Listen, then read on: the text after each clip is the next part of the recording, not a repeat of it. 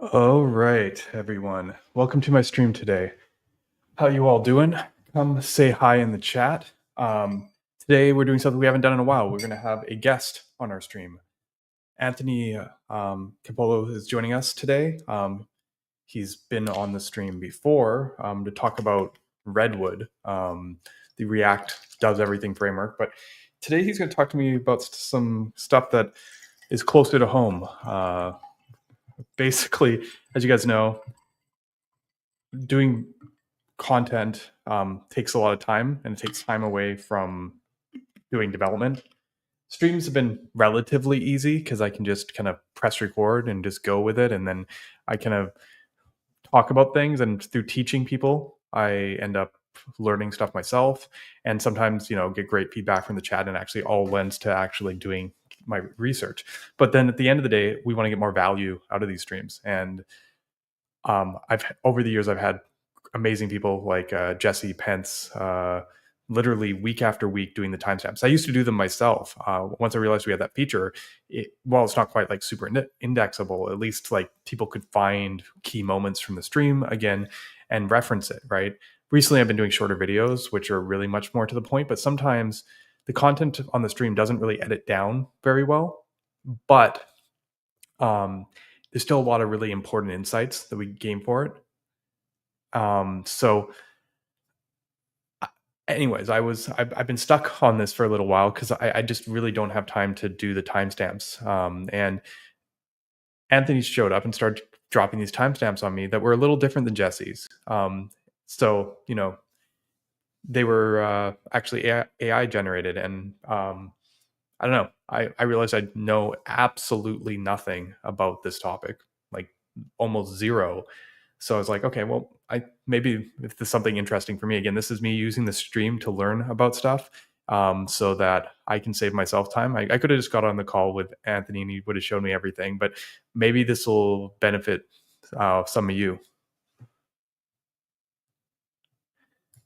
I mentioned a couple of weeks ago, the Marco guys were like, hey, we should do something soon, but they didn't tell me that about like the release date. I guess they're on beta track, and now that they have a demo site for it. Marco 6 is the GTA of JavaScript. Yeah, GTA 6. Sorry, yeah. But hey, I mean, they're on version 6, right? At this point, I gotta, it's worth the call up that Solid's still on version 1. We haven't even got 2, so I mean, they have 6 versions.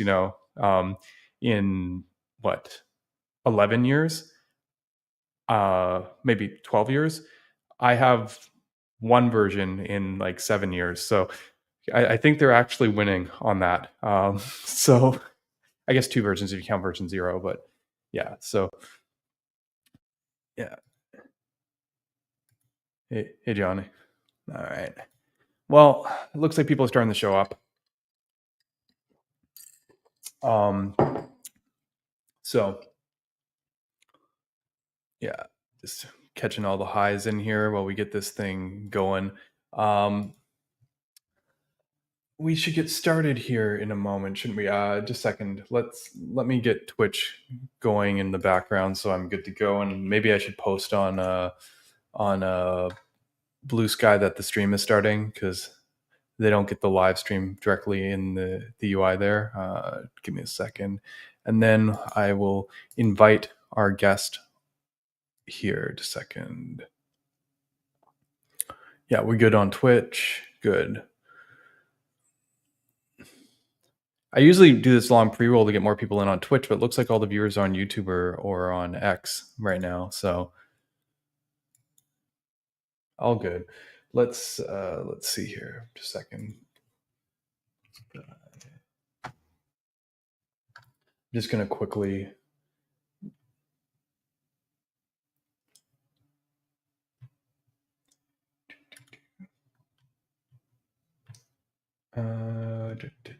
Yeah, here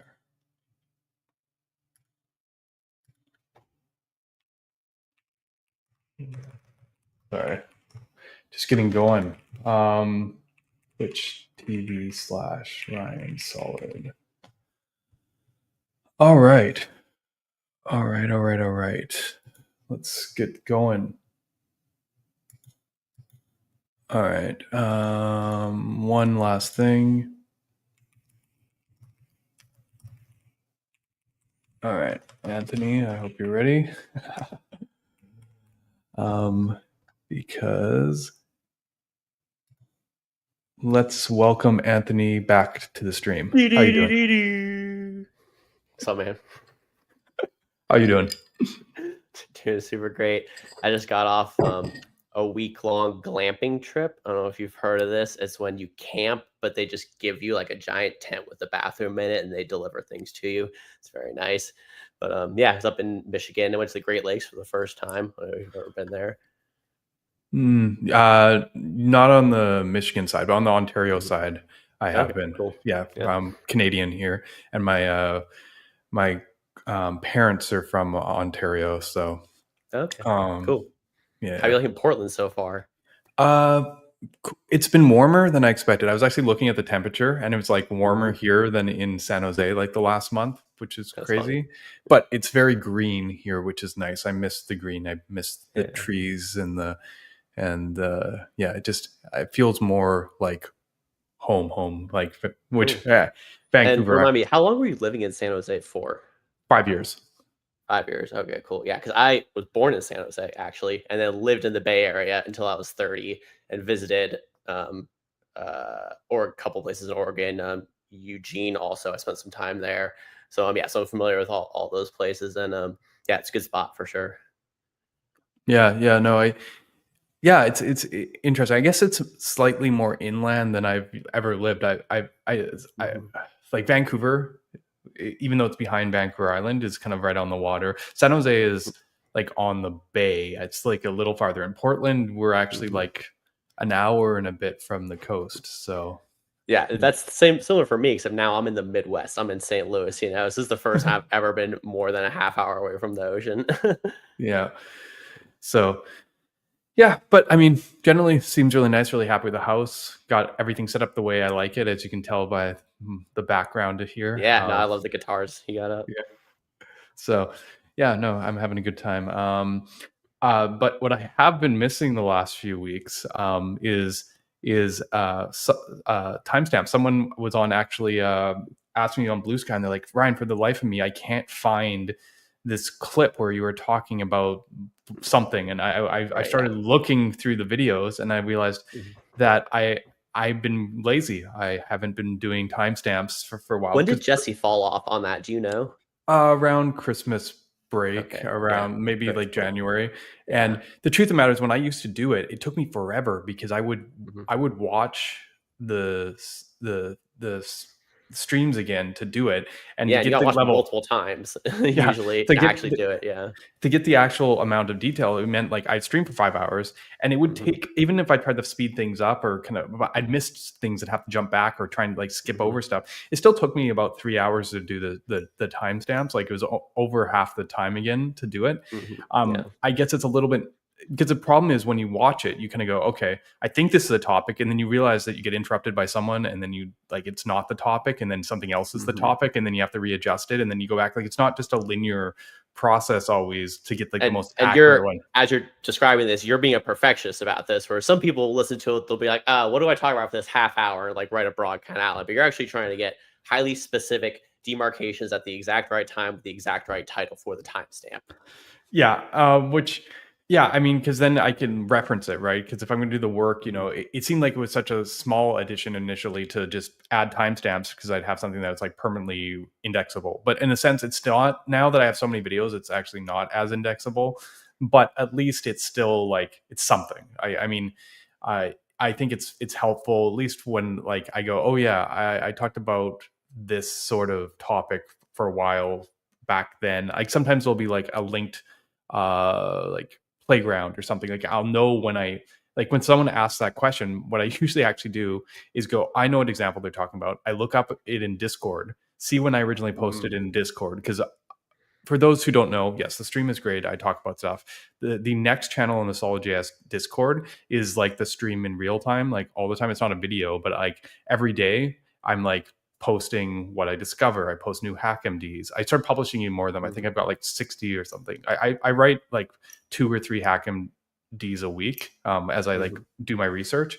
So like usually the time on Discord's fine, and then I go to the nearest stream after that, and then search And then through the stream, somewhere in that headspace you were in, and then search through that stream to find the topic that I'm looking for. Obviously, this is not a process that most people can do, but for me, it's at least enough, because if I was to make videos out of all the content that I did, or even trying, like, first of all, editing down the stream doesn't really work, because like I mean, I did that for one video. I did that for like the tier list, and it took me hours to edit it to get it down longer to an than hour. if you just tried to make the video from front to back in the first place. Yeah, because I'm kind of terrible. So yeah, which is a fluency in a thing. People who are lifelong video editors obviously could do that, but that's not you're a musician, you're a programmer, you're not a video editor. Yeah, but so I'm super glad you brought this topic to me. This conversation is a very long time in the making, because I've been seeding this and trying to get you interested in this and what the work I've been doing on it. So this specific question, how do you generate timestamps, has led me on the last 1.5 year development mission I've been on. I've built at this point like 3 or 4 open source projects, an entire now paid app that I'm going to try and build a company around, entirely built that first started on this question: how do we get the timestamps? It spun out to all these things from here. How did you get there? I guess you were like FSJam. Yeah, exactly. For like how do I get timestamps for FSJam? It was the exact same question. And that's an hour-long podcast. So that's a lot actually simpler that I could have done myself if I really wanted to just suck it up. But for like a 5-hour stream, it's a whole different thing. So as I've been going on this journey, your stream is what I actually use as a test case to try and battle test this tool. And in the process, I have transcribed and created broad chapter outlines for every stream you've ever done. Every stream you've ever done it's already generated in a GitHub repo right now. And yeah, so we'll get into all that in a bit, but I want to keep kind of talking about this history here, because as I said, this is like a problem that now I've gone so deep into, and I have so many things to say. And like, I'm just very glad to have someone to talk about this with, first of all. And for people who don't know me, I'm Anthony Campolo. You can watch my Redwood stream if you want to know kind of my background and stuff, but I'm mostly a DevRel person, create a lot of content, do a lot of tutorial live stream type videos, somewhat similar to Ryan's, but obviously not even close to the level of complexity and length and depth. But it's just a stream that I really, really admire. So I'm always super honored to be here, first of all. And yeah, so I have a podcast. I had a podcast, kind of defunct now, called FSJam, that yeah, maybe Dev, we can talk a little bit about Redwood SDK, not a ton, because I'm not really the person to talk about it. But I had this podcast where I bring on people like Ryan. He was on the show, and we would have an hour to hour and a half long, usually, conversation about just web dev topics. So I had every single framework was featured on the show at one point or another. And I also am in a similar boat to Ryan, where I do this just for the love of the game, for the passion.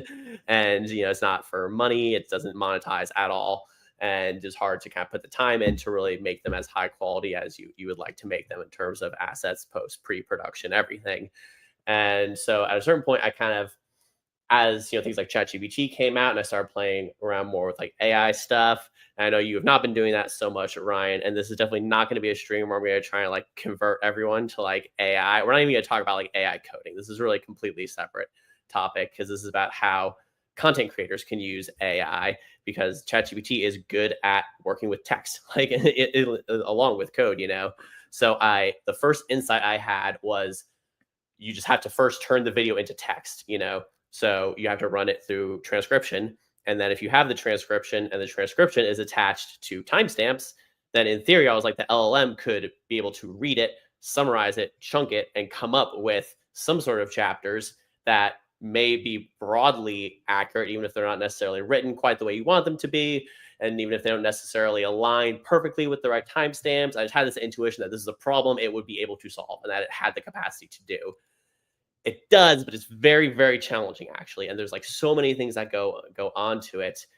And that's funny, Dev saying you don't have a podcast, you had many podcasts. Technically, FSJam was my only podcast. I also have a stream, I would say, called AJC and the Web Devs. But yeah, he is kind of right. So yeah, I'll pause here in a second, but just to finish the thought. So I eventually got to the point where I was transcribing my content with Whisper CPP, handwriting a prompt that would explain what I wanted it to generate for me, and then pasting that into just straight into the chat box on ChatGPT. Like just go right on the website, you just plop it in, you have the prompt, you have the transcript, and then that would then write me the chapters. And from there, I've have tried dozens, if not hundreds, of different models to do this with different ways of writing the prompt, different ways of kind of phrasing it, giving it an example, writing the example in different ways. There's like so many different ways to tweak this, so many different variables that go into it. And the outputs are incredibly all over the place in so many respects, both in how accurate they are in terms of the time groupings and how well they actually describe the content in it. But I found that if you do it right, you actually can get super useful stuff. It won't be something that you might want to just copy paste into your thing. Like, and that's what I was doing when I was putting them in the comments for your last couple of videos. So those are not going to be quite up to snuff. They're going to be like 90% of the way there. So the idea is it gives you a framework. So you like, okay, I have all these ideas. It kind of chunks the main sections. I can now watch the video and just kind of scroll to the beginning and endings of these chapter headings, see if it's really lining up with the content, and kind of go from there. So there's the huge blurb. So response. Right. Yeah. I mean, I don't know almost anything about this. I imagine that I do a lot of talking over the course of 5 hours. Are the transcript files like huge? Are they like it's multiple books? Yeah, there's multiple books worth of text within the repo at this point. Like more than thousands of pages. It's wild. And I guess what's interesting with the transcripts is are they like, I haven't even looked at them. Are these the ones that just come straight off YouTube, or like because they do some kind of auto gen from there? Or? So that's where, so you can grab the transcriptions right off YouTube if you want to do that really quickly. If you want to get higher quality transcriptions, you can use, I think Whisper CPP's transcriptions are slightly better. They're probably fairly comparable, honestly, though. If you really want a super duper good transcript, and especially if you want speaker titles, like if you have a guest on like me and you want to separate between the two, then you can use something like Assembly or DeepGram, which you have an API, you pay like, a certain amount of cents per minute or whatever. And so I built tools that do all these now. Like I have an open source version you can use with Whisper. I have a paid version you can use with DeepGram. So it's kind of it's a whole spread of different things. This question of, do you actually need the transcript afterwards? Like, is that important to you? Or are you using it just as a step to leverage the final AI output, which would give you like the chapter timestamps? Because then you can kind of throw the transcript away at the end. And if it's like 99% correct, the LLM isn't going to be as worried about small word errors or extra like filler words and stuff like that. It doesn't care about that stuff because it just kind of takes the whole text in and finds large chunks. So you can go with lower quality transcription if you don't really need the transcript in the end. Yeah, I was going to ask you that if it how it identified different speakers like on guest streams and stuff. That's interesting. Okay, so it is something that it does do. Because we'll get to that later. But you made a Ryan GPT, which I was like, is this the opinions of everyone who's ever been on my stream, or is it my opinions? So like, yeah. So that's such a good question. This is a really interesting facet of it. I found that even if you do not include speaker labels, if you just give it a raw line of text, it is able to figure out most of the time, and the better models obviously are able to figure out most of the time that there are multiple speakers talking to each other, because they're able to tell from the context of the text that like we're using each other's names. Like just within this first 18 minutes, I introduced myself. I said, my name is Anthony Campolo. You introduced me. You talked about me. Through anyone could read the text. And even if it was a straight line, any person could read that and figure out what's happening. They can figure out there's two people there. So an LLM can do that as well. Giving it the speaker labels just makes it that much easier, and cheaper models can work better with that. So it's this question of how much context do you need to give the certain LLM to have it figure out the thing it needs to figure out to generate that output at the end. And there's a wide range of quality of models and price of models. So if you always go with kind of the best one, I find that giving it just the raw Whisper CPP output, which is a single line of text, is basically good enough for it to figure out what's going on within the conversation. Okay, yeah, I admit I'd never looked at these services at all, so I have no clue. Like when you said Whisper CPP, I'm like, is that a C+ file? Like, let me explain that then. Okay, so this is great. Whisper is an open source transcription model that OpenAI released, which is funny. OpenAI is now known for having no open source work whatsoever. They've been teasing an open source model for like 6 months now. That's nowhere to be seen at this point. They will eventually put it out, I'm assuming. But like 3 years ago, they created this transcription model, which is incredible. Like for an open source transcription model, it completely blew it. It decimated the entire open source transcription field. It was the only thing that mattered. So that opened up a huge space. It was a Python tool, though, that was incredibly slow. So someone then rewrote it in C++. So that's Whisper CPP. It's the C++ version of the Python thing. And then also now OpenAI hosts Whisper, and they have a Whisper API endpoint. So you can send text directly to their endpoint. You can pay them to use their Whisper model. And then other transcription services host Whisper as well, since it's an open source model. Okay, yeah. So it is a C++ reference. It was just funny because I was like thinking a file extension, and I'm like, am I downloading a C++ file like just .cpp? Like anyway. If you use the AutoShow CLI, then you do have to, and you want to use it with Whisper CPP, then you will actually have to build a C++ kind of thing in your project. But there's a kind of a setup script to kind of do all that for you. Okay. Yeah. So people still use C++. That's good to know. Well, it's faster than Python. Yeah. As far as I know. That's interesting. No, I've heard that there's like they've actually improved a ton over the years.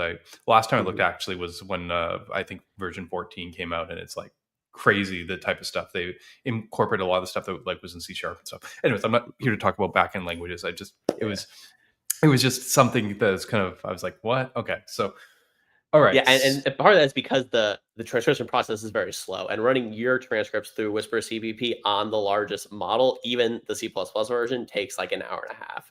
So that is nothing to keep in mind. There's the trade-off and time factor when you're going with an open source one versus a paid one. Okay. Yeah. So that's something that for you, if you did a stream, you could just kick it off right after your stream's done, come back like an hour and a half, and then you'll like kind of have it generate. It'll be that type of thing, like a background thing that would run for a while and then eventually deliver it to you. If you want to use one of the paid services with their APIs, then you can get something like that within like a couple minutes, like a reasonable amount of time. Okay. So just understanding the pieces. The first piece of the puzzle here is getting the transcript, and exactly, yeah, and that's a pretty big part. Although I should try to test out just pulling your YouTube transcriptions and kind of compare them, because that would simplify the thing quite a lot. But this is all stuff that is not really super duper important to the final output. And then what Dev is saying here makes sense. You have either expressive transcription, so a high quality, really well written transcript with speaker labels, or expressive LLM that is able to infer the meaning through the text lines itself. I think he actually said expensive. I think he was talking about the cost. Sorry, yeah, I read that wrong. But expressive versus expensive. Yeah, it's basically the same thing. The more expensive it is, the more expressive it is. Yeah. Yeah. Okay. Yeah. I mean, that's an interesting thing. You get hit on either side, I guess. But you've been building are these wrappers, or is it like the pieces? Yeah, so I describe it as like a pipeline, because it starts by running it starts with I didn't even talk about this part yet, and this might be kind of interesting to you, maybe not. Downloading the video from YouTube is a crazy hard problem because there's one specific library everyone uses called YTDLP. Have you heard of this? No. Yeah. Okay. So it has like 50,000 stars. It's an extremely like large, very highly used open source thing. It's basically a tool that allows you to give it a YouTube URL, and it will just download the video as a video file onto your computer. Something that you think should be so simple, and that there should be 10 different libraries that do this. It's essentially the only one that does it. And there's a lot of libraries that kind of wrap it and do a million different things with it. And there's certain APIs you can pay for, like Rapid API that will download for you. There's also like desktop apps like Downy that I use that can download YouTube videos. But it's a thing that's very challenging because YouTube just makes it very hard to do. They just go out of their way to make it extremely challenging. And if you want to like use this tool in production, you have to do all this crazy stuff with like IP routing and stuff. So anyway, we don't need to go too far into this, but the first step is downloading the video from YouTube. Then the second step is once you have the video. Maybe I should be writing this down. We should do an Excalibur for this. Actually, it's a 5-step process. It would be perfect for $5. Do you want to do that? Okay, I'm just gonna, let me share my screen for a second. Yeah, because we're not talking about stores or error catching. Let's just find some space here. Okay, so so it's going to be a 5-step process. Video And someone asked in the chat, is YouTube DL still a thing? YTDLP is the successor to YouTube DL. YouTube DL is now a defunct project, and YTDLP ported that project and then continued building on it. So all of the old flags and options you would have used with YouTube DL are available in kind of somewhat deprecated version in YTDLP. But at this point, if you've never even heard of YouTube DL, none of that matters. You just use YTDLP and use their kind of the way they do it in terms of their options and flags and stuff. Okay. So sorry. First step, download YouTube video. Download YouTube video. Yep. And for notes here, sorry, YD. Yeah, so YT, so like YouTube dash DLP. YTDLP. Okay. I'm not sure why it's P and not DL, but yeah. And then extract audio from video.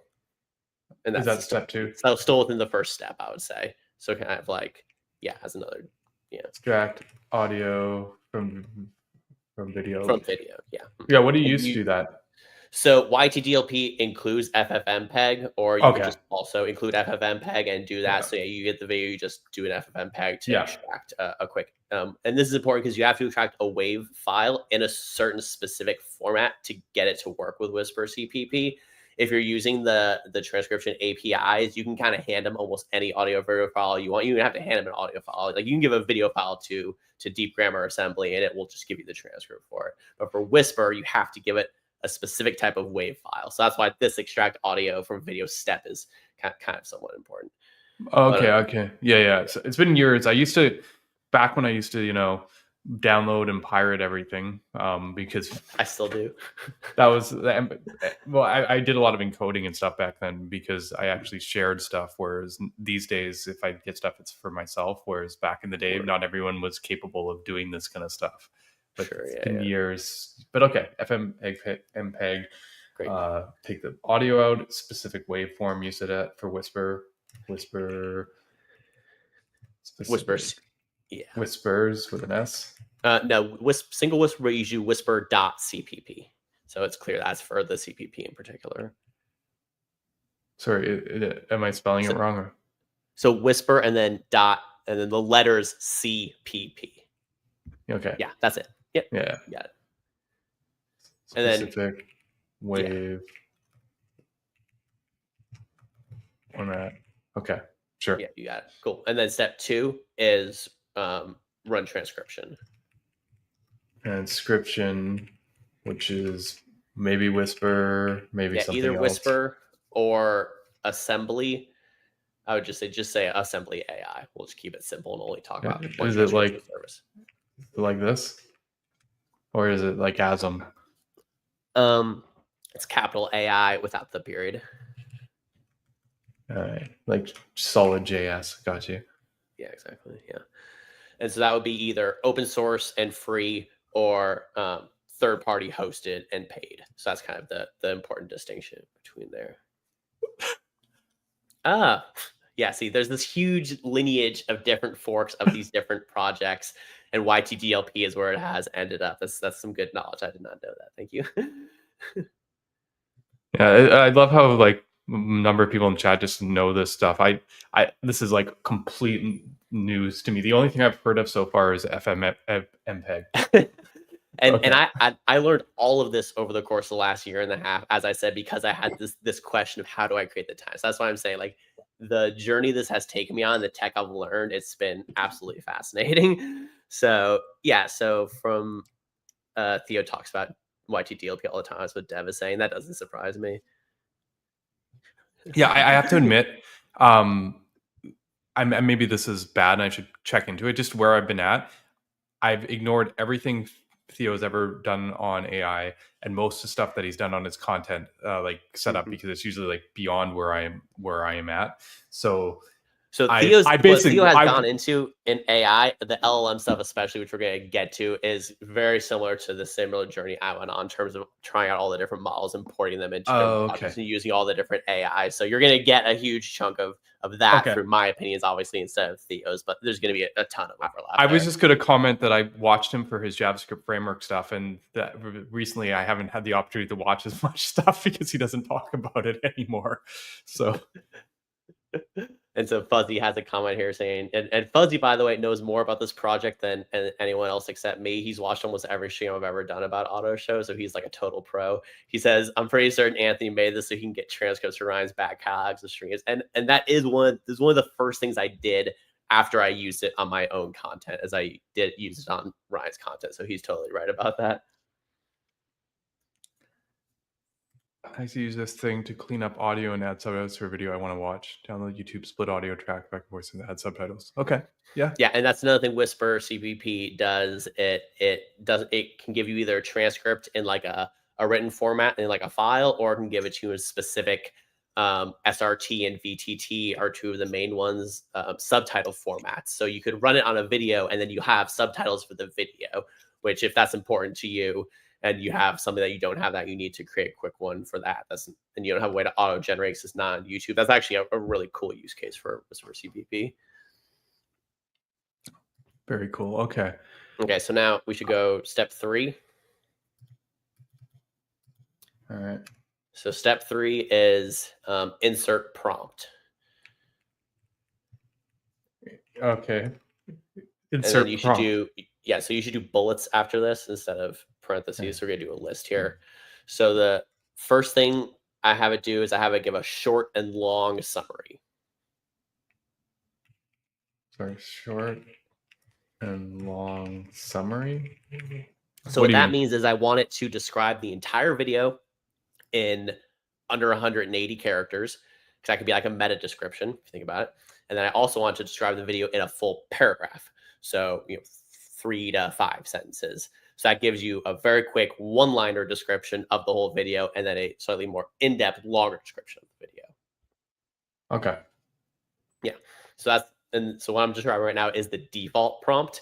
AutoShow comes with like 40 prompts at this point that you can generate, but this is the default prompt. So you get a short and long summary, and then you get chapter titles and descriptions.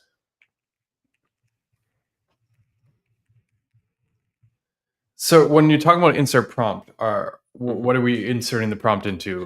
So what I'm saying, so I know this is general, but you're saying basically you could take any. This actually works in a very specific. This works in a very specific way. The way I have my pipeline set up. So after you have the transcript, you have a chunk of text. You also will have a front matter chunk that is extracted from the YouTube video that will grab your YouTube URL, your YouTube channel's title, the title of the video, the date the video was released, and then the cover image of the video. So we'll grab all that and it'll create a front matter thing for you. Then it will have the transcription, and then in between the two, it will insert the prompt. So the prompt is what's going to have 2 pieces. It's going to have the description of what I want. So plain English words saying, I want a summary written in this many words, and then a written example in Markdown with each section written out with 1 sentence, with 1 paragraph. And it's just like a generic example of what I think the output should look like. That is then being inserted in between the front matter and in between the transcript. And then that entire 3-part piece then is what is given to the LLM. And then the LLM, just go to the full thing, the LLM then gives the output. I then take the output and put it on top of the prompt and remove the prompt. So then what you're left with is a website page with front matter, the LLM output, and then the transcription under it. Okay. Yeah. So after this part, step 4 is then give all of this to the LLM. Okay. So when you say insert prompt, you actually meant like into the... Yeah, it's a markdown file. So you're working with a markdown file with front matter, the transcript, and then the prompt is inserted under the front matter, but above the transcript. Okay. And after we write all this out, I can do a quick code demo, and it'll make more sense once we kind of see this visually happening. Yeah. And then, sorry, what did you say? Give it to the LLM? Sorry, yeah, I would say run LLM processing is kind of how the phraseology I usually use for this. And this can also be, you can use open source models. I wouldn't really recommend it. They're not that great unless you're actually running a Linux server in your house. You're probably not going to have a very powerful model. So usually what you're going to use is something like ChatGPT, Claude, or Gemini. Claude, Gemini. Yeah. So Gemini's good. Sorry, I don't know anything about this. This is Gemini's Google's one that I saw that show up recently. The other two Gemini people is pretty legit. Yeah. Okay. The other two I've seen say, people like talk about for ages. Obviously, ChatGPT it's been years. Claude has been at least, I don't know. Yeah. So ChatGPT came out first in November of 2022. Then Claude was kind of right on its heels around the same time. So they've been around now for what's that, like 2.5 years. And Gemini is probably about a year old. They originally Google put out an LLM called Bard, which has been totally memory hold because it was like an absolute embarrassment and it was really extremely bad. And so they got their crap together and then shipped a really powerful model that is essentially up to snuff with ChatGPT and Claude. Kind of which one you're going to use is almost like a kind of a culture thing, really. I find for someone who's already all the way in like Google tech, then you'll kind of naturally be led towards like Gemini. If you're someone who is not and you already were into ChatGPT, you kind of use ChatGPT. And then a lot of people get kind of led to Claude because Claude is just extremely, extremely good. Like I use Claude exclusively for coding, and it was what I used for a long time to generate the outputs for AutoShow. I still use Claude and ChatGPT kind of interchangeably in a lot of ways. What I'm going to show you once we actually finish this part is the outputs for your chapter titles from both two different ChatGPT models and a Claude model. But with all this stuff, you kind of have to just try them all. You'll get a feel for different things, see which one you think works the best for you and your specific use case. They're all kind of within spitting distance of each other, and they're all constantly putting out new versions of their models like every 3 months or so. So there is a question here, and I actually realized this afterwards. I have to go back and actually edit some of the timestamps you gave me. I definitely have places where it instead of VUE, it has VIEW. Like literally in my timestamps right now.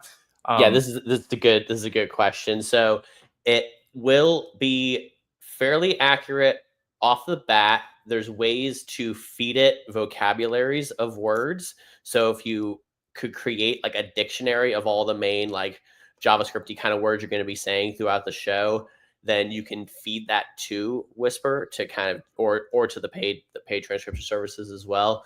So it's kind of a question of how much upfront work do you kind of want to do versus how much editing after the fact do you want to do. You can kind of front load that work by creating that library of words it's going to need to reference and then giving that to the model before you generate the transcriptions.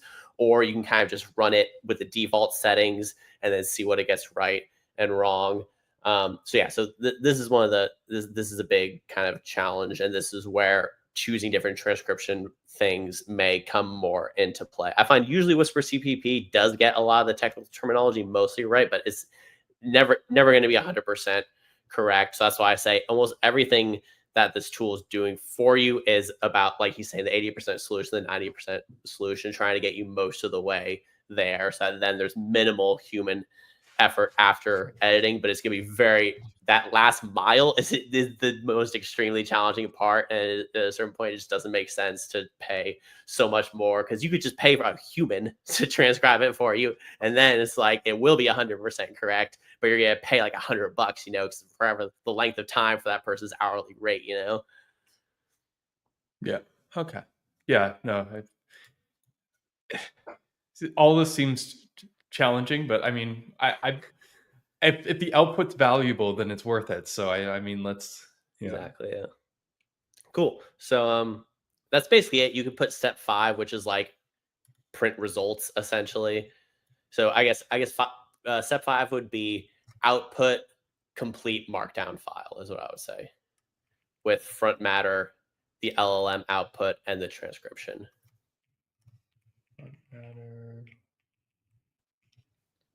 LLM, sorry. Yeah, LLM output. And then transcription. Yeah, and transcription. Yep. Yeah, and the Alex is saying here in the chat, I was thinking of a vocabulary dictionary too, which you could generate with AI. Exactly. So if you have a couple transcriptions already that have the correct verbiage because you've kind of gone through those and correct those, you can then give that to an LLM and say, hey, read through this transcript, give me this, dictionary of words. That's a super good point. As someone who just hasn't used these very much, like my extent of AI is literally Copilot. I've like used Chat GPT a couple times and just been like minorly frustrated and then given up because I literally have no idea how this stuff does it. What I found was it's about how you have to figure out how to work with it for sure. Right. Like I'm saying, like, does it get smarter on prompt after prompt, or do you have to like figure out how to combine everything to like in one go to make sure? Because I felt like I would ask for something and then I was like, okay, this feels conversational, so I'll try and ask for the next thing, and then it's like it forgot the first thing that I asked it. Like this is pretty. This is like such an important key question, and I will have a take on this. Everyone's going to have a take on this that may be wildly divergent. So this is just one man's opinion. I think the thing that really makes them useful and really supercharges them and fixes almost all the issues that you can potentially have with them is by figuring out what do you have to give it in your first message so that it has the context it needs to actually solve your problem. And that the way that I do that in terms of code, I use this tool called Repo Mix, where you can kind of have it compress a lot of your code base into a single markdown file that then I include in my message about what I'm trying to ask it to do. So I don't use Cursor. I use Copilot to fix type errors. I don't really have a chat. I don't work with things that edit my code. I do everything through just a single chat window, which is, I think, kind of the idea with T3 chat, honestly, is being able to have that workflow be really, really nice. So I think there's some alignment here in terms of what me and Theo are doing. But yeah, I need to bug him to get the free open source license or the cheaper open source license deal. And you need to get him on, just do a stream with him about it, because just trust me, that will be worth your time. So we'll just say that. But so I have it basically generate a large message that includes a whole bunch of context, including docs and code files about my code before I ask it to do anything. And then I also have a written set of rules, which is like a cursor rules file that explains how I want the code to be written, what version of Node I wanted to use, whether I wanted to use async await or .then, whether I wanted to use the import or require. I just kind of define the code style in basic plain English. So I give it that and my code context, and then I ask it what I want to refactor, the feature I wanted to write, the bug I wanted to fix, and then I feed all of that to the LLM, and then it gives me an output that, like, for me, 90% of the time works on the first try, and then the rest of the time it mostly works, but there's a certain error, so I feed it back the error, and I have a quick back and forth with it to work that out. But I never have a conversation that lasts more than 2 or 3 back and forths, because the longer you talk to it, the stupider it gets. And this is one of the most important things about LLMs that no one really explicitly tells you, but we all figure out, and everyone knows the longer you talk to an LLM, the dumber it gets. So you always want to have the shortest possible conversation you can with it, because its intelligence will degrade with every output.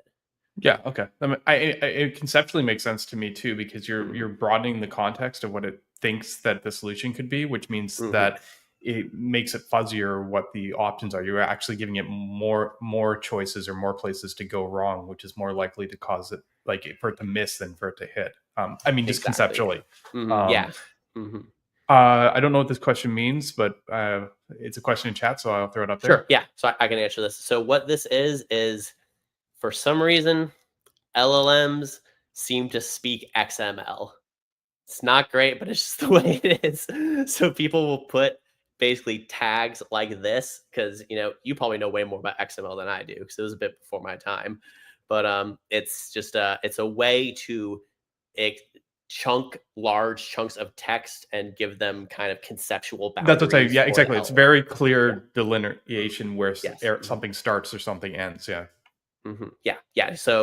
So the tool I use, Repo Mix, you can have it output either a Markdown file or an XML file, which will do this. I stick with Markdown just because for me, it's the language I already speak and know really well. But I've been told and heard frequently that XML actually works better, and it will have an easier time distinguishing your code context from your instructions from your actual specific feature ask. It's their version of error. It sounds funny. No, that's exactly correct. That's a funny way to think about it. All right. All right. So yeah, where do we go next? Cool. Thanks for answering these beginner questions for me, because as I said, I just don't know this stuff at all. No, this is great. Yeah, at this point, I should just show you kind of what I now have generated for some of your streams. So I'm going to share my screen, and I'm going to show you first what I'm actually feeding it. So you want to bring my screen up on stream, so switch mine out for yours. Yep. Okay. Cool. I want to make sure you're ready. Yeah. Yep. All good. Yeah. So, whoops. So as I was kind of describing, this is what you kind of get for the output after you run the CLI. So you have first thanks for blowing it up. Yeah, I couldn't even read it myself there. Yeah. So first we have the front matter. So as I said, this is the link to the video. I grabbed the last big one you did. So the mutable signal is part 2. And then you have your channel name, your channel URL, and then the description. I usually then fill in after I get that from the LLM. So that's why this is empty right now. The published date, and then the cover image. So if you open this, we'll see this is your video right here. Yeah. So that's the first thing you get. This you get from YTDLP after it downloads the video. You can also have it grab metadata for you, and then I just write it into a text string essentially, and stick it into a markdown file. And that's what kicks off the process. Then you have the transcription down here, which is what was generated with Whisper CPP. The way I do it, you'll see it looks kind of weird here. Some of the words are like cut in half. This is because it's very hard to get it to give consistent lengths in terms of the transcript and the length. So you see here, it's fairly consistent in terms of you're getting a lot for each. I found that when I just ran Whisper CPP by itself, it's like super minutia, it would mess up and start then giving me a single word or two per line. So I ended up with something that was like 10,000 lines long, and it was just completely unmanageable. So what I do is I have it give me word level transcription. I had this open right here actually. So I have it give me word level transcription, and then I have a regex that makes sure each line is roughly equivalent to a certain number of words. That has the downside of that is you end up with this weird thing where my regex is not quite good enough to like figure out where words end.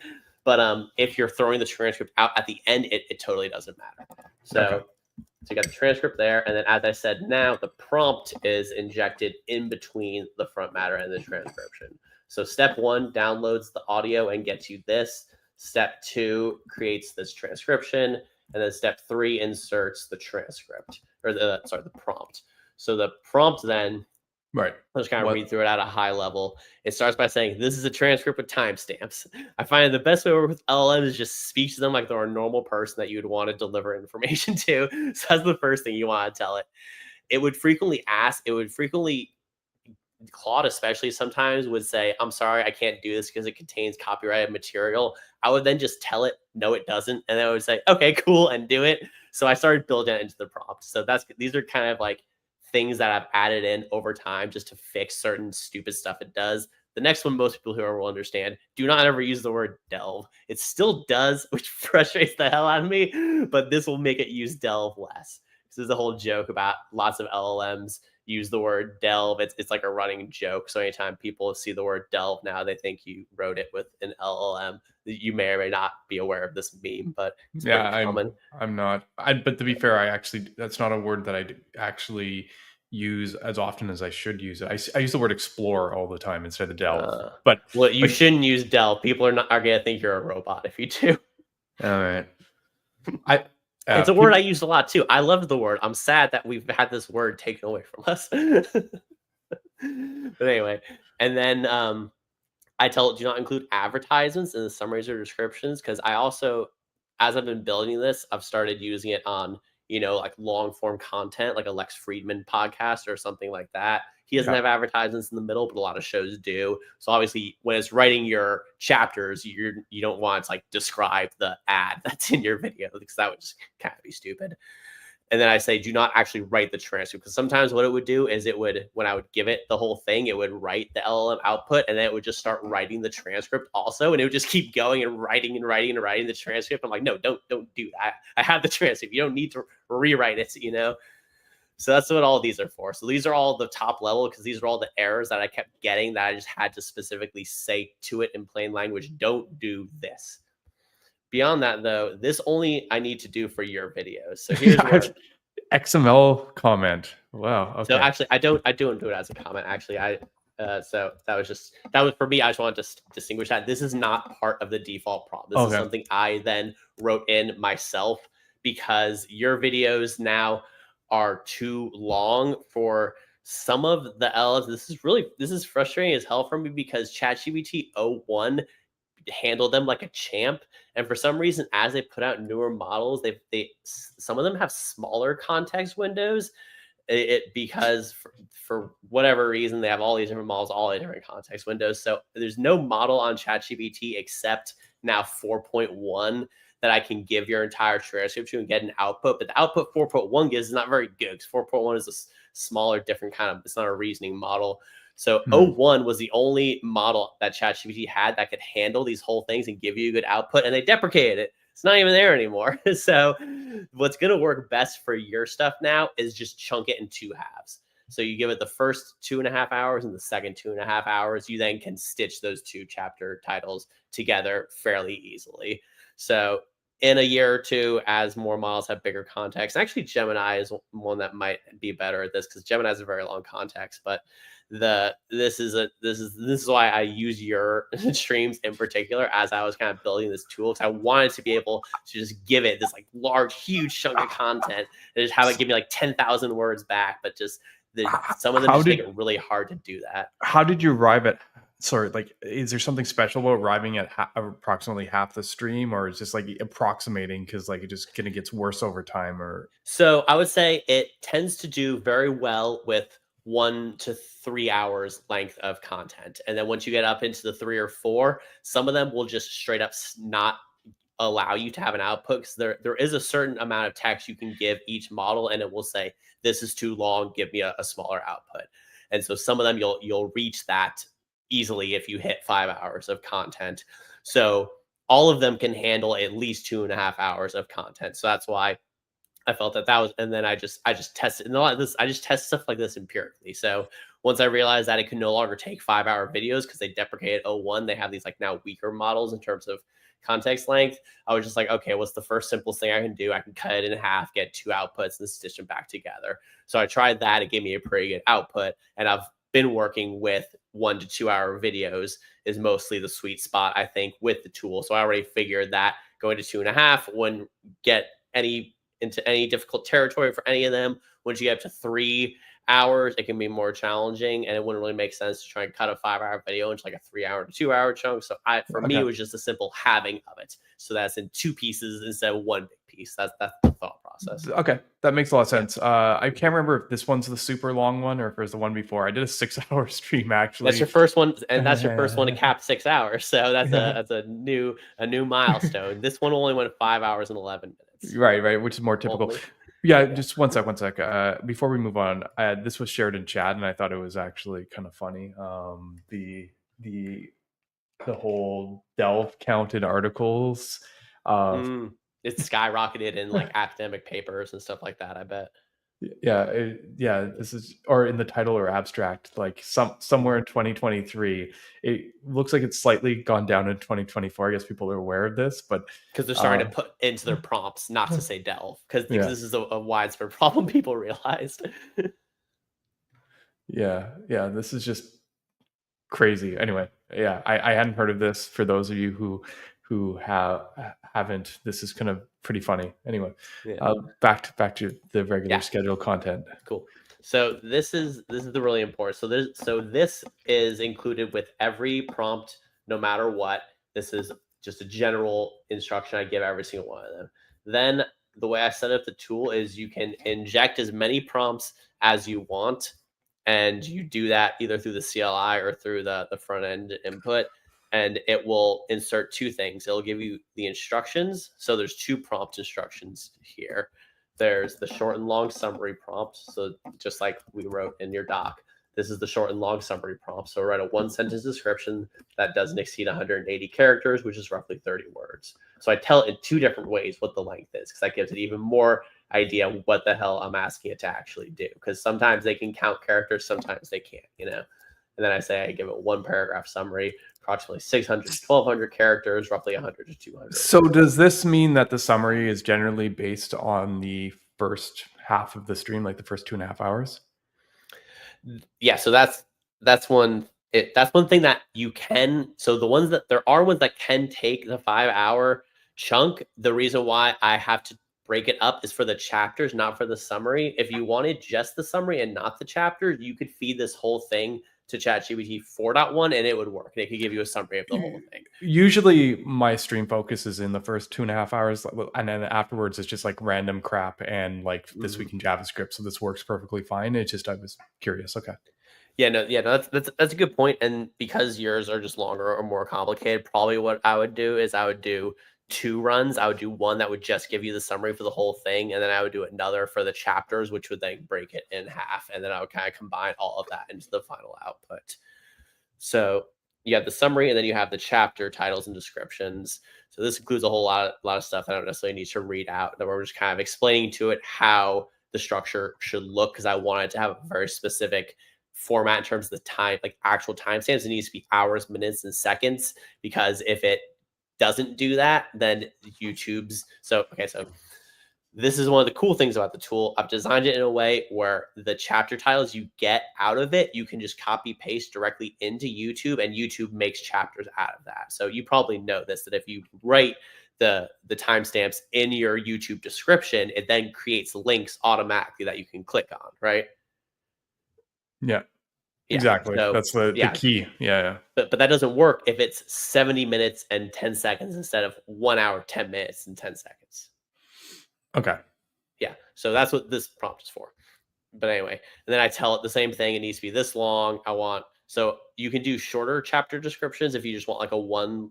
And so you don't actually need to do chapter descriptions at all. You could just get the chapter titles. I like getting the chapter descriptions because what I like doing is basically turning each video into a piece of content that I put on my blog.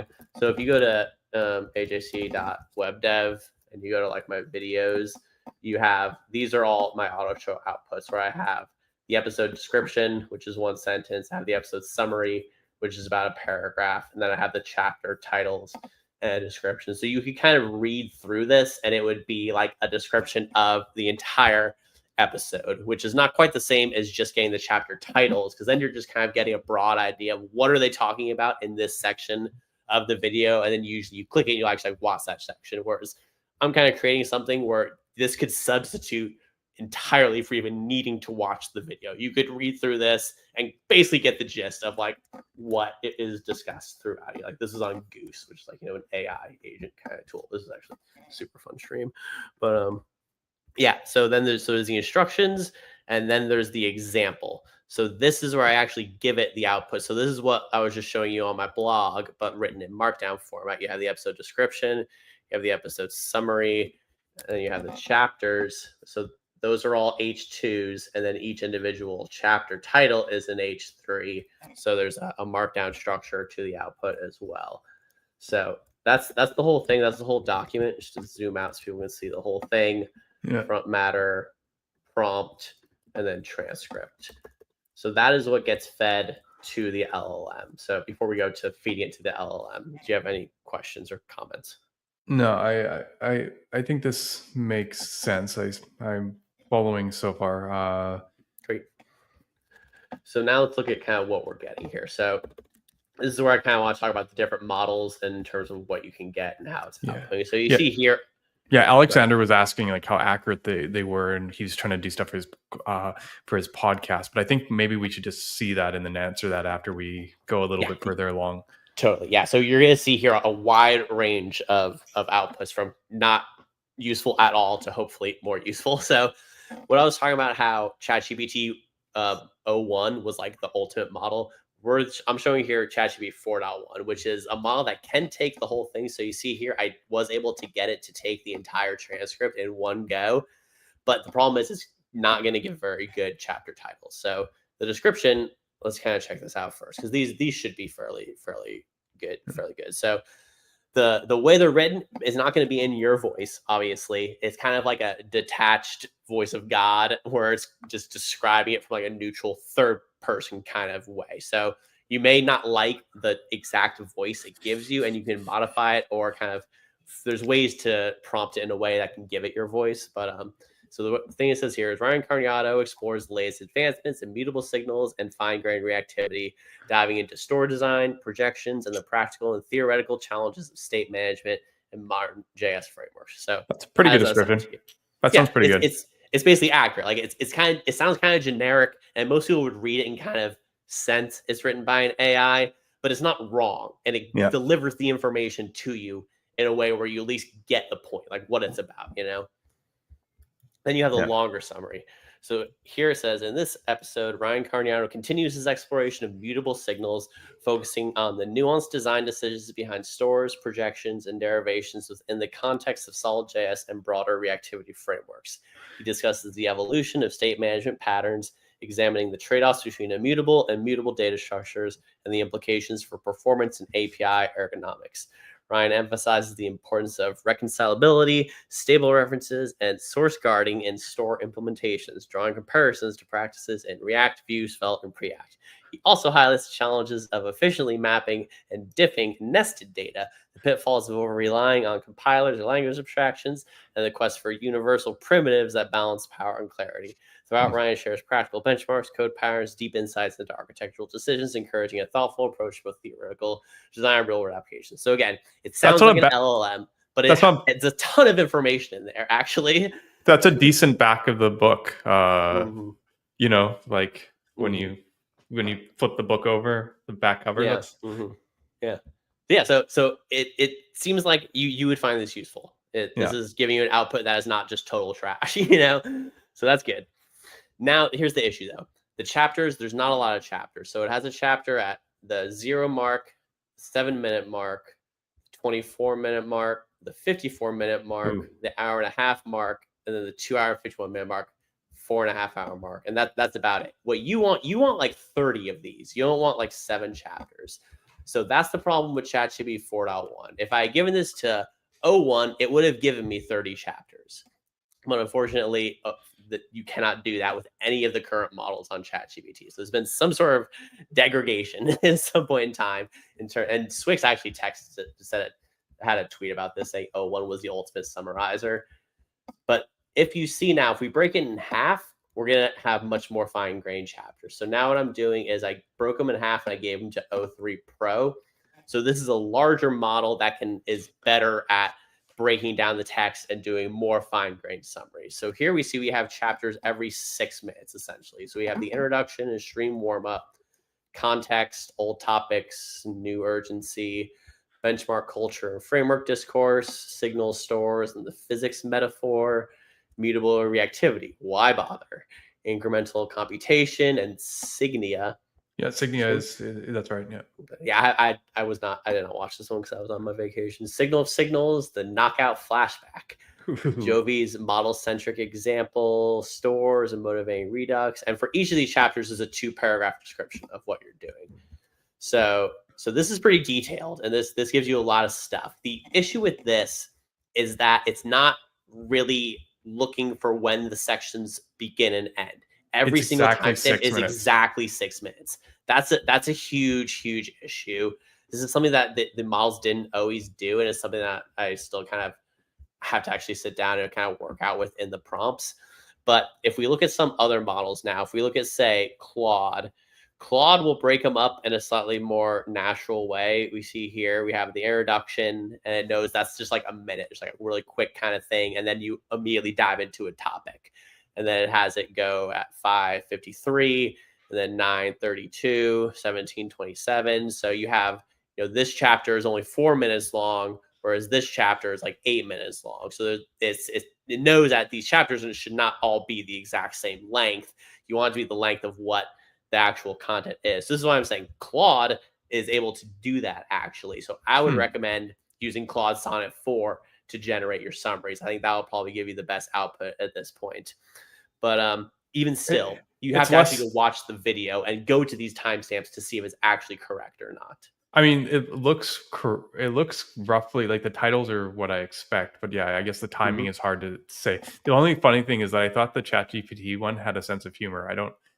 Maybe it wasn't trying, but it just the titles seemed funnier. They're like Right. signal and signal flashback knockout. Like it was like like, No, like that's a really good point. Yeah, they have different voices.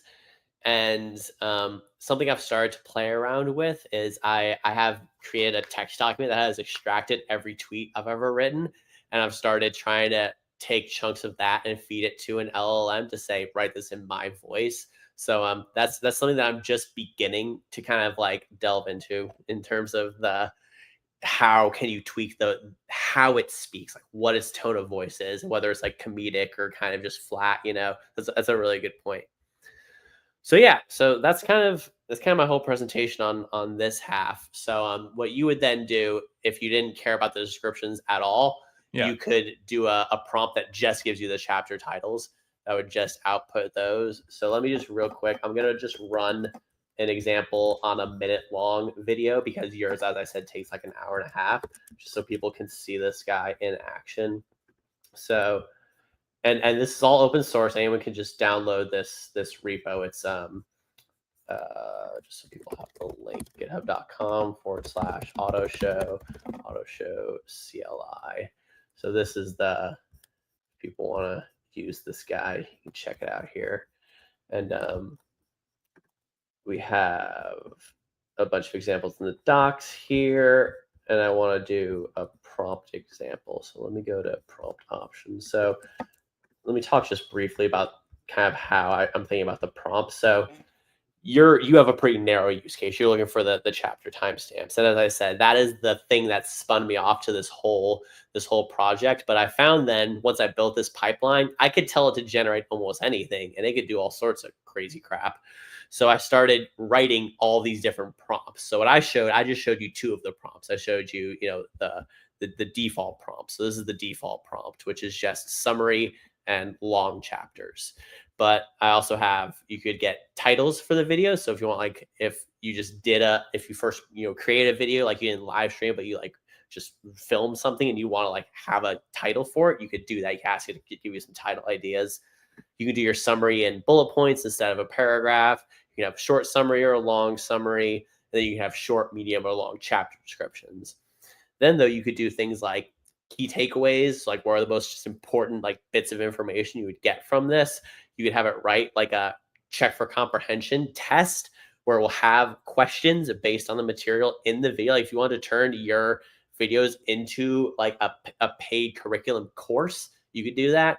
You can pull out quotes. So if you want actual specific language from the transcript, like you want to quote that you have actually said in your own words and own voice, you can do that.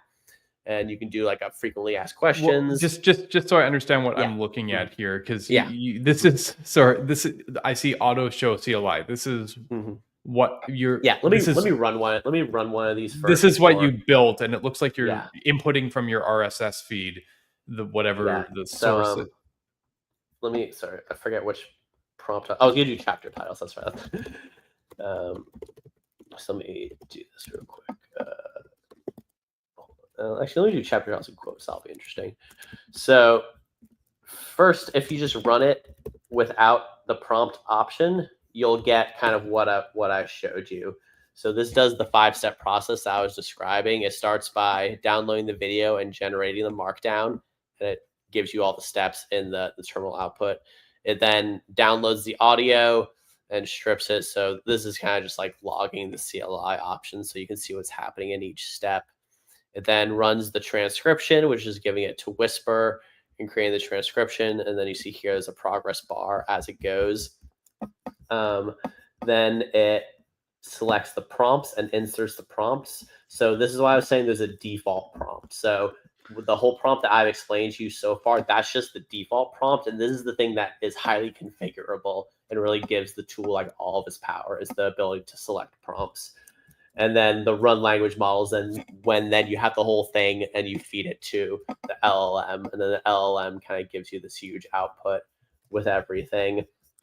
And then with that, you have this, which is kind of similar to what I had shown you. You have your front matter, you have your transcription, or you have your prompt, you have your transcription.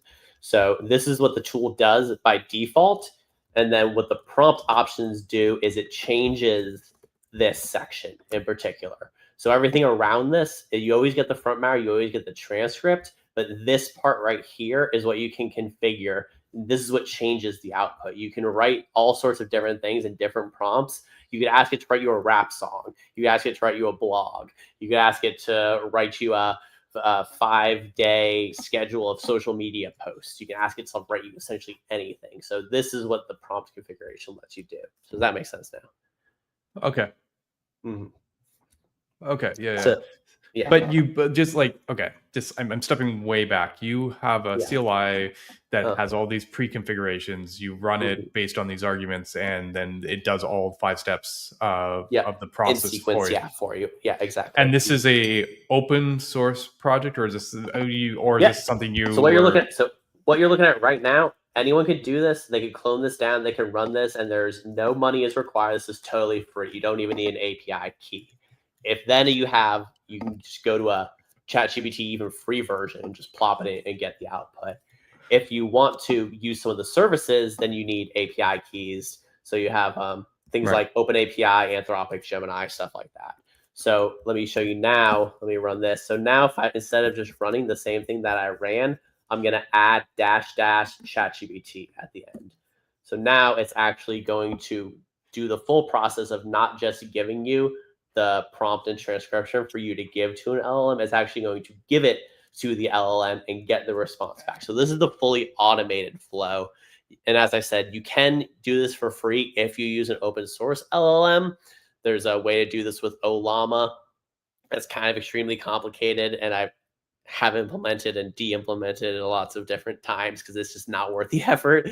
But if you just doing this with a 1-minute video with the ChatGPT, this costs fractions of a cent. So it's really not that expensive. But what it's doing now is instead of giving you the prompt and everything, is actually going to now we have the full things. We have the front matter, we have the episode description, the episode summary, and the chapters. If we do this, you can see the whole thing. So the example I use is a interview I did about Lambda School. So exploration of Lambda School, personal experiences, programming frameworks, and the value of choosing unconventional education paths. Because I made the case for why I dropped out of Lambda to do Redwood.js instead. So I always say I'm a proud Lambda School dropout.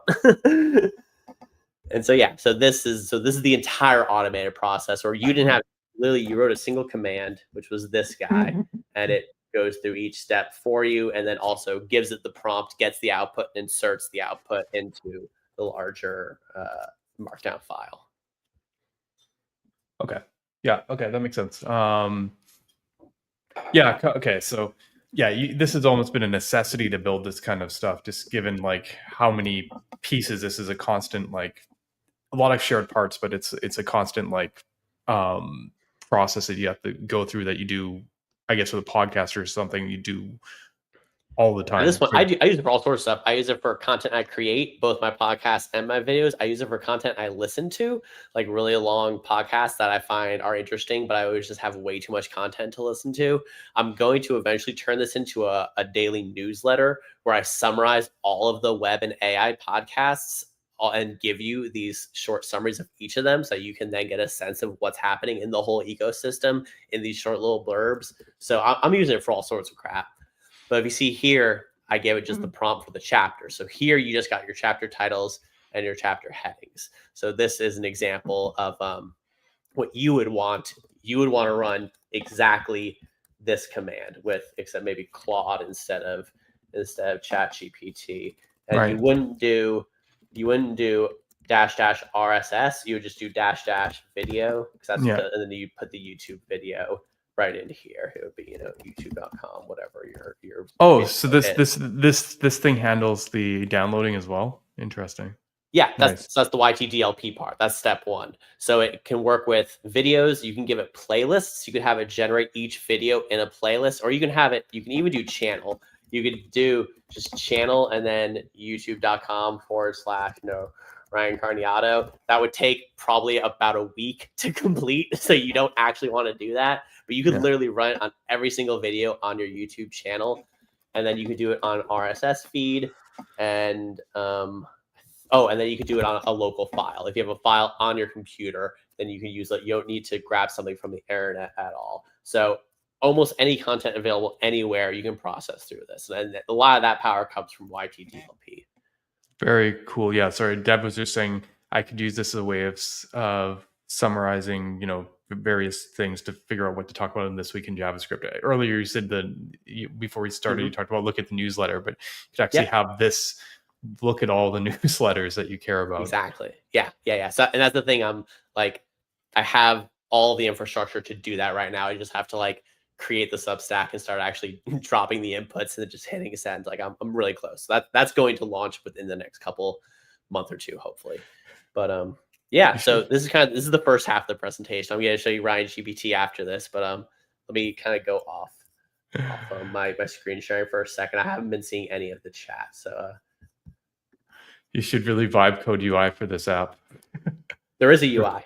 No, there is a UI. That's so that's AutoShow.app. I can show that too. That's the paid thing. I didn't want to come here and chill an app. No, it's okay. Yeah. I understand that. I was actually going to ask this question because you were at the beginning, you're like the company paid thing, and I was like, well, what you showed me is free except for the services you use. Exactly. So what's the paid thing? You can show it. It's okay. Okay. Cool. Yeah. So this is available on AutoShow.app. If anyone actually goes and sorry. Browser blocked the screen. I was just sharing it. What are you doing? Okay, there we go. So you can put me back up on the screen. Oh, wait, that's the wrong one. I want. Okay. So this is the app. So I'm gonna run it just locally on my machine, but this does exist on AutoShow.app if people want to go and create an account.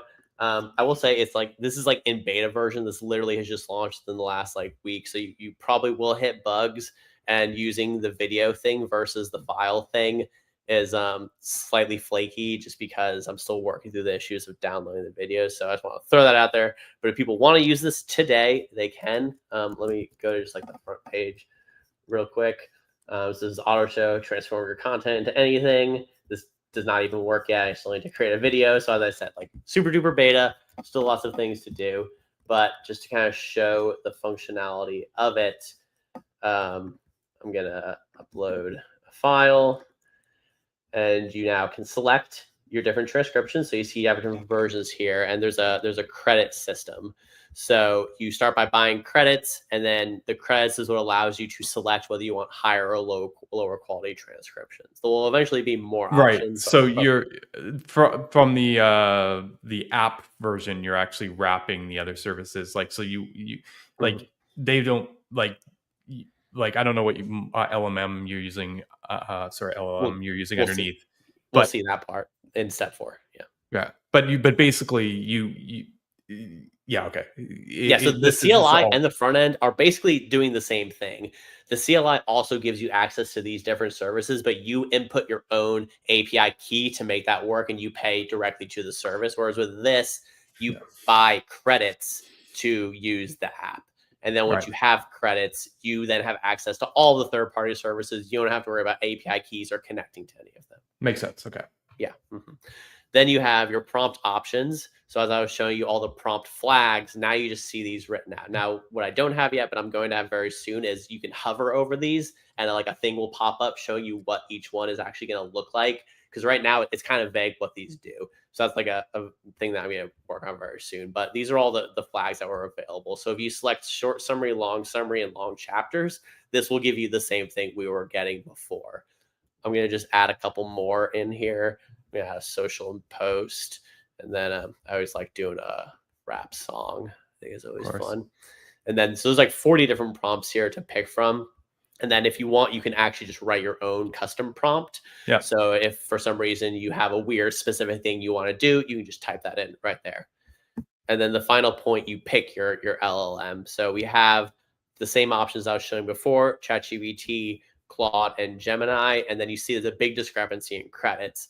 Claude 4 Opus will cost you up to 800 credits, whereas GPT 4.1 Nano is only 5 credits. And this is directly reflective of the different pricing of the models. I'm not doing any kind of fakery in terms of like how I'm describing. Are you scaling it based on the input? See, I don't know enough about it, but the stuff costs more based on how much it has to process, or based on request? So the cost workout for transcription is based on, per minute of audio you give it. And then for the LLMs, it's based on input tokens and output tokens, both of which will be two different costs. The inputs are very cheap, the outputs are more expensive.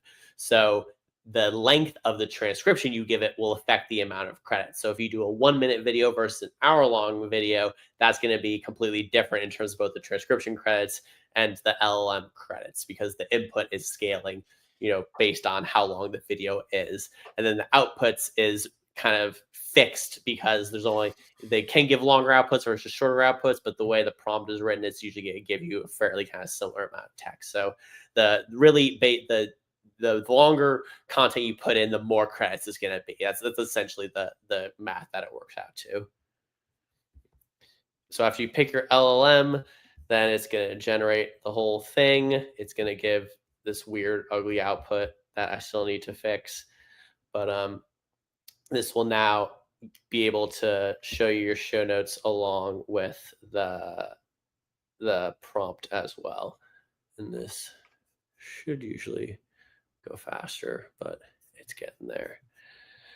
And then because it kind of runs the transcription in the background. There we go. Okay. So now this is your output. So this renders the markdown for you. So we see the same thing. We have our episode description, we have our episode summary, and we were able to get this just through, clicking through this UI. So this requires no technical experience whatsoever. I just onboarded the most boomer dude you've ever met in your life, and even he was able to use it. So that is kind of the goal that I had with this. So let's look at some of the more interesting ones. So here we have the social post. Unlock real coding skills. Discover how frameworks like Redwood, React, and GraphQL can transform your learning journey. Dive in now. # web development. # coding journey. Right. And then here we got our rap song. Yo, I started out with React, fresh stack, no slack, learning modern JS, push the limit, never hold back, boot camp ignition. Ignition is a small piece, need the real deal, the skills to unleash, increase, hooked on Redwood, red hot, pathways, no fuss, GraphQL queries, direct hits, got no mistrust, frameworks like a maze, I traced every turn, from lines of code to mastery, watch the bottle burn. So yeah, so there's a rap song about my journey learning React and Redwood in a boot camp. There we go. I already hear the 8 Mile song. Din, din, din, din, din, din, din. Anyways, okay, I got you. Mm-hmm. All right. Sweet, man. So yeah, so this is the app, AutoShow.app. People want to check this out. Please send me bugs. If you hit bugs, you will hit bugs. This is very, very new, very beta. If you want to try it out and you'll like kind of QA it for me, I can send you a promo code to give you credits for free. Totally down to do that if you want to try it out. You want to pay, but you're willing to like understand it's a beta thing. Just DM me. Totally down for that. So yeah. So thanks for giving me the opportunity to show that. Very cool. Yeah. And it's built with Solid and Astro. That's a solid front end you just looked at. Nice. That. Yeah, it's funny when we talk about the vibe coding. Jonathan's like, "That's all. It might be okay for that," but you actually built. You built it yourself, right? That was like what was the process? That's a great question.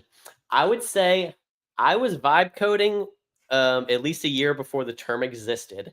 This entire app I have built with LLMs, kind of helping me get there. So I wouldn't necessarily say I vibe coded it, because when people say vibe code, they're like, "Oh, so you like plugged it into a friggin' Bolt and then just one shot it, and then you had an app." Like, no, I spent a year like building this and working through all sorts of different tech. I originally had a Fastify backend and a React front end, and I turned that into an Astro full stack kind of thing with a solid front end. And I've pulled out all sorts of stuff, but I was using an LLM kind of as I was coding the whole time, because I have found it very, very useful, because I, unlike Ryan, am not a god of coding who can do anything he wants anytime. So it's very useful for me to have an LLM that can kind of help me work through all sorts of weird bugs and issues as I've been building this. Yeah. No, okay. No, I mean, it's cool. And I'm always, the Astro Solid combination obviously is an awesome combination. So I tried glad to solid see start it. at 1.2, but then I heard that there's not going to be a solid start anymore. I don't know if that's true. I heard it was like That's not merging with tan stack or something. I don't know. that's not exactly true. The thing is the core of the Nitro piece, Mhm. or I want to call them Nitro plus plus piece, was originally developed building solid start. Then TanStack took it and then refactored it to make it better. And then that will get back. Both projects actually have different goals, which Mhm. I'm hoping integrate with each other eventually. But TanStack wants to be a generic framework for all the JavaScript frameworks. You know, like obviously Okay. I think React. Dev told me this, so that's the source of the misinformation, just so we're clear. Okay. Because basically, like, um, React gets special treatment in TanStack land. Solid gets Mhm. about as best treatment Okay. as you can get So with not. Solid Start's going to continue to be an independent project that's going to develop It's our independently. starters. I want to create. It's our create Cool. React app or our Okay, beat. cool. So Ryan GPT is built with Solid Start, front to back. So all right, we'll get to that. Is it cool if I take a quick like 2 minute break, choose the bathroom, and then go we'll for it. you Yeah. do the Ryan GPT part? Yeah, Or yeah, it sounds good. Good idea. Pop off for a minute. That's cool. Yeah, yeah. No, it's yeah. I sometimes forget. Yeah, I get so into my stream that I rarely actually end up leaving here. Anyway, yeah. Yeah, just to clarify further, in that gap, yeah, Solid Start is not done. The Solid Start's built in such a way that it's to support all solid libraries, right? I've talked about this before on stream a bit, but like I its whole goal was to prove that you could be router agnostic, where TanStack Start is very tied to TanStack Router, and but it was to show you could be like render framework agnostic. So there's similarities there, but the goals end up being differently, right? I want people to be able to use Solid Start and not even have a router. You know what I mean? Like it's lower level. If Beat continues to raise the bar on what they offer on their server rendering, Solid Start just shrinks off the map. Things like Nitro is a Beat plugin, as you mentioned, or like if we can just shrink the baseline of like what is needed on the bottom, yeah, Solid Start gets smaller. But the truth is today there's a gap between uh basic Beat setup and something that has full SSR in its consideration, right? Because every framework SSR is a little bit different, right? So like we need a new type of create React app or create Solid app or whatever, one that has SSR in its DNA, but isn't so opinionated as a meta framework. I know Solid Start has a lot of like opinionated pieces like the file system routing, but even Solid Start was actually built in such a way that the file system routing could actually feed into any router.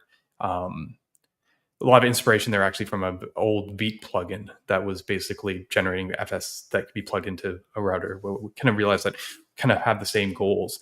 And at that point, it's just a toggle, like whether you like remix style flat routing or you like more classic looking folder based routing, like we use in Solid Start, or like I guess the old Nux structure or Sapper, or you like the new like I like naming all my files the same thing or putting plus signs in front of them.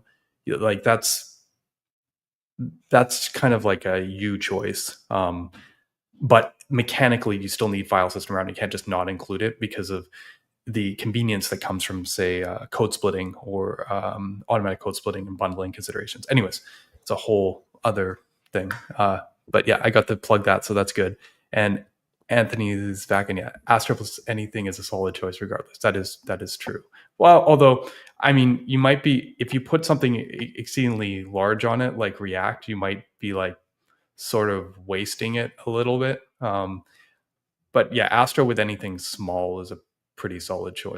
I've really enjoyed that the Astro Solid thing, because I've been big on Astro for a while. My blog's been built with Astro for like 3 years or so. This is the first like dashboard kind of app type thing I've built with Astro, and the API endpoint's been working great. It took me a little bit to figure out how to like use things like YTDLP in it, but for me, what unlocked everything is just running the whole thing in a Docker container. I don't try and deploy these things on like Netlify or anything. Like I'm running my entire app in a Docker container on Railway, and that works pretty well for me. Yeah, no, for sure.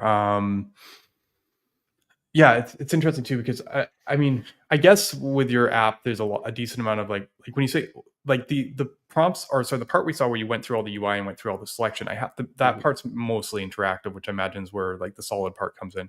Yeah. Mhm. The Astro is just like all I guess all the marketing pages and stuff around it, like the No, major landing. no, Astro is to for the API endpoints because we need to call out to Right. you know, assembly AI's endpoints or OpenAI's endpoints, or use like the first thing like YTDLP needs to download the video. So there's a server running in the back end. That server is a Docker container running Astro API endpoints. So mostly okay, okay. Interesting. Yeah, I mean Yeah, and the and funniest it's a thing lot of is server.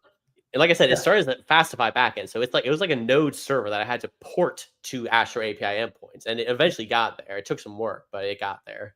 Yeah, I don't think people use Astro enough like that. They realize like Astro kind of, funnily enough, because it does more, but It it's became the opposite of its marketing. Like it used to say like Astro is for content, not for apps, and then it made a thing for apps. It's so funny. right, yeah, but it's just like once you use it as like an as I said, like the API endpoint standpoint, it's one of the Mhm. easiest ways just to lean up a server and just go like, okay, here's a file, do the thing, and it's like, oh, I need a page, do the thing. Like, I think what makes Astro attractive is how quickly it can go from just being like, here's an endpoint with some API to like, here's an endpoint that the HTML, or to here's an endpoint that has an app on like a solid app on it. Like that Mhm. transition from those three steps is very rapid and almost effortless. Where in most solutions, going from the first one's easy, right? You pull in Express or Hono or even H3 or whatever, you can get an API endpoint up. And then you go, okay, I need to serve some HTML. And you're like, okay, that's not too hard, you know? But then when you're like, okay, now I need to bring in a small view thing or something or whatever, pick a framework, like Mhm. now you're like, okay, well, I have to bundle this, or no, maybe I'll just use like the standalone mode. But like you're suddenly like the jump isn't smooth. Astro makes it so that you can go from like basically basic HTTP all the way to like, here I just like it's funny, like in some of those cases you might not need Astro anymore if, like you just made a single page app. But the fact that Astro can just go from like I'm fully back end with some dumb stuff to now I have a single page app running out of Astro in just one go without you having to worry about stuff is incredible. I think And that's that's where exactly how mine's set up. I have like 10 API endpoints, and I just have the single page app, which is the solid app, and then there yeah. is a front page as well. But it's been super easy to do. Yeah. So All right. Ryan GPT. Yeah. You showed this off in the Discord a while back, and I was just like, What is this?" Yeah. So this is something that I have wanted, and then I again use your streams as a test case. So there's this thing called there's two ways to do this. There's what's called embeddings, and then there's fine tuning models. I have not fine tuned a Ryan GPT model yet, but that's coming next. That's coming soon. So right now what I'm doing is I'm using something called embeddings, where basically you can take a ton of text that would be too much text for an LLM's context window. So you already see how a single stream of yours is already pushing the bounds of what these LLMs can handle. So if you wanted to work with it in terms of 100 streams, you need a whole different way of doing that. So that gets into things like embeddings, vector databases, all this kind of crap. How this all works under the hood is not super duper important. Basically, there's just ways to turn text into something that LLMs can understand, that then you can have it kind of search through like it's a database. It can kind of read through all of your streams. It can pull out bits and pieces of information from different ones. It can then assemble them into an answer to a query. So what I did is I built an interface where you could ask it a question, and it would use the sum total of all of your transcriptions and show notes to give you an answer. The idea being that it would be a better answer than if you just ask ChatGPT directly. If you just ask ChatGPT, and that's actually what we should do. I should ask ChatGPT with and without the Ryan GPT bot, and it would just give you a kind of very generic answer. Versus if you ask it, with what you got, then it should give you a more specific answer. So probably let me.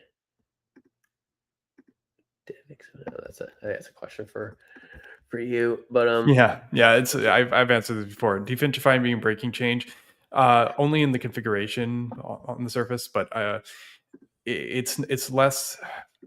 I w- yeah, mainly a configuration change, but it will also affect like maybe how we approach adapters. So it's on the deployment side. It won't break the code in your app per se. Like we're not changing API there. It's more of like how it gets deployed maybe, and how it, like, you configure the config file.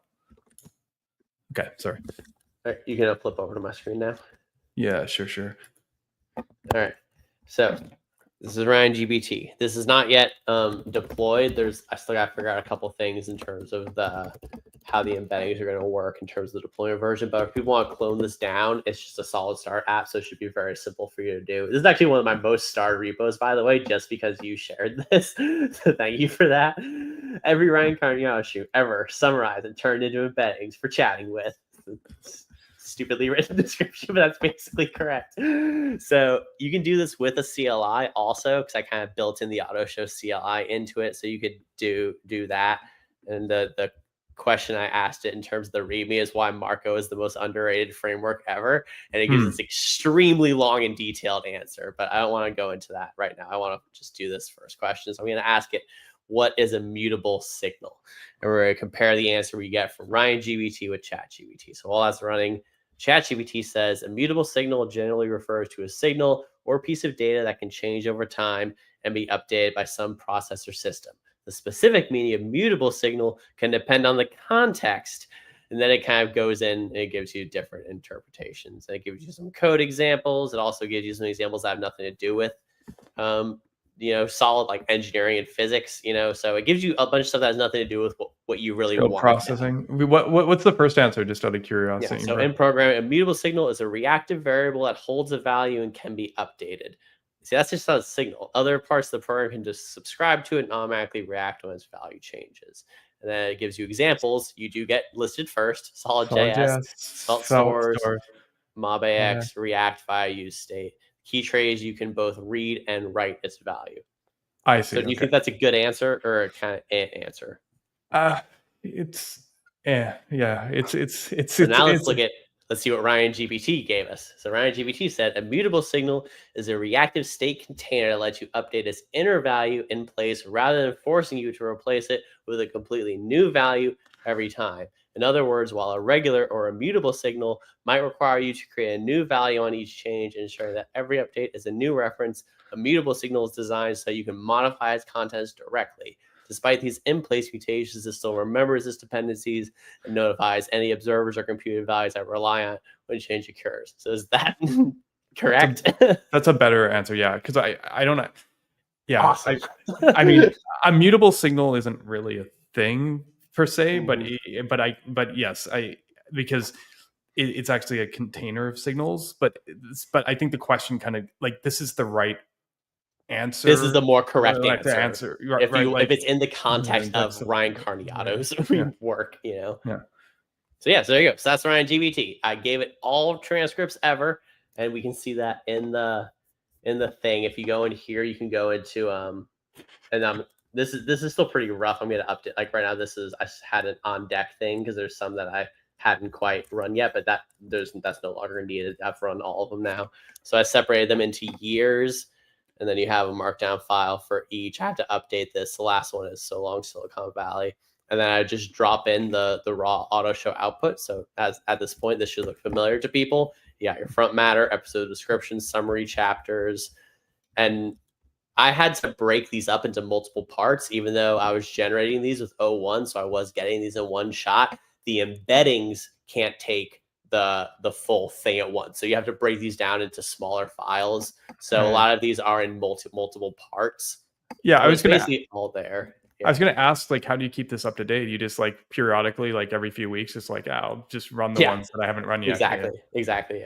Yeah. And this is a higher level feature I'm going to build into AutoShow is a subscription thing where you subscribe to a YouTube channel, and then every time you do a new one, it will just kick off that process for you with whatever prompts you select. So that will be it. There'll be a way to automate this. So if you are a content creator, you could just always get new ones delivered to you as you push out new content.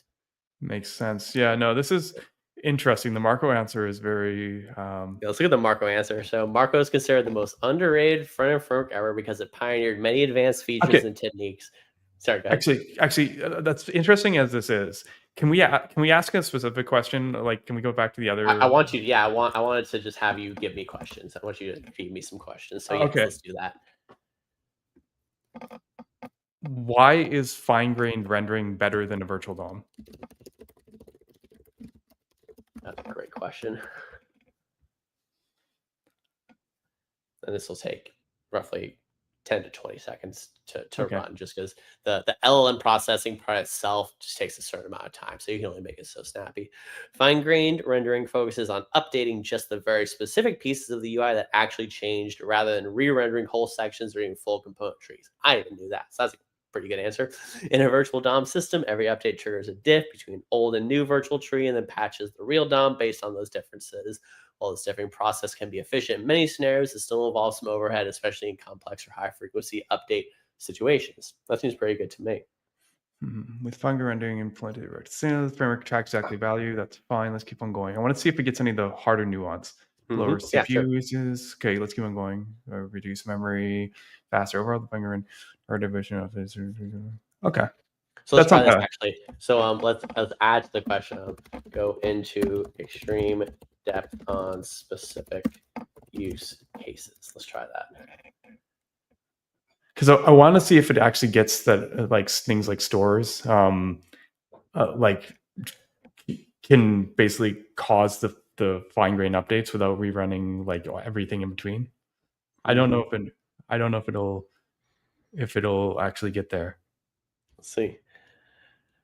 So this is gonna be mostly the same step. Let's take a look from here. Check exactly which pieces of state are used in each UI fragment. Instead of performing a diff between two virtual trees, they automatically know that updating one state variable only affects specific DOM nodes.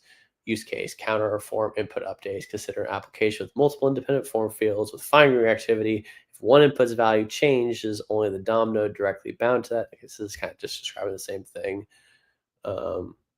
Okay, I got a better question. Yeah, okay. Why will the React compiler never be as good as Signals? This is good. I like asking LLMs like give an opinion on things, because this is where they have to actually make an argument for something. It might equivocate and be like, well, maybe it will be. Okay. React's approach is fundamentally built around a component re-render model and an immutable data philosophy. The React compiler, no matter how many optimizations it incorporates, must ultimately work within this paradigm. In contrast, Signals offer fine-grained reactivity by tracking individual data dependencies and updating only the parts of the UI that truly depend on a change value. Virtualizing mutilated dipping because of inherent overrides. Signal nodes who depend on can propagate change to those consumers avoiding unnecessary computation. Is there anything? Is that the end? No. Yeah, it keeps Can going. authorize away some of React's boilerplate. It cannot fundamentally alter React's render logic without its core mentality. So in some because I think it didn't full rerun of the following. That's pretty acceptable. Yeah, it's just funny because I would. So you wanted to go into further depth, really. You wanted to give a longer, more complete answer, which is something that I can build into the prompt. Yeah, it's not about the length. It's about like it highlighting like the really crux things that it can't do. That's why I asked the question like that. But it's fine. Like that answer is pretty good. Okay, cool. Yeah. Like I basically what I was thinking of. I recently did a video where I did the myths about Signals, which is not my stream content exactly, but that's a good one. What are the biggest myths about Signals? Let's ask that. Keep going though. Say what you're saying. But it was like those questions are really good questions to test because they're very tricky. Like the specific ones, like one of the biggest myths, in my opinion, is just adding signals to a solution is making it slower. Okay, so the biggest myth says that signals are a brand new concept, whereas they're actually go back to older, like knockout. So that's important context. That's a good answer, I think. Myth: signals automatically eliminate all unnecessary renders. What do you think about that one? Okay, that's fine. Okay, signals are too low level or complex for day-to-day use. That's definitely a myth. Yeah. Signals require a total rewrite of existing applications. I think myth 5 is what you were referring to. Yeah, there's a concern that take advantage. Okay, yeah. Sorry, I want to read 4 for a second. Yeah. In reality, projects implementing adoption strategy, signals can introduce an isolated part of your application. The parties, of course, granted signals. Okay, that's true. Like View Vapor can work inside of VDOM library. Signals are definitely but signals also come with their own trade-offs. For example, bookkeeping track, small independent, but less effectively doesn't benefit fine-grained updates. Yeah. Okay. Okay, I got one more question. This might piss off some people in chat. We can do way more than what we just made. Why will signals in solid always be better than they are in Preact?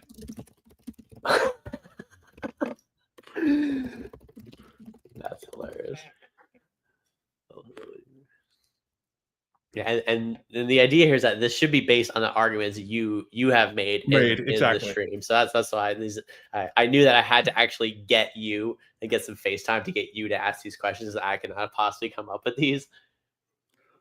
Yeah, so it's designed. You should kind of read them out kind of for the audience. Yeah, signals in solid come out ahead because solid was designed with ground up with fine-grained reactivity, and solid signals aren't just an add-on; they're baked into the system and even into the compiler. This allows solid to eliminate extra layers of abstraction like virtual DOM diffing that libraries like Preact was contend with. Here are a few reasons. Core design: solid's entire rendering model is built around signals and fine-grained rendering. Every piece of state is tracked at very low level. When signals change, only minimum update. In Preact, contrast, starting as a virtual DOM renderer and it's integrating signals topics with an existing framework. The extra visual layer means that Preact signals can never fully escape the overhead or states of the system originally designed to rerun the compiles wholesale. That's compiler optimization. Solid's compiler where signals to start transfer code into direct DOM updates, hardwire the updates that occur. This means extra bookkeeping works. So Preact signals, on the other hand, it's in the runtime that's built to support diff-based cycle. Even if the signals reduce the number of updates, you cannot completely remove the only concept of updates. I mean, Preact has a few places it can optimize there. Okay, granular ownership. So it's mostly right, but like you could quote details. Yeah. This enables precise isolated because the CX doesn't have limits on the virtual longer. Same version can achieve zones with workarounds. Minimal design, time velocity, solid is updating signals are adopted. Extra and more interesting press signals added are new additions. So while they may bring some granularity, they're developing an ecosystem originally or become over also true. In summary, console is built with a compiler. It's being leaner, more predictable, more efficient. Preact signals, well, very prompt, and here are some of the constraints of the extra overhead of the original design for the fine credit core. Yeah, I like it. Cool. Yeah, no, that is a really good question, and I just think it's definitely giving you a high level answer. Sure. I mean, this is good enough. It hits the right main topics. I literally have people just spout the absolute garbage on Reddit, like whenever, like, and I have to correct. So you're saying this is better than at least garbage Reddit human output? No, but what I mean is, like, if I could just literally take any of their questions, just like response, it would be like it'd be great. It would like save me time because you're wrong. Go spend some time with RyanGPT to learn why. Yeah, I mean, pretty much because it's just like I mean, just Dev said Twitter reply bot. Yeah, Twitter reply bot. Yeah. I love that idea. I'm gonna take that, Dev. Yeah. On a Reddit reply bot. Yeah, I mean, it just there's always just like stuff that, like, I mean, obviously I have my opinion, but it's like it's just like I don't even know what it's grounded on. See, when you read something like that, it includes a lot of my expertise, so it sounds smart. Like, it sounds like it knows what it's talking about. It has references to examples. So it succeeds. That's awesome to hear. That's because this is the thing that I was looking at some of the outputs. I was asking some questions I thought would be interesting.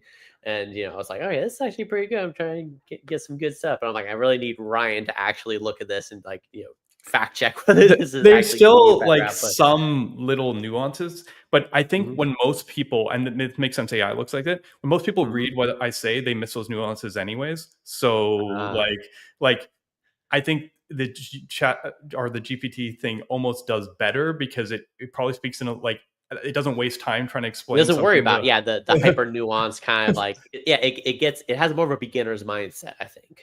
Right, which means that they can pull away what I'm trying to say anyways without getting like locked or mired on like some weird thing like, why did he say that? Now those details might be actually important because someone will argue it, Sure. Okay, I got one. Sorry, can I open it one more? Yeah.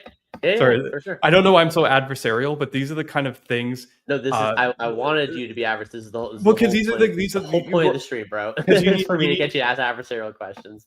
right because I love it. the thing is people will say stuff and then All right, hit me with it.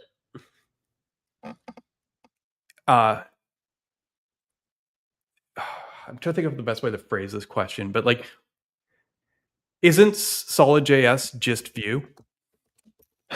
just Vue on what is Vue's signal thing called? Composition API. Just Vue composition. I want to be specific about that, like the signal part of Vue. That will give it a better answer if we give it that kind of context. It's because like I'm wondering if it can summarize, because sometimes I do leave it alone.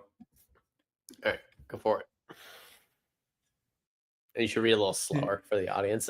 Well, solid.js and Vue's composition have shared the idea of using reactive primitives. Signals in solid.js and reactive in Vue they are not the same things. They differ significantly in their approach and architecture. Solid is built from the ground up with fine-grained reactivity in mind. It's designed to compile your JSX code into highly optimized direct DOM updates without a virtual DOM. This means that each signal tracks exactly what part of the DOM to update, leading to minimal runtime overhead. In contrast, Vue composition API is a way to structure and organize component logic within Vue. It leverages Vue's reactivity system, which based on proxies and watchers to track dependencies, but Vue still uses a virtual DOM and diffing process update the UI. Essentially, the composition API gives you a nice functional way to encapsulate reactive logic, but operates on top of Vue's broader framework architecture.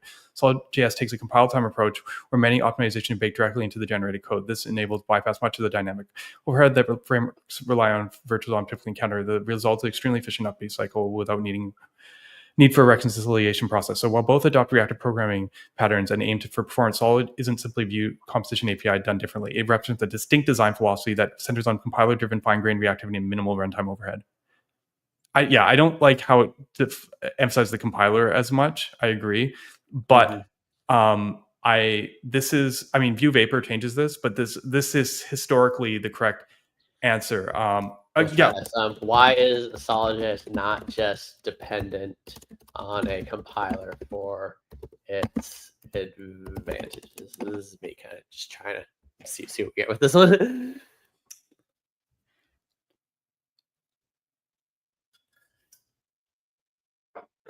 And if people in the chat have questions, throw them out. We can ask anything. Solid strengths aren't just the result of compile time optimization. The real magic comes from how it's built around fine-grained reactivity model at runtime. In more detail, runtime reactive model, solid.js is designed with each piece of state signal independent reactive unit. When a value changes, only that part of the UI that depends on specific signals update. That means updates are highly localized and efficient without diffing algorithm or full re-render of component trees. Even without the compiler's transformation, the core minimizes unnecessary processing. Minimal overhead by design, unlike frameworks that rely on virtual DOM diffing or ones that expect re-renders. Solid's runtime is structured to directly bind to DOM nodes. Its underlying system ensures component functions run only once and establish reactive bindings. The result in performance gains don't solely depend on compile time code rewriting. Compiler as an enhancer, not the foundation. While the compiler and associated tooling plays an important role in stripping away redundant code and transferring JSX into optimized DOM operations, it's more of an enhancer.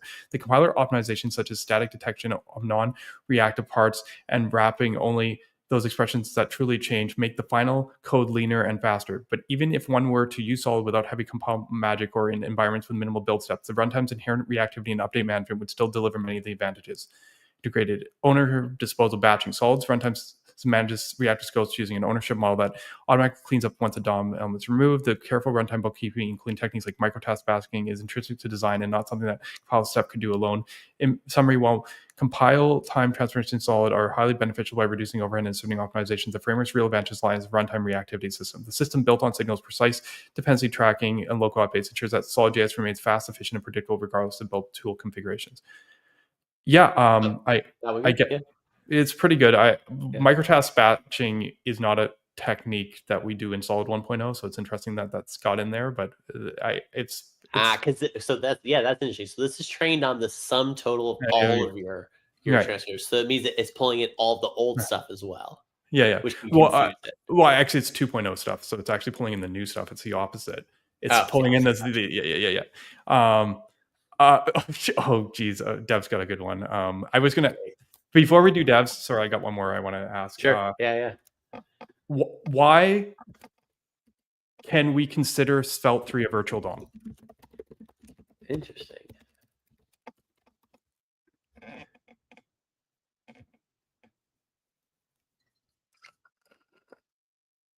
I mean, I would go as far as saying everything before Svelte 5, yes, Svelte 4, 3, and 4 are basically virtual DOM. At a glance, Svelte 3 isn't a virtual DOM framework in the traditional sense. It doesn't build a tree of virtual nodes at runtime, then diff on every update. Instead, the magic happens at compile time. When you write a Svelte component, the compiler converts into a low-level imperative code that directly updates a DOM when the state changes. Because the generate code knows precisely which DOM parts may change, Svelte 3 achieves the same fine-grained update benefits that many virtual DOM libraries aim for, but without maintaining or diffing runtime data structure. In effect, Svelte compiler takes the job of tracking dependencies and figuring out the minimal DOM mutation needed. Since you can say virtual DOM like because it delivers many of the performance of, yeah, no, this answer is completely wrong. It's completely wrong. In what way? I mean, the answer should be that components in Svelte 3 still run top to bottom. It uses like shortcut memoization. Like there is no independent reactivity, and so it does like shallow diffing. It's kind of does like dirty checking. Interesting. Yeah, I would say it's probably showing you with this because how much have you talked about this on your streams? Only in the Svelte 5 stream with Dominic Ganaway, and Dominic himself said that Dominic Ganaway himself said that it's called Svelte, like before Svelte 5, a virtual DOM.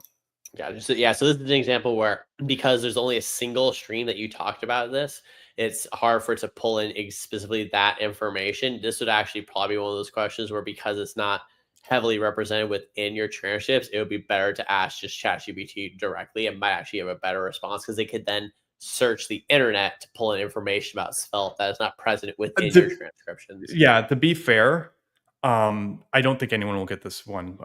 This is an opinion that's hard question. It's an opinion that I hold and like Dominic Ganaway holds, but like very few people view it like this. Okay, let's try. There's a way you wish you could ask the question to get it to probably pull that out, but let's go with Dev's question next. How are single flight mutations better than React server components? Sorry, can you read that slower? How are single flight mutations better than React server components? Gotcha. All right. And is this one that you've talked about multiple times on the stream? Yeah. Although I don't know if I straight out called them better, but I'm interested in what this says. Okay. If these are both things I'm sure you've talked about React server components a bunch, so this should be one that's probably better at answering. Both approaches address updating a UI fresh, but they tackle the problem through a different angle. Single flight mutations and React server components aren't directly alternatives for every use case. They solve complementary pieces of the puzzle. Here's a single flight mutation can be better or offer advantage compared to common patterns around React server components. One round trip and automacy. Single flight mutation combine the update and subsequent data read, refresh in one request instead of sending the mutation, then make a separate query to grab new state. The server returns the updated data as part of the same call. Yes. This reduces work around trip latency, meaning the UI can update immediately with fresh state, whereas React servers might require a more layered approach where data fetching and mutation are handled in separate steps. That's not necessarily. Let's see. Reduced client complexity. I mean, that's the one thing React server components do. They do a single flight mutation in a sense, but okay, the single flight mutation with having to stale state or double fetched logic in the client. That's true. Since server components or server response already include the data update data, there's no need for an extra cache and validation step. Yes. Otherwise, might implement. Okay, yeah. I think maybe they don't. I wonder if they don't know what React server components are, and they think. I wonder if they like recognize RSC more than React server components. Like, do you think it's possible that they? Let me try that. Let me pull that in and see if that gives it additional context. Yeah, that's a good. If you're saying the words RSC, that's something that might be kind of getting lost in the sauce. And also, what we're doing here is we're pointing out the limitations of this, and there's already some steps in terms of improving this. Like this doesn't include like your blog posts. This doesn't include content from other people talking about these subjects. So there's ways to pull in more context to even improve these answers more. This is one of the reasons why I wanted to do this stream with you, to see where those issues are and see how we could actually give this more info to make these answers even better. This answer already looks slightly better. Single flag mutations bundle a write mutation and a subsequent read UI into one atomic operation. This means that you send the mutation and immediately get back the updated view, avoiding double round trip. Good. In RC scenario, though you're relying on the server to render dynamic parts of your page, you may still face extra fetch or more complex coordination. For example, if your UI's data requirements are spread among several components. Yes, this is the answer. Single flag mutation keeps things simple by eliminating that. That's the key. You gotta figure out the right context, which is saying RSC, not React Server components. Simpler if you're moving parts to client. With a single flag mutation, you sort of take full responsibility. Once mutation is submitted, the server re-renders just the parts that really change. The client doesn't have to manage multiple caches or track separate update cycles. Okay.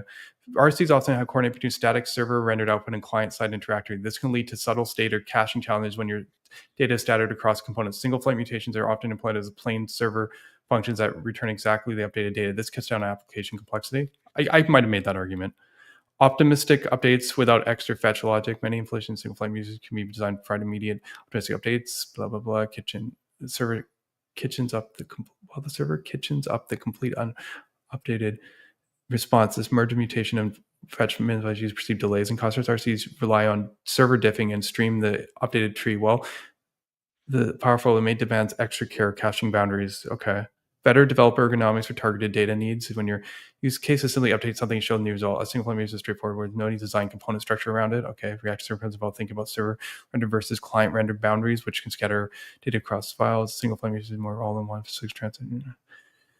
It's interesting. It's hit and miss, kind of. Yeah. In short, both approaches move to work server and strive to minimize bundle size and client complexity. Single trying to combining mutation and update in one second, reducing round trips and easing state management. They're particularly protected when you want to have a pattern without extra coordinated entire React system base. Yeah, I mean the summary is fine. It's mostly that they're atomic, that they're granular, so you can basically do multiple of these things independently without having to rely on the server components to send the whole page back on every change. And when you have, they did mention this, when you have this whole page back on every change, you can have multiple you have to fetch more data than you need, like on the server, because unless you use a cache, because you're going to like hit a code path of something you didn't update, but the server doesn't know that. So the server's like, hey, I'm here. I need all the data I need to render this part of the page, even the stuff, that didn't update. So I now reran that same prompt saying, emphasize how it's atomic. So we don't need to read the whole thing, but let's just read the first paragraph and see if that sounds better. Single flight mutations offer an atomic all-in-one approach that concentrates sometimes more fragmented lifecycle React server codes. With single flight mutation, a mutation request, say updating data on the server, is sent, processed, and resulting state is returned to one continuous operation. This single flight ensures the update and the subsequent data fetch, reducing the chance of immediate inconsistent states or extra round trips. Sure. The top nature key advantage. Sorry, one transaction. You read the whole thing. Yeah, go for it. Just keep on going, because I think it's not getting that.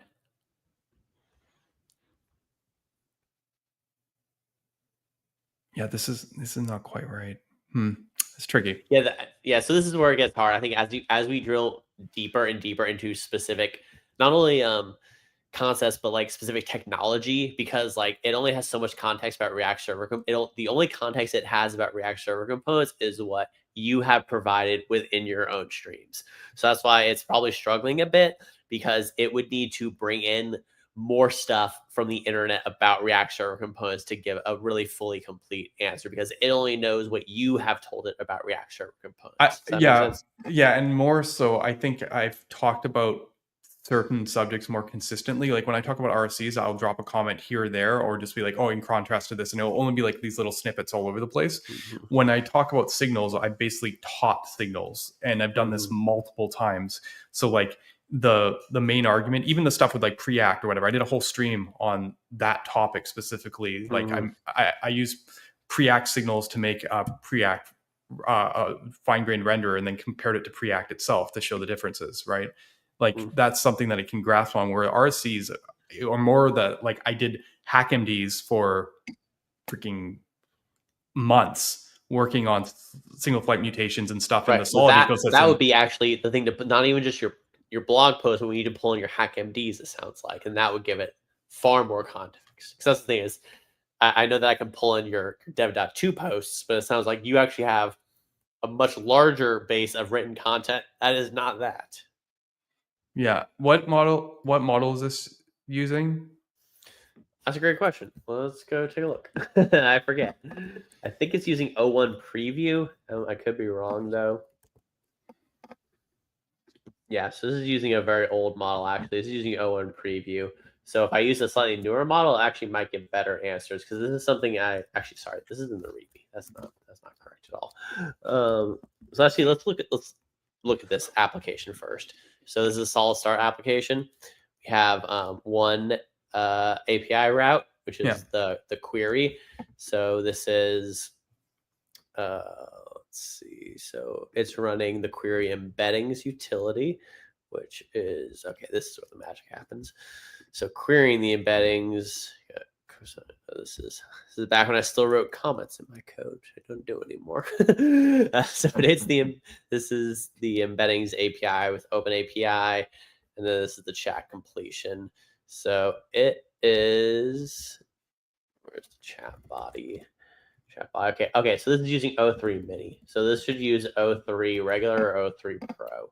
Let me try just changing this to O3 real quick and see if that still works. So, yeah, that's interesting. So, yeah, the way embeddings work, I just sorry, I'm trying to understand this a bit because you just change the model and you're instantly good to go. Like, how does there's two things? There's the embeddings, and then there's the chat model you use to interact with the embeddings. So the embeddings are already created. They use something called the text embedding 3 large model. That's OpenAI's most recent and up-to-date embeddings model. So those are already generated.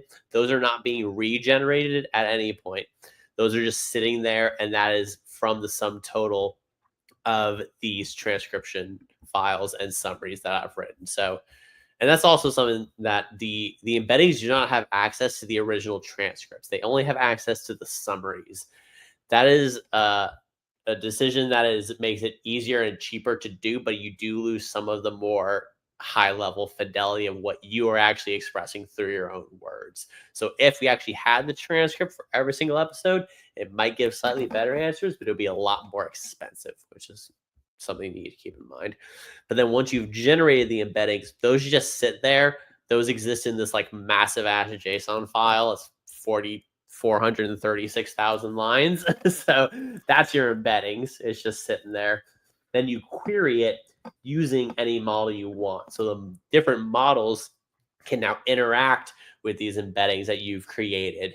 And the more high quality the chat model is, the better outputs it can give.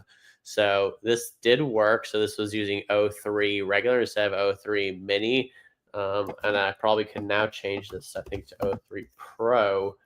And then let's see if that still works as well. So, okay, no, so that's wrong. That's not a correct model name.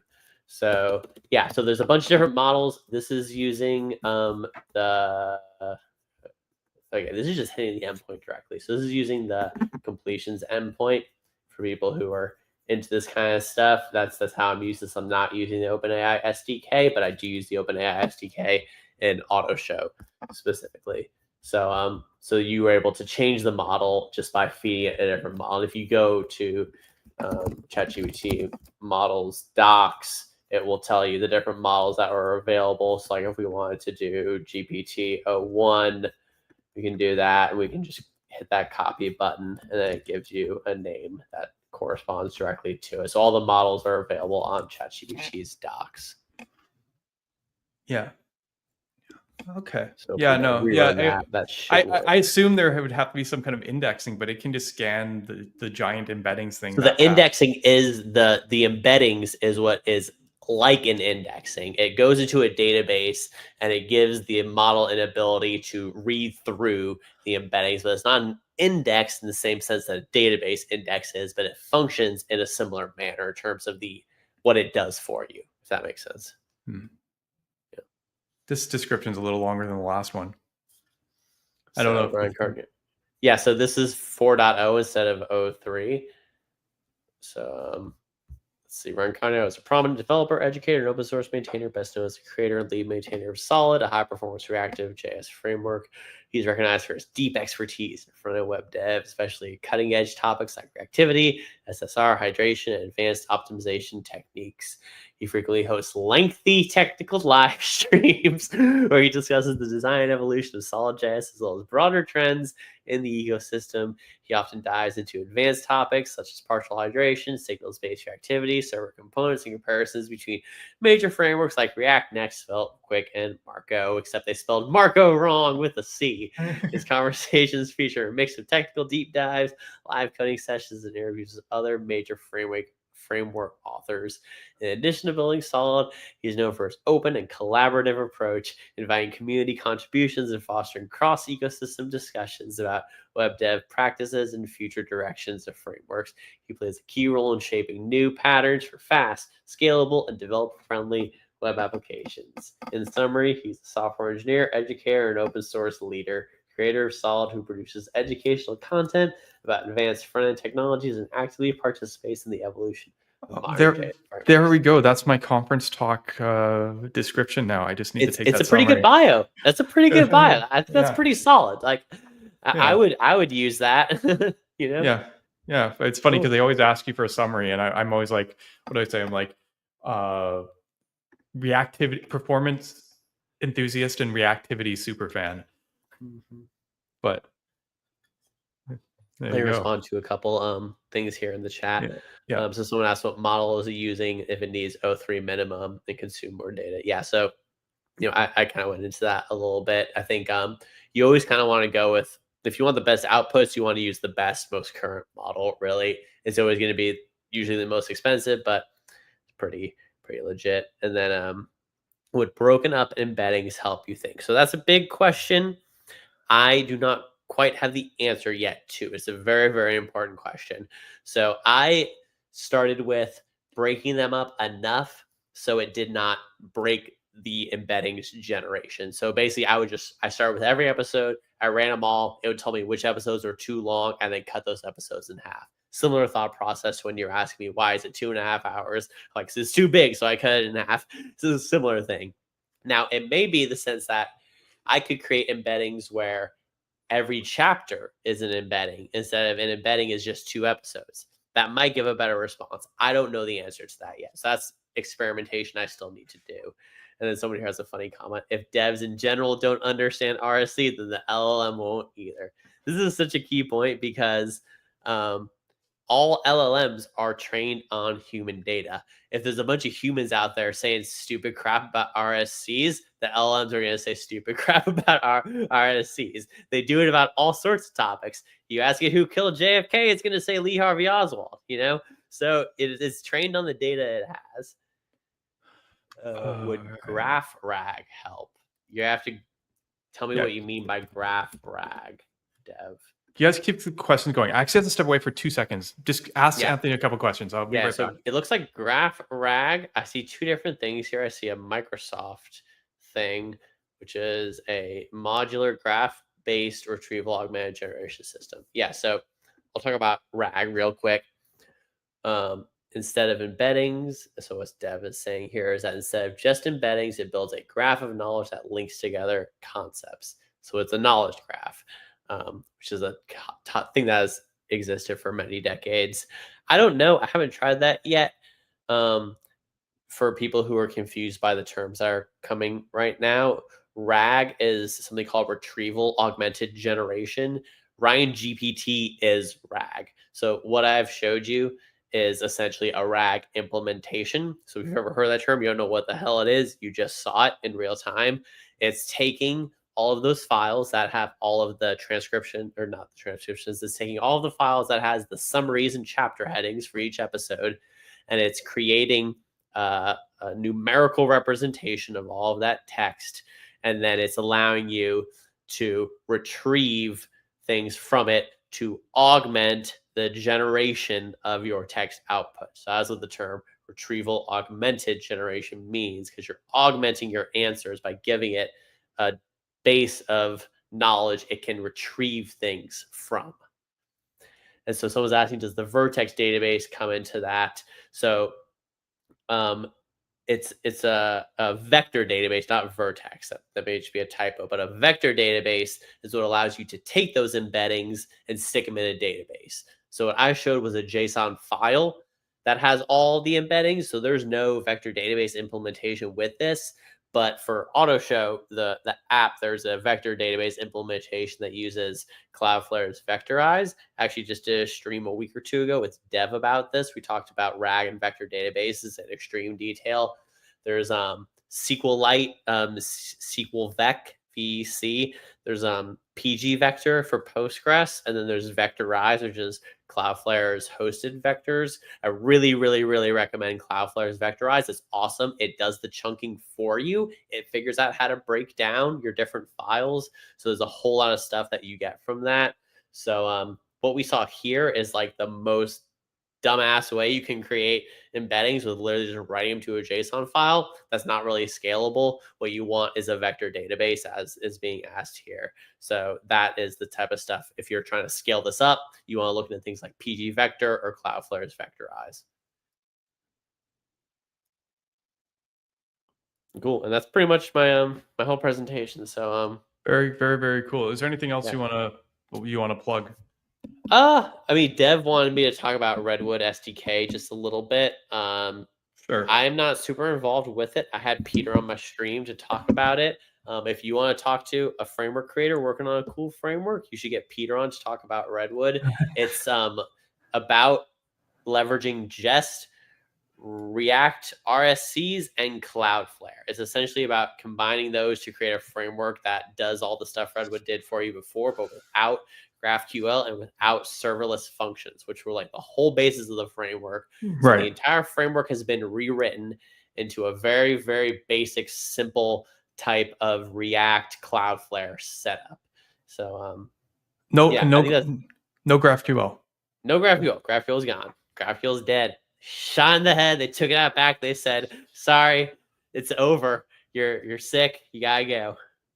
I was not expecting that. I don't know what people build with Redwood these days. I did a terrible job the last time I was on then, because that was kind of the whole point of our stream, is that beyond GraphQL to use just React Server components.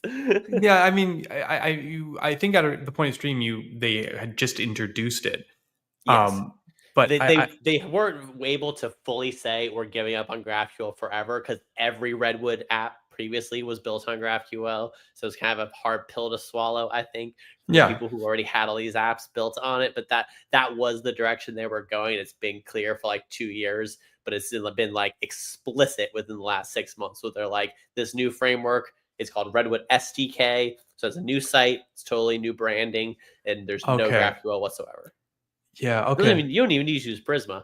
Like, it comes with Prisma just kind of as like a legacy thing at this point, but it's really just a React framework that integrates with Cloudflare. It's pretty cool. You actually might be really into it. Yeah, I mean, it makes sense from the fact that Redwood was always about coming up with the combination of pieces to make you productive.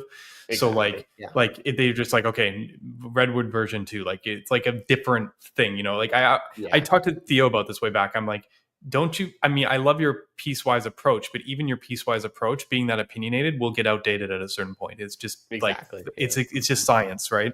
Yeah. And I think that just the more opinionated it is, so they just did a refresh, and they dialed the opinions way back. Yeah. The only opinion now is Cloudflare. It doesn't work with other deployment platforms, so it's highly locked into Cloudflare. But I think it does it in a way that actually makes a lot of sense. Right. It's just going all in RSCs is a thing. I mean, that's a whole other topic. It's fine. I can talk about that later. And that's why you should have Peter on to talk about it. I think you two would have an extremely productive conversation about it, that I am not capable of having. Right. Very, very cool. Yeah. Okay. So that's that. And I think we went through all the questions for you. Yeah. So I guess the other question is there anything else you want to plug specifically? Not. Oh, no. I mean, all the stuff I've shown is all the stuff I want to plug. People can check out autoshow.app for the official thing if they want to sign up for that. I'm at AJC Web Dev everywhere on the internet. And if people thought this was cool, Anexia said this has been really cool, learned a lot. So super happy about that. I definitely had a blast. I'm happy to stay on for a little bit of This Week in JavaScript if you want to transition into that. Let me think here, because I actually don't have a ton of this week in JavaScript, so I might actually be just deep diving into my theoretical stuff now, which probably is less. Cool. Yeah, I can hop off them, but I'll still be in the chat and Yeah, watching. sounds good. Sounds good. Thanks for coming on again, and I've learned a lot. Great. I feel like I need to get my hands on these tools to actually do the thing. I feel like because I've been the guinea pig, like if I want the look, I could probably like find pieces already partially done and I could like throw up, Yeah. because the situation I'm in right now is I'm at a deficit. I'd like to use the stuff moving forward. I just have like 3 or 4 streams that don't have subtitles right now that are timestamps that I need to And kind of catch up on. I'll hop into the Discord and I'll just write a couple of the commands for you, Okay. just so you can kind of see if you want to run this yourself. I'll give you just a quick startup script. So then you can just let me know if you hit errors, kind of building it on your computer. But yeah, it should be pretty simple for you to use the stuff I've shown. Awesome. I'm looking forward to it. So much time saved, even if they're not super accurate. I know that was a concern earlier in the stream, but for me, yeah, you'll need to read through them and edit them, but they should cut your time down by at least a couple hours. That's the goal. Yeah. No, that's awesome. This has been great. As cool, man. Well, thank you so much for having me. Thank you everyone who's in the chat. Lots of friends out there watching, so really appreciate it. Always have a ton of fun on here. So yeah, catch you guys next time. All right. See you, Anthony. That was good. I wasn't sure how it was going to be like doing kind of like a Ryan GPT has been fantastic. Doing something a little bit on the AI side, because I mean, I think it showed I literally know nothing about it. I use it to, as I said, Copilot, and to occasionally generate stream covers. Like the stream cover that I have for this one was generated, but I actually ran out of my was it like the open art or whatever. I ran out of free credits on there, and I didn't even bother buying them. I just like went to the next free service. I think I actually made the stream cover on Canva or something. AI coding with DAX. I mean, I would do that definitely. I mean, I just don't. I know. Like, I don't even know if it's valuable teaching me this stuff at this point. Yeah, he's interpreting this stuff. Really great to see him demo and showing it. Yeah, and it sounds like he's got an approach. I mean, it's always tricky. I mean, because as I said, I do watch enough Theo stuff to know that when you create stuff that targets content creators, it's like a tricky market because of the niche. Like, he always talks about the mistakes he made with Ping, but it sounds like there's like a maybe a more general purpose thing here as well. So I think that's interesting, right? Yeah, DAX would be a great topic for AI topics. Yeah. No, for sure. Dax's use case, at least when he was working a lot with the Zero and Replicache stuff, has actually been something that's been on mind a lot. So I'd like to get to a good place where I could both, learn AI from him, and then show him also how I've been solving his problems with Solid, because he's a big early adopter Solid, and honestly, been very helpful to me personally. Just people you meet. I met Dax originally through I guess like Theo and those group of people. Maybe I'm trying to remember, and he also very quickly got into the Solid bandwagon, which was huge. And when I was trying to figure out my next steps here, he's actually the guy who connected me with David, to how I ended up at Sentry. So yeah, definitely would like to do some stuff. For a while there, he was doing some content, and I was actually going to go on it, but I don't think I'm that funny. He was doing that between two trees thing he did with a bunch of people. I was at one point going to be a guest on that, and then it was kind of I realized that maybe I wouldn't be the best person for that.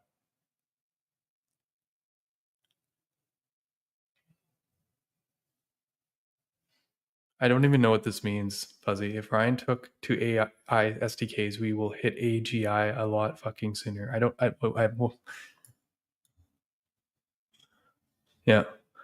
What's AGI? Artificial General Intelligence. Okay. Interesting. Yeah. You guys speak a different language than me. No, Dax is awesome. Yeah. No. Okay, so I'm glad everyone's still here, still live. I wanted to. I do have a little bit of this week of JavaScript that I'll get to in a bit, but I wanted to talk about a kind of an afterword, a little cap up of the topic last week. First of all, I got to say it out here. We were kind of kind of doing a mental experiment on mutable reactivity and what behaviors and characteristics it should have, right? And if you remember, we talked about this stuff, right? I realized that I was slightly wrong about Svelte, and actually, I think Svelte's model is kind of might be the right balance, because I showed off a really cool model last week that's super super powerful and did everything I wanted, in terms of the behavior and mutability. But let me see if I can go back to when I first talk about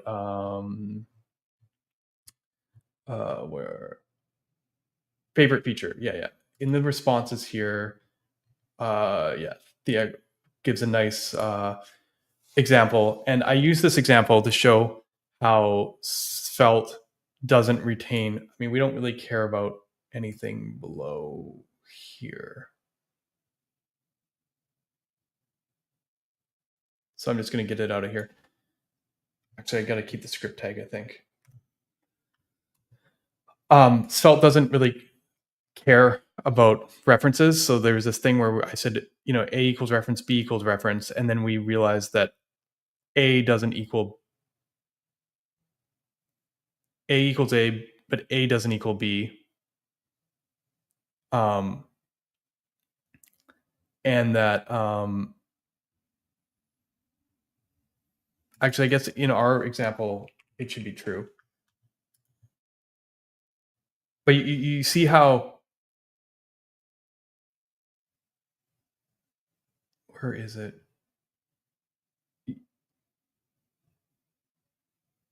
You see how when you, at the end, when we've updated everything, that B, S, like that A doesn't equal B, and that B is 3 and A do when we write to it. What I did learn though is if in Svelte, if we go S.A directly, they do end up being the same and they do end up equaling. So ignoring this warning that they're talking about here, whatever. As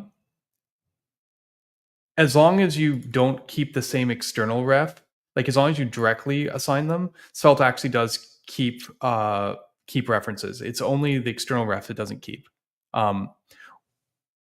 which is reasonably sane behavior, right? You know that SA isn't going to equal ref, so why should this magic happen?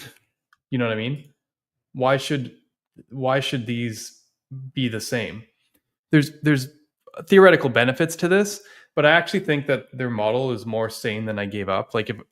Because what I ended up doing this week was I was working on some problems with proxies, and then I was like, I finally got like all the different functionality working, and I was like, okay, this is pretty cool. And what ended up happening was, where is it?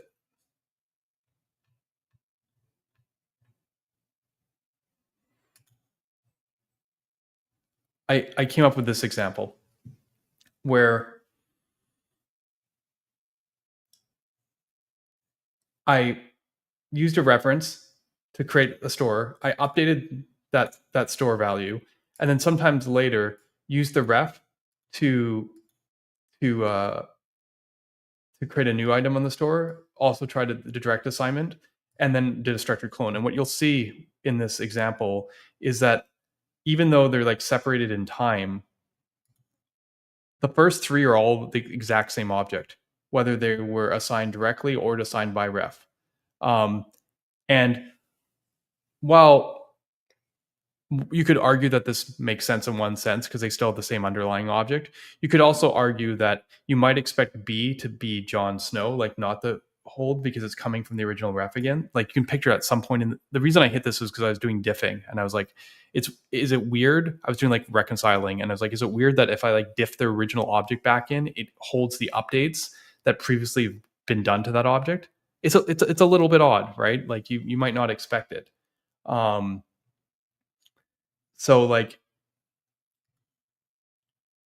because you might view this in like the case of diffing as like fresh data, even though technically you've made a proxy before. And there's this interesting tension between like, what's the identity of the proxy? Is it like something that you get from the path? Like is it like, because the problem is when you're inside a proxy, you have this like, there's an internal value. And if that internal value is going to link to its own properties. So when you go to fetch that internal value, like to link to its own properties, to return yet another proxy. Like, I mean, I can show this solid signals. I'll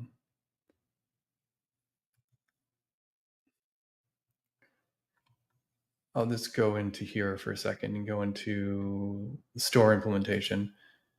Doesn't really matter what version or what I'm using. You can kind of see this. When you get into the get trap, it does a bunch of stuff, but ultimately what ends up happening is it accesses, it gets basically, it ends up getting a value, either read from a signal that it internally has or from it, but it reads the child value from that is derived from the like underlying target, and then if it's wrappable, it wraps the value. Otherwise, it sends the primitive value back. It's wrappable means is it an object itself? Should it be tracked? What I mean is internally, you're not necessarily wrapped. If you were wrapped, then you might wrap twice. You need some way of saying like, hey, I've already got this object. Like you don't want to just be because you're accessing it, wrap proxy and proxy and proxy and proxy and make all these new proxies. If you want to keep some kind of stable identity, you want to be able to do like some kind of lookup. Now that lookup could be global, in a weak map or on a symbol like we do generally with solid, or it could be based on the path. You could say like, I hold the proxy inside here, and we always give the same proxy when you go to the same path. I didn't actually test if Svelte does that, but I'm gathering if I can do SA equals SA, that means every time that you go and access A here, it's the same proxy model for this to be true. Right? So there is a lookup. So it's either based on like reference, which it's not, because otherwise SA would equal SB here. Sorry, no. Yeah. Would be equal to SB here, which is not. Or it's based on path. Now, it's possible when you set it, you can see the existing proxy and assign that a proxy to a different path as well, which is what I think Svelte is doing when I do s.a. They see the proxy coming in and go, okay, well, SB will be that proxy, right? But my point is that you have to be aware not to overwrap, and there's only a couple ways to do this. The challenge, of course, being path-based is like arrays, right? If you move items around. Now, you can say that once you're in a store, you should be internally referencing the store path. So like if instead of our state being an object, if instead our state was an array, can we do this? Sorry, I'm missing, yeah. Screw this. Sorry, I shouldn't have, I deleted too much. If instead our state's an array, right? And if we said S0 equals ref and S1 equals ref and S1 A equals 3, and then we just replace all the A's with zeros.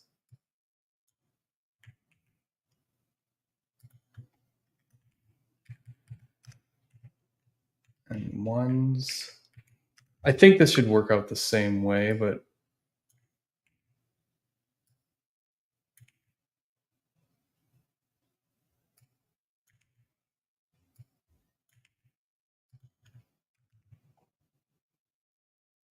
That's great.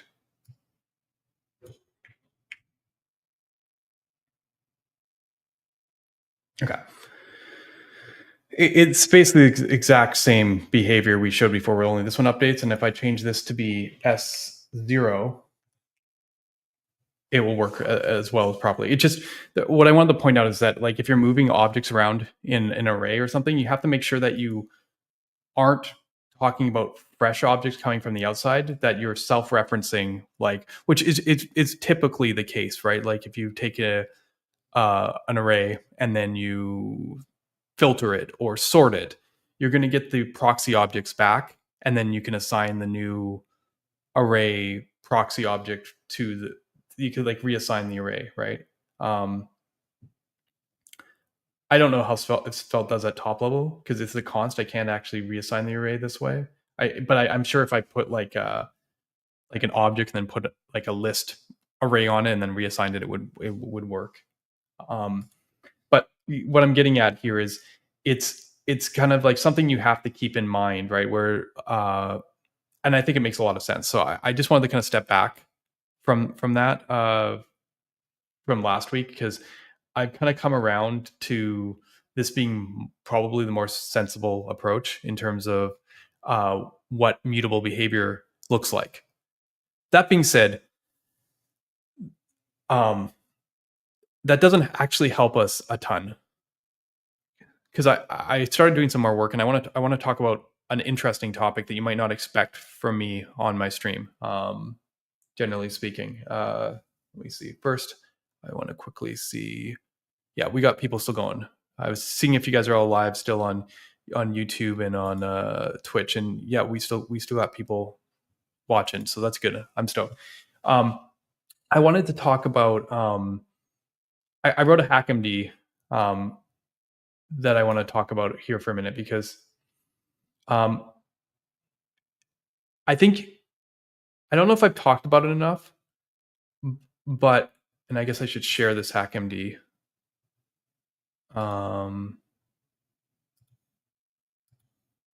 It's not like completely finished thought, but you know, I'll post it in here for you all to see.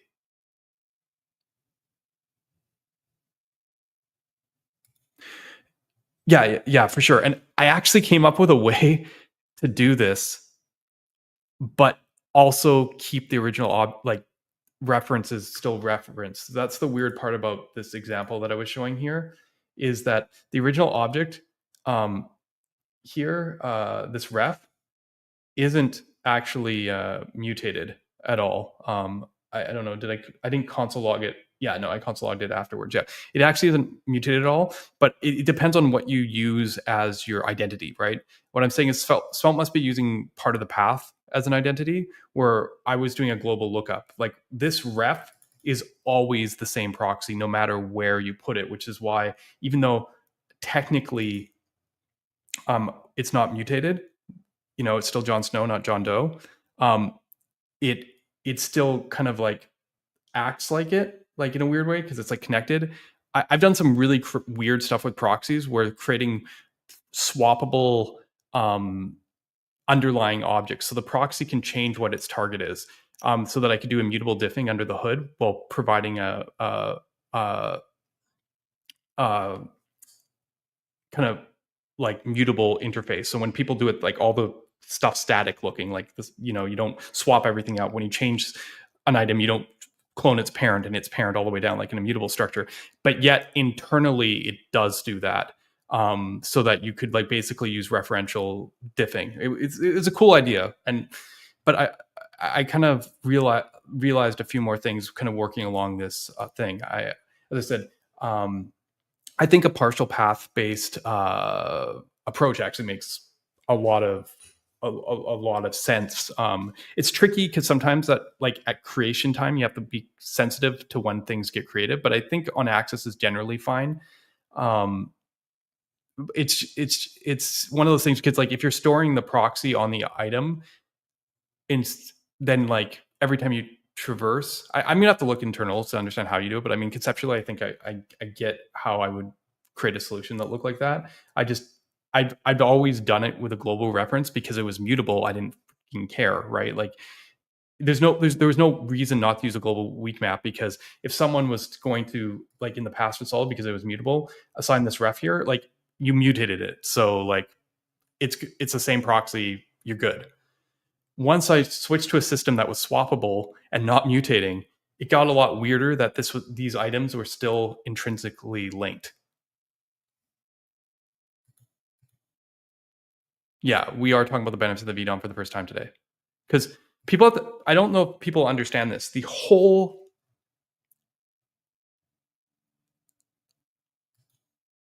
now I just got to decide if it's something that I can look at right now or not. Maybe I'll look at it and then comment more on it after.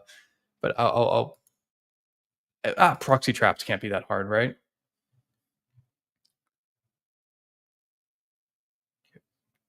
Prototype. Okay, check proxy is array, version stack.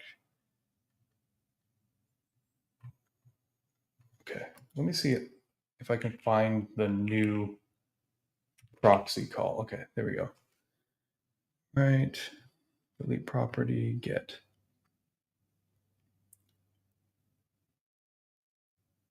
Proxy path symbol. Yeah, okay, yeah. So sources get prop. Sources is scoped to the specific thing. Yeah, because I was using our stores used also a global trap for all of them. So this is scoped to the specific creation. So sources is a map. Yeah, okay. Yeah. Okay. So map, it's undefined with parent sources set, sources descriptor value stack. Massive with parent, I'd have to look at doing that. But again, with parent, interesting. I'm gathering this is path based is the key to this, right? Because that's why you care about the parent.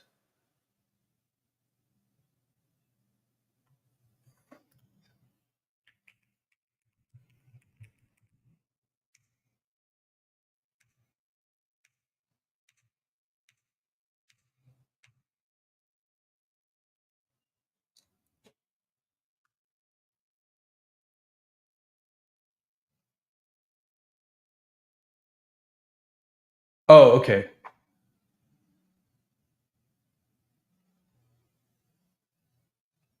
Okay, so this is acting more like the signals map underneath the proxy.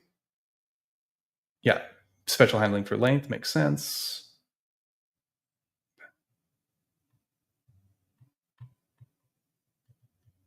Sorry, I stepped out of the function for a second. Okay.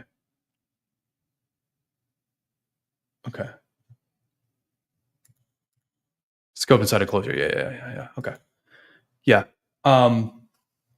Yeah, I'm gonna have to look at this probably in more detail, but I what I'm getting, there's definitely like indirection, right? Like the target itself. Let me see, where's the new proxy call again?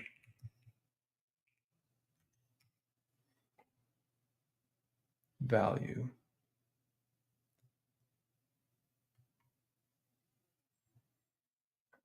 Not used.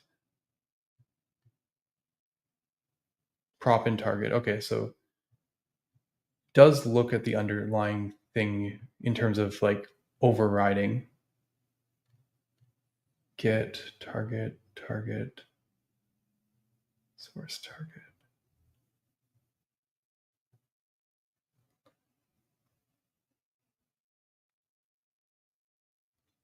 SvelteKit target prop receiver. Okay. Okay, so yeah, sources is like this signal map almost, I think, and then we are still using our target. I was trying to see where the actual wrap happens, but it's harder for me to see right offhand. Not undefined, uninitialized, undefined reflect target prop receiver. So we don't actually, unless it's pre-processing on the new value coming in that I'm missing.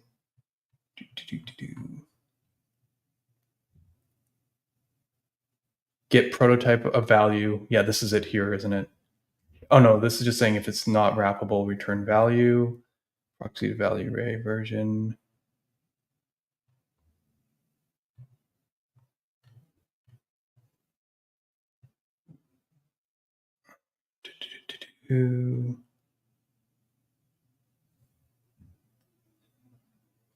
Yeah, I'm still just missing something that I'm looking for. It's fine. It's interesting to see different. It's interesting to see different implementations. Yeah, maybe look where. Well, the thing is, if it was non-proxyable or already a proxy, this check would have happened earlier, which is why I think that anything that I'm looking for is after this.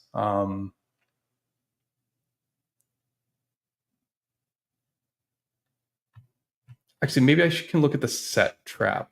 That might help me see what I'm looking for.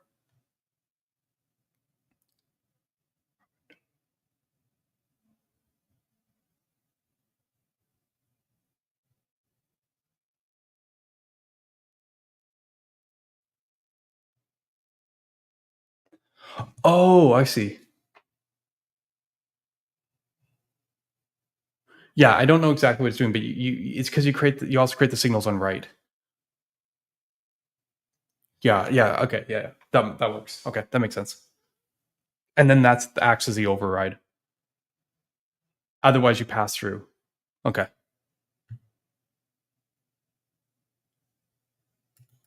Yeah. State symbol property, you can return the existing property, but so we don't mutate the object you pass in. Yeah.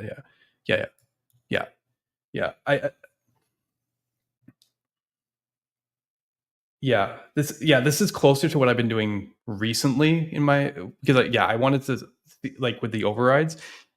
I've gone to a place right now where the stuff I'm working on is really weirdly complicated because it both does overrides and also lets the main target be swappable, which is complicated. But yeah.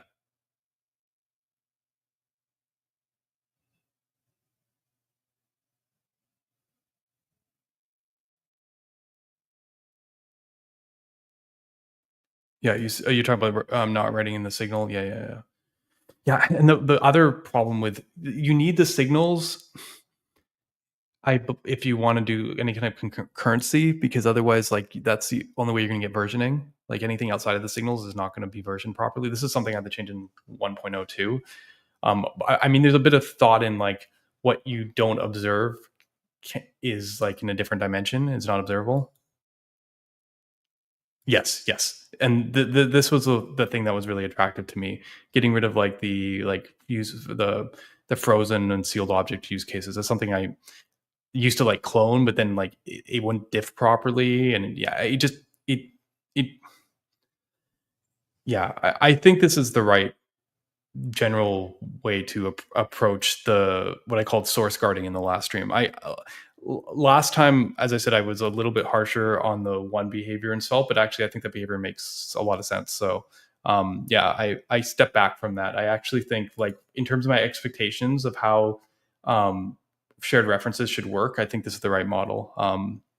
So yeah, mostly just want to say I'm stepping back slightly from last stream. I wasn't sure. I just said it kind of inconclusively, but I missed that this worked, that the direct assignment kept the references. That changes everything. I think this is more than reasonable. So yeah, I think this is the right sort of conceptual model for the source guards. But now that we've gone down that tangent, kind of a slight addendum on what I was showing last stream. Most of the stuff I was still talking about is still very important in terms of like, so that's source guarding. Svelte's model for source guarding is what we want, and stable references.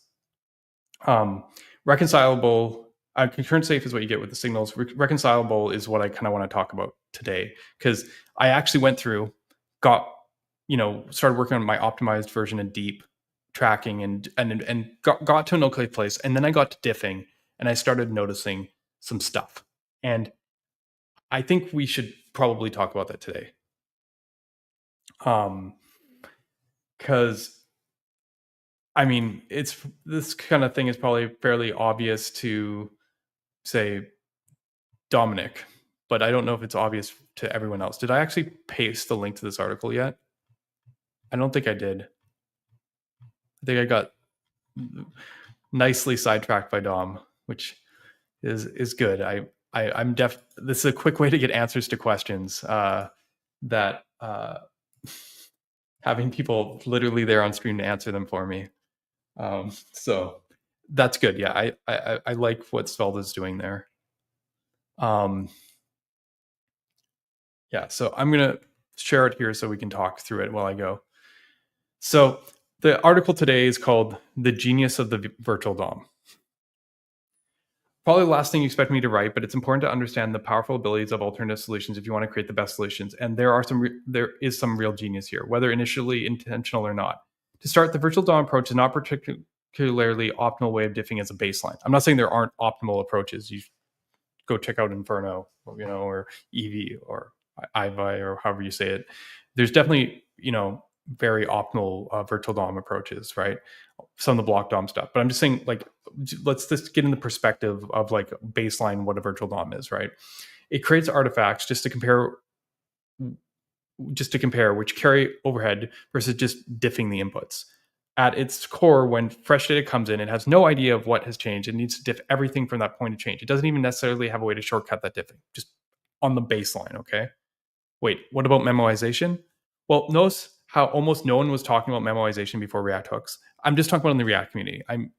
People who actually built virtual DOM libraries were already thinking in terms of memoization before, or immutable virtual DOMs and all this stuff. There's a lot of really great research on the virtual DOM between 2014 and 16. And you saw tons of innovation in that space, right, during that time period. But the developer coming into using React never talked about memoization when it was class components. Pretty much never. Like very rarely, it'd come up in this thing. Don't get me wrong. There's a couple reasons for that, right? It was because one, a lot of people were less performance aware. Without having a smaller unit than a component, it wasn't nearly as common to have to deal with the way data linked together. Like adding dependency arrays immediately made it very evident to people that, like, oh, when this changes, this changes, this changes, this changes. With the classes, a lot of people would just be like, oh yeah, it's a render function, always reruns. No one really thought too much about it. And because their logic wasn't embedded in it, like they weren't really feeling the consequences, the side effect of that re-render, right? Don't get me wrong, there's should component update. I've definitely written quite a few of those in my day, especially when I got started on React Native. Performance was actually something really a consideration with early React Native, because you could, like, some stuff you do, like especially around pieces with animations, like performance of the JS thread could actually completely slow down your whole application. So like it was a thing when but React chose to take a broad stance early because there's always the worst case. There's all the fresh data from server, which will not be equal, and users simply doing stupid stuff like this. Hopefully you guys can see this, but list equals this list state, and then like somewhere else you go list dot push new item, then you set state new list. See, this is not an immutable change, right? People can do this in React and it still works.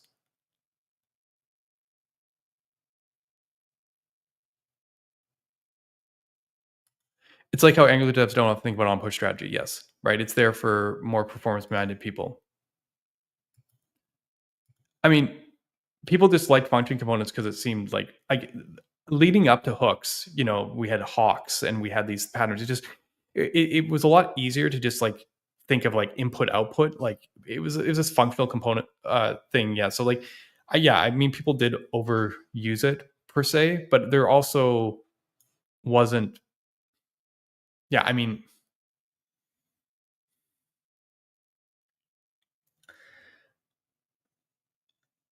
yeah, it was a different time. I don't know. I'm not going to be too critical on that because like we didn't have the same level of awareness in the React ecosystem, which is kind of the selling point of React.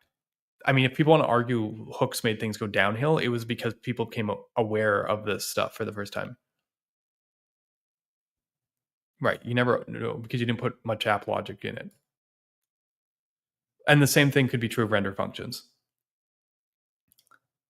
I know it's a bit odd by current standards, but people still do this today. And the problem is that the array is the exact same reference. So if we auto memorize props, this would never show updates. Like if React was just like, because React could have always auto memoized props. They could have always been like, yeah, if the prop doesn't change, like the reference to the array doesn't change, we won't rerun that child component. They could have done that, but they wanted to make sure that this worked because it would be kind of weird for people. Like basically React had no opinion about immutable versus mutable early days because their baseline is basically diff everything. Throw it away, we don't care, right? It works as readily for when you have the ability to keep references, you working in a single environment without serialization, or you're working with the data from the server, right? Because like it's when you leave the environment, and the web is by its very nature, a server and a client. So like there is going to be the serialization boundary that we must always face with, right? So yeah, all I'm saying is in this example, the set state is more like this render component, but this is just the baseline. Because what I'm saying is you actually mutated the state here with this push, but no one knows to re-render, right? This set state is actually more of just like render the thing, right? Like if this didn't do anything, like if you like, I think if you just put like an empty object or whatever, like this isn't the right syntax actually looking at this, because I need to actually do it's this, sorry, fixed. But what I'm getting at is like if you just put an empty object here, like the set state empty object, I think it would do basically the same thing in React.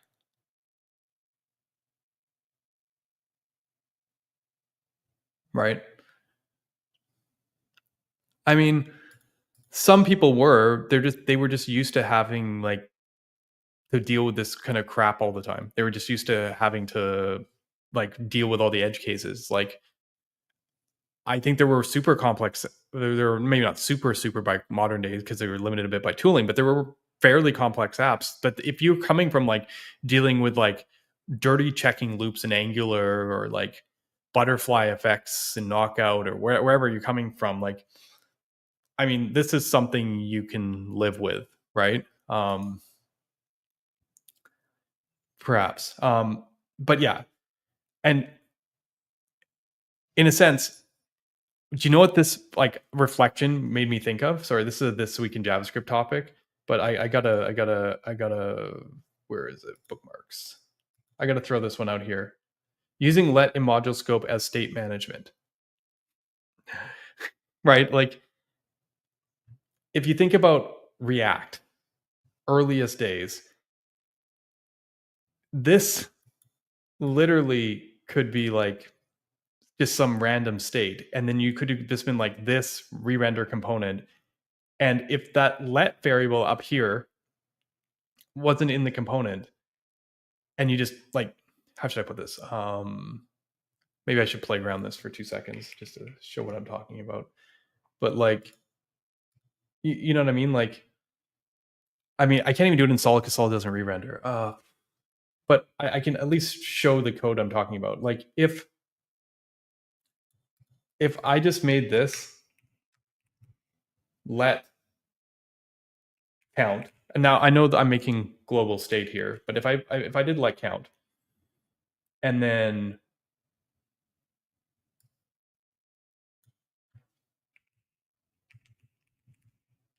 now we're going to pretend this is instead of use state, I'm going to instead say that the framework has re-render, okay, or render comp, okay. This is going to be our new framework primitive, right? Render comp, right?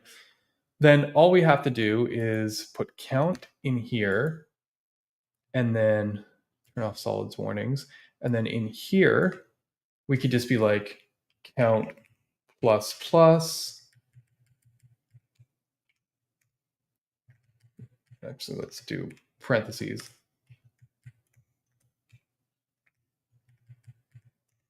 render comp. There we go. And now,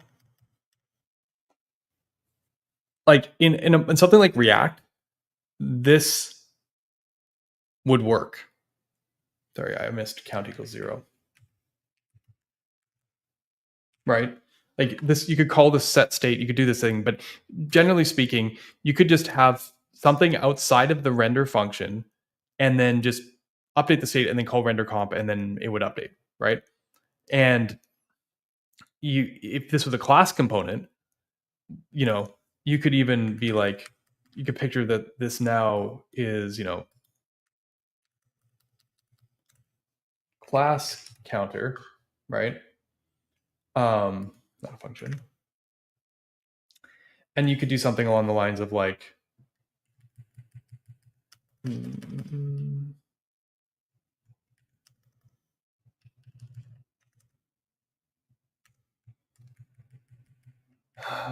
this dot count plus this dot render. Like I'm oversimplifying it, but because you should schedule the render, you shouldn't call render yourself, right? But my point is,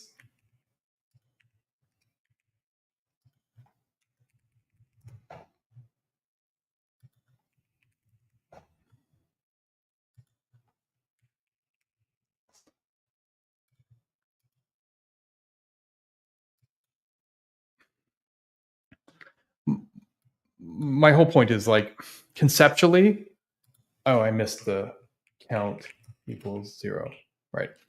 Conceptually, you could basically have a let variable, so to speak, and like the framework could basically operate itself, right? Like this is kind of the initial promise of the virtual DOM. It was just like, we don't freaking care about your state, really. Like React made a built-in state mechanism to make it like you not have to do this and kind of like manage it a bit better. Like it's kind of weird to be like, it doesn't feel automatic. Like people want a little magic when you call render, even though set state is the same thing. But like essentially, this is like what you're dealing with. So when I see this, that's what I think about, right? Are you making it so we all end up using a framework that only works if we all just use less? Is useState and useRef any different than let? Yeah, actually, useRef isn't, right? But useState is very different than let, right? That was like the argument, you could say that Svelte made early days, but they used a compiler to do that. Or you could say reactive libraries do it when they use proxies. But, trying to hide it behind a variable, you could argue. But useState is not the same as let, because essentially, as I showed here, it's like, sure, this is let and updating the state is let, but useState is both. It is both set the state and tell myself to re-render.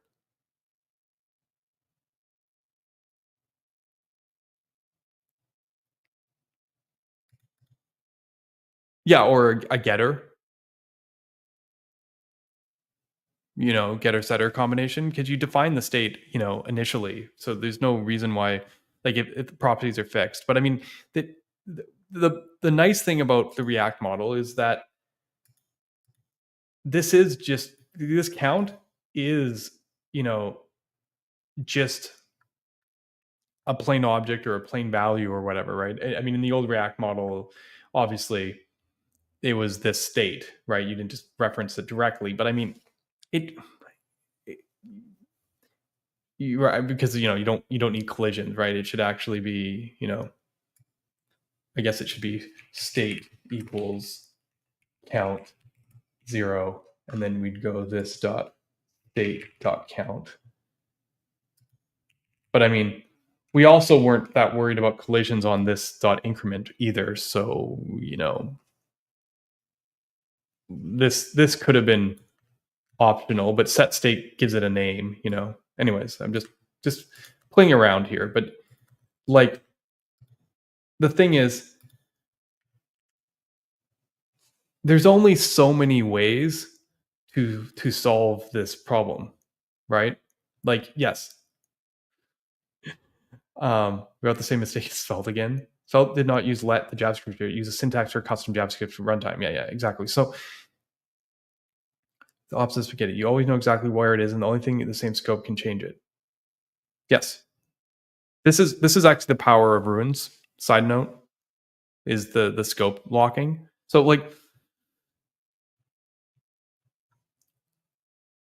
this is the thing that's missing about this is as magical as it sounds, there's only so many ways change management works. Something has to tell it to change, right? Like either it's the world. You could poll. Like the most naive thing you can do is poll, right? You can just go, I don't know what changed. Every 60 milliseconds or whatever, pick a time, maybe 16 milliseconds, so you get 60 frames per second. I'm going to just check all the state in my whole app to see if anything is different, right? But if you're not doing like immutable data or don't have history, like you're literally like you basically have to like keep a copy and then check against it. I mean, this is what dirty checking in Angular is, except they very quickly got past let's poll, and they're like, how about when someone does something, like an event happens, or like some async thing, something happened in the system periodically. Like if nothing happens, we won't do anything, but if something happens, we should check everything. And that's what Zone.js is in that. But short of polling and just like casting out into the universe, something has to go, okay, I should run the cycle again. It has to trigger or schedule the thing, right? So like let as state management purely is not a real thing. I which makes tweets like this kind of interesting, because it seems like it's kind of more for engagement than like, because he'll come back and there's only like so many places these solutions will come back to, but he'll kind of come back, and then we'll have like grown, there'll be like a this dot render, and then we'll have that kind of grown moment. Do you know what I mean? Where it's like, okay, well, great, you have let, but like, is this better than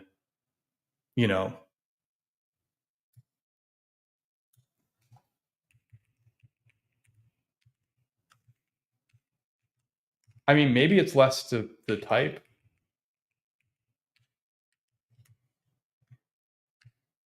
right? Because then I guess that we have our answer. Actually, this is less to type.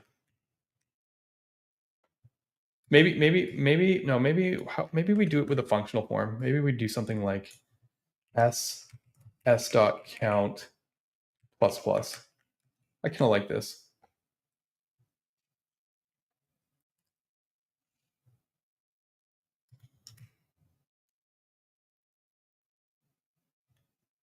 I don't know. Maybe the set state is, like it's just it's the same thing.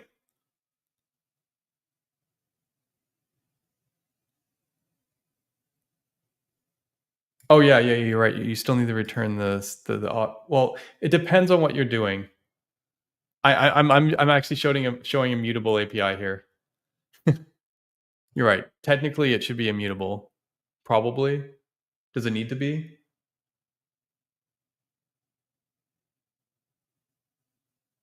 It doesn't actually. A mutable API top level would actually still work, because you'd be like watching for these properties, so you'd always be diffing top level. And then like if you had a complex object, then you'd have to do something like s dot user equals previous s dot user name s dot user dot name plus exclamation mark or something. Like, I don't know. We could toy with the API a bunch.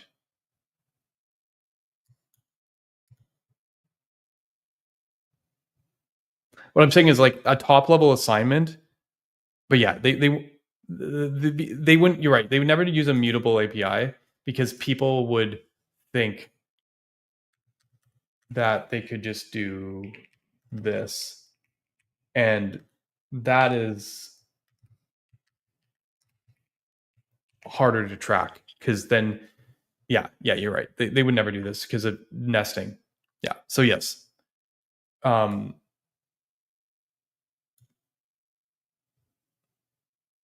But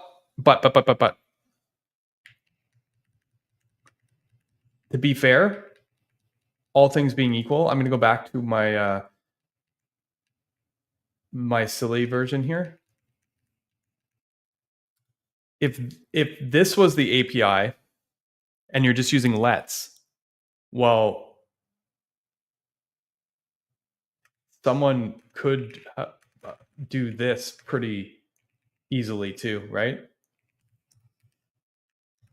So this suffers the same problem. It actually lends, arguably lends, because it doesn't expect you to return the next value. It arguably actually lends to people doing the wrong things, or you having to basically diff everything and not be able to shortcut memoize. Like, this is actually kind of the problem with just relying on lets. Like, you're taking this original React mentality, generally speaking, is not performant, right?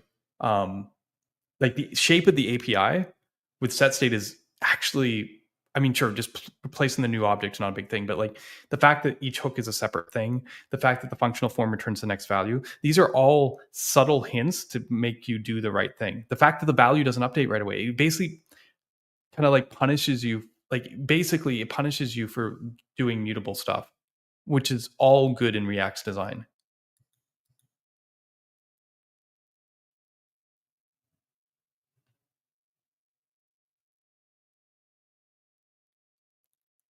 Right. So, like, as I said, it's so funny because when people look at these tweets from Ryan Florence, they're like, "Oh, he must be talking about like signals or something." It's like, no, he's not. He's just talking about like dumb, unperformant React, right?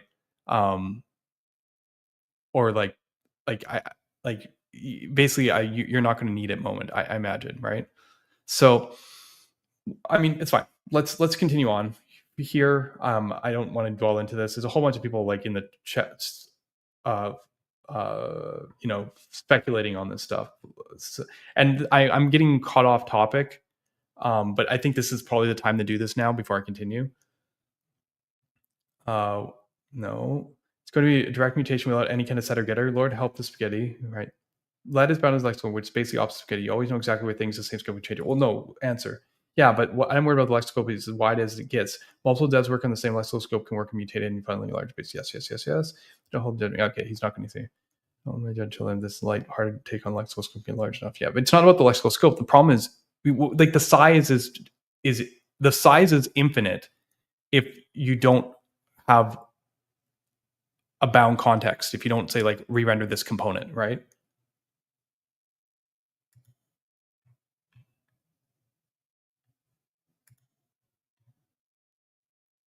Unironic. Oh, here, David Corr said, unironically, I think it's a good idea. Please use a function to update, not a direct careless mutation.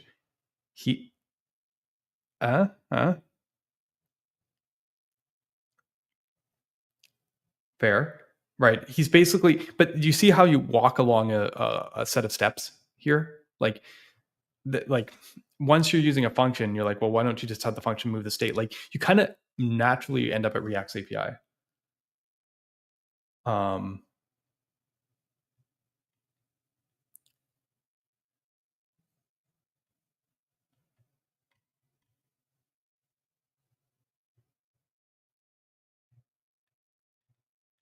As I said, some of the responses make you not even tell if this is a joke or not.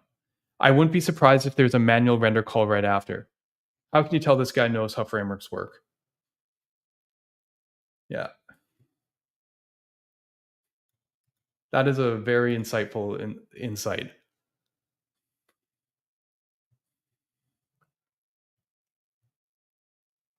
We hate you say let. I loved let back then. Yeah, but the point is of this kind of whole discussion is like, and getting back to where I'm getting at is, at its base, this is kind of what makes the virtual DOM powerful, even though it does not make it performant. Right? Like, just kind of something to throw out there. Like, you can do pretty dumb stuff from an optimization standpoint and still kind of get by. Don't get me wrong, by modern standards, the reason we have the React compiler and have all this stuff, we would reject this, generally speaking, which is why it's very interesting to see what they're doing in Remix 3, because it's like I think we're in an interesting cycle where there's a return to simplicity, and it's like, I think, like HTMX and stuff, and I think it's popular enough that there's enough buyers of this that it's a thing. But on the other hand, it's like, it's a very you're not going to need it attitude, like a very Yagni kind of deal. And it's like, sure, but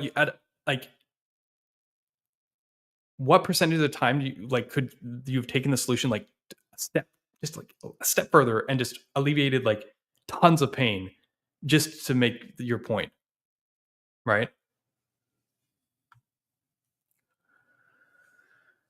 Anyway,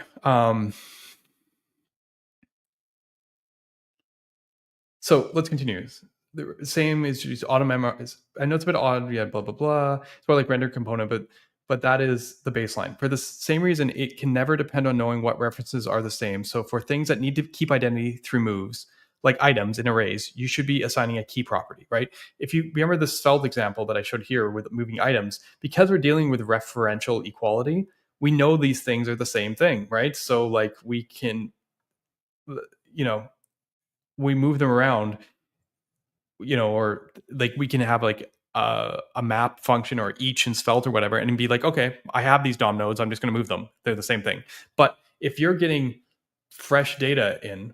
completely fresh data in, you don't have anything to work with. As I said, this is not immutable. This is not like mutable change. This is literally like blank slate baseline that I'm talking about here, right? So to keep identity, you have to basically assign it, right? That's why there's a key prop in React. So a VDOM, as far as diffing goes, is sort of dumb. It doesn't necessarily leverage the power of immutable diffing or fine-grained ability to not re-execute immutable systems with stable references, right? Fine-grained, yes, right.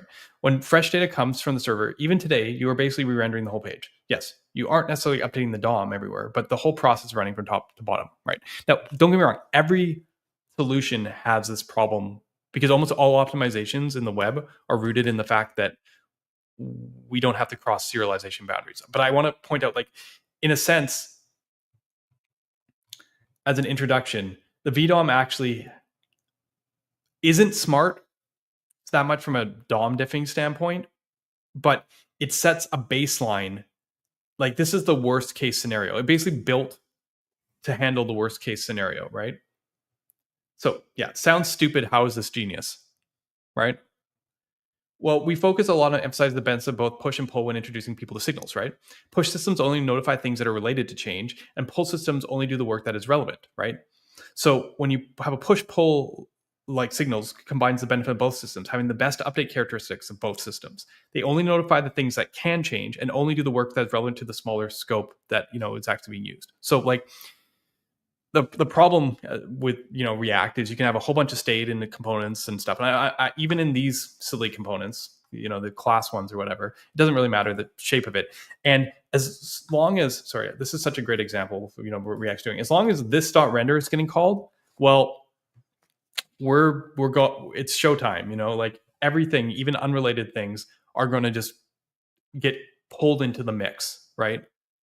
And that's just how it works, right? Like, at the end, it does only do the work that it needs to do, but it on the other hand, kind of like has to check with everyone along that scope.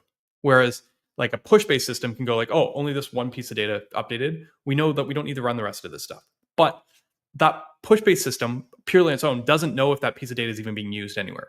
That piece of data could just be sitting off to the side of the screen. So like you could basically see in its extremes with React, when set some state that's never going to be used because some other conditional state. It's going to rerun the component, and it's going to immediately kind of pull all the values and stuff that it does use, and then maybe see that those haven't changed, and then kind of shortcut out maybe, or but with a signal system, it's going to notify something, and then it notifies the things it depends on and propagates through the graph, and then finds out that there's no effect on the end, or no rendering, or no nothing, and doesn't do anything. Right? That's signals aren't push based. Sorry, I'm just mean like a naive push based system, like RxJS or something. Right? Signals actually do push pull, where they notify through the system but don't do the work along the way to calculate, and then they find the effects at the end, and then they just pull. So like basically in a signals based system, when you do that change, instead of like going through and doing all the work on each dependency, it'll just notify them all and then see that there's no effects on the end, and then we'll call it a day. So it's the only system in this stupid scenario that doesn't end up like rerunning user code, right? The push-based system will rerun user code because it needs to literally propagate through. It goes, okay, you updated, okay, you updated, you updated, you updated, you updated, you updated, you updated, and then it's like there's no sync, there's no effect. So it's like you did all the work, but ahead of time because no one cares about it. React will go, okay, component run, and it goes, you didn't change, you didn't change, you didn't change, you didn't change, you didn't change, you didn't change, while running your user code. Only the signals implementation like doesn't need to like run your user code to make that decision.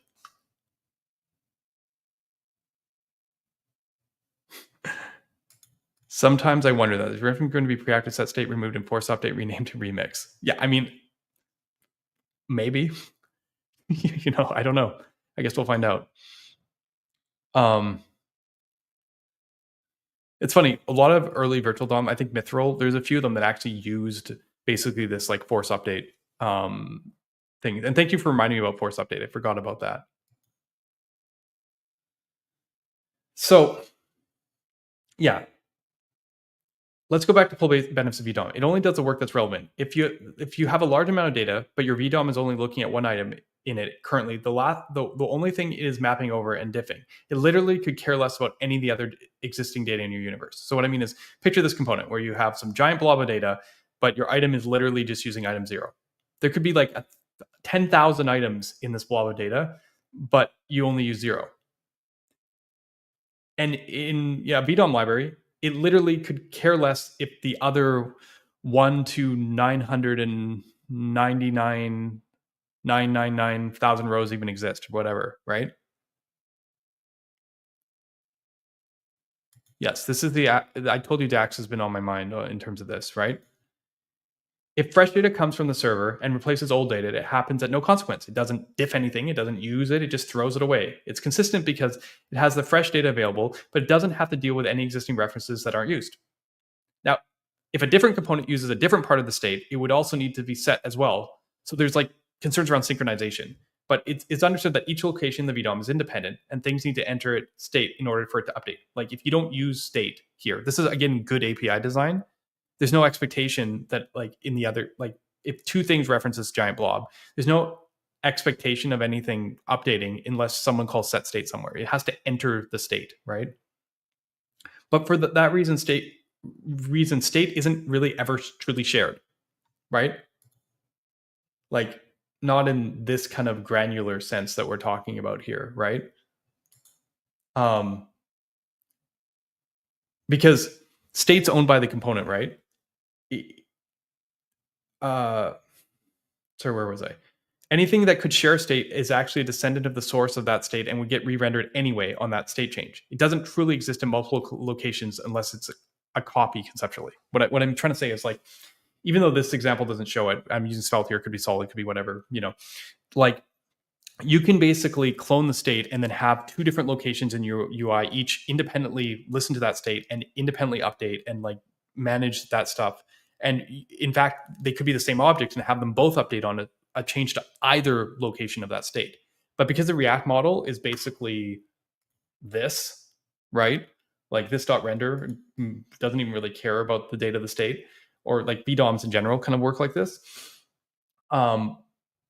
It's not really possible to like share the state. You have to like even if you assign that state, anything that could assign it, you think about it, like how does something else get user here? Like if user is in here now, right? And this is going to be our user component. I know there's increment and other stuff to it, but what I'm getting at is, if user's in here, the only other thing that's going to get user is going to be something that you pass it down to here, or something that you derive from somewhere else in your component logic here. So like at minimum, anything that actually like sets user, I mean, it's more obvious with the React UI, is going to call the setter from here and trigger it from here. So like there's no way to like actually unlink like the state and have it be like have it be the same thing. Like you have to synchronize it yourself, right? You'll get the props down and then you'll assign it to your local state or whatever. Like synchronization is your responsibility. You can't just like pass a self-synchronizing thing like the same instance that will update and be like this thing that can basically update like wherever it is, right? I mean, like a signal. You can't like it's not a signal. And this is part of again why React doesn't, like signals.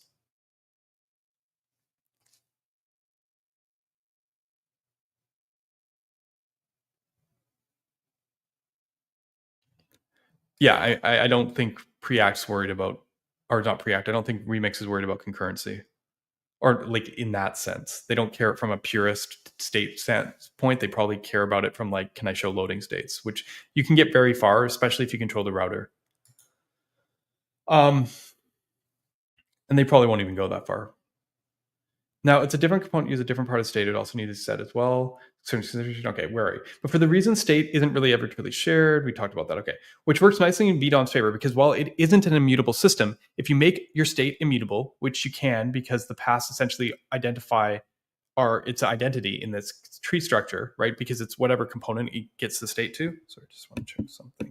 So I thought my mic keeps on getting quieter. Sorry, I don't know why it just keeps like auto getting quieter. Something must be doing that.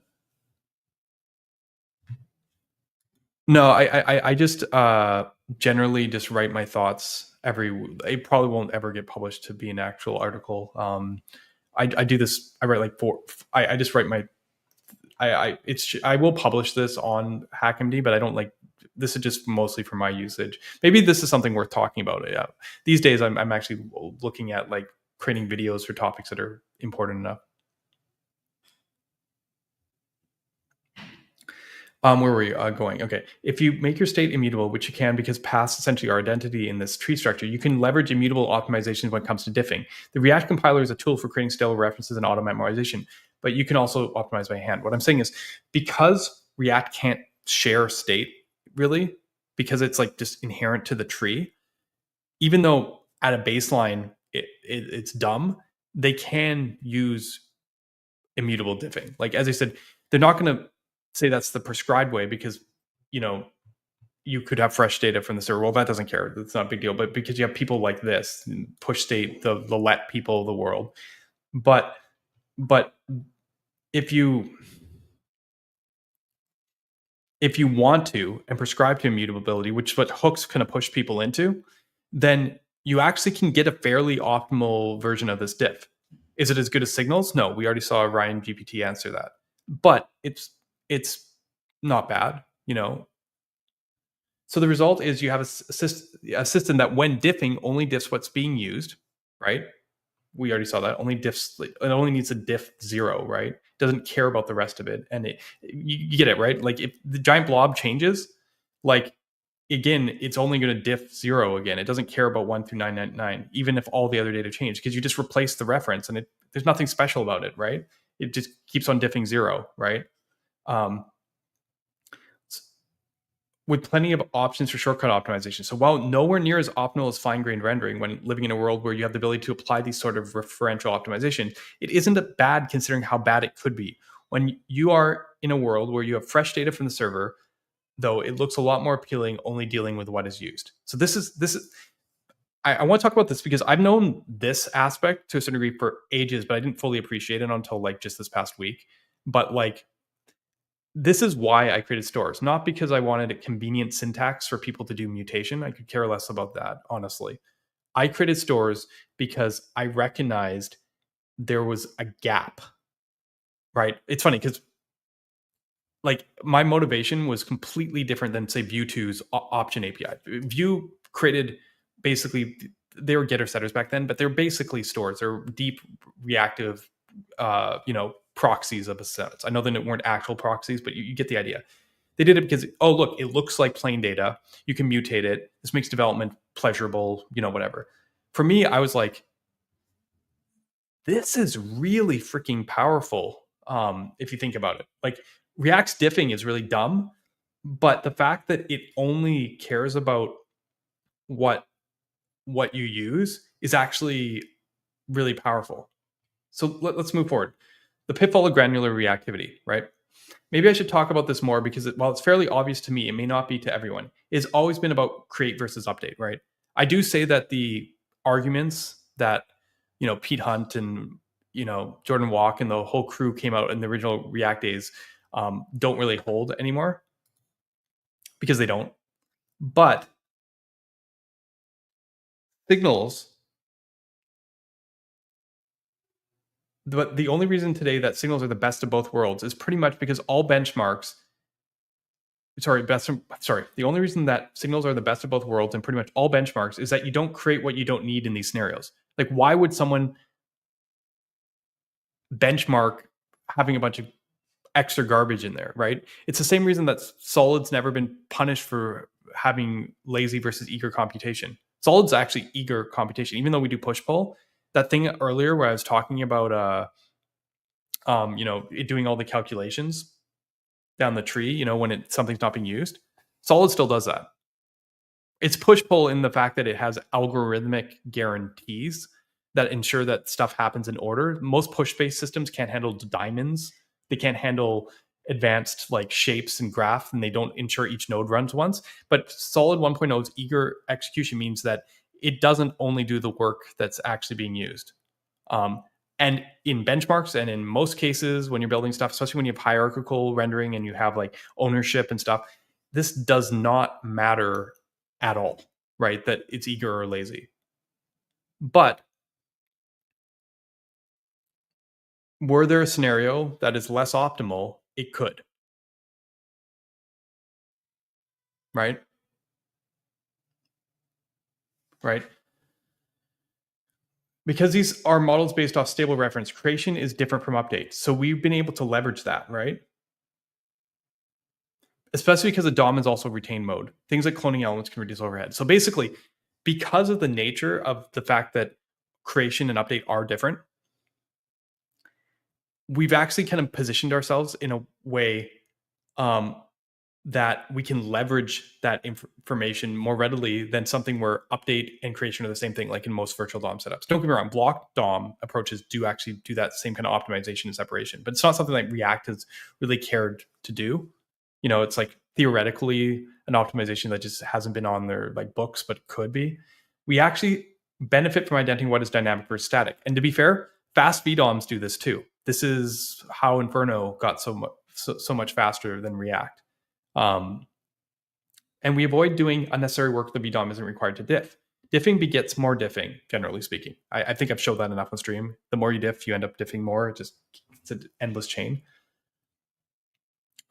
And these solutions, like fine-grained solutions, just sidestep it.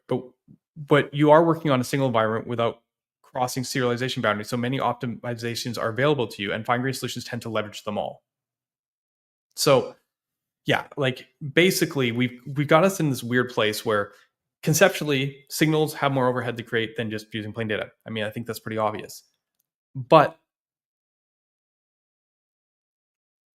the reality is, because of the optimizations we make in terms of static versus dynamic, because literally the shape of our solutions not rerunning and all this kind of stuff, we basically become faster at creation and update. Like I said pitfalls, right? Sorry. Well, I'm just established why in the happy case, fine-grained rendering absolutely trumps the virtual DOM in pretty much every way. Okay? Like, there's a reason why other frameworks have moved off the virtual DOM or moving that direction other than React. It's because, like, if you're in that state, you're just in the client, you're doing like SPA type stuff, doing client-side work, you're within your single environment, it is kind of better in every imaginable way, right? It's just, but what about when the data exceeds what's being used? Or the majority of the data is coming fresh from the server in less than granular chunks? Well, it's easy to point at those inefficiencies and say, fix them, right? Because it's like, why the hell are you doing that? Like, Ryan Florence's stock ticker demo is an atrocious way to build apps. If you've ever seen that benchmark where he originally showed React performance, like I've said that over and over and over again as like the worst possible way someone could build an app. Why would you use the bandwidth of sending your whole database over the wire as many times a second? It was just a demo to prove the power of React, which is incredibly good at that thing. To be fair, I've created solutions with Solid that are faster than React in that and kind of are very close to, like, you know, I think in that specific demo, it's actually like very much the same as like something like Inferno or whatever. I think there's other overheads to consider, but my point is,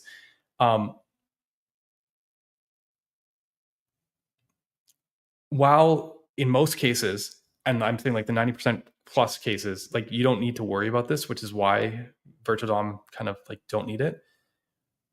What if you do want to take this responsibility on?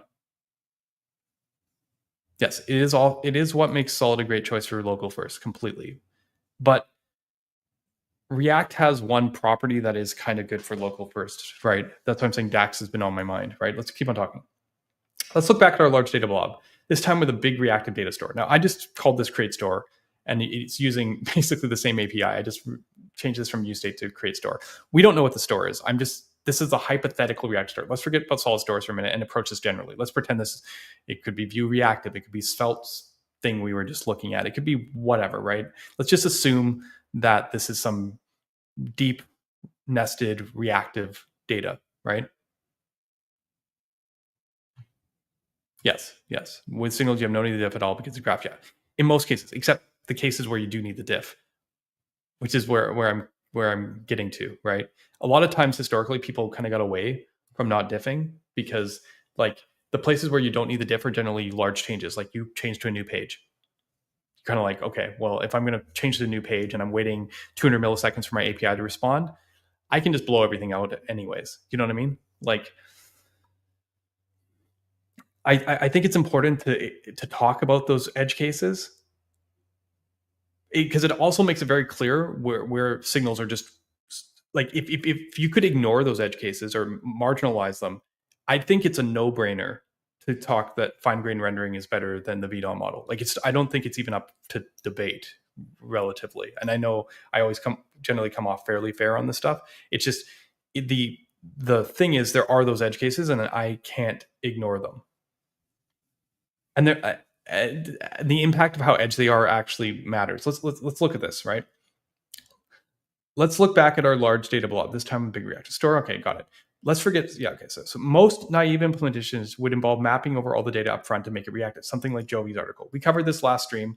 I love this article because it's like exactly what we used to do. Like, this is a really natural progression. You start with the React developer who's just doing everything in the use state and the component. It's really inefficient, and then they pull the signals out into these models that kind of co-locate like inside the tree but aren't part of the tree.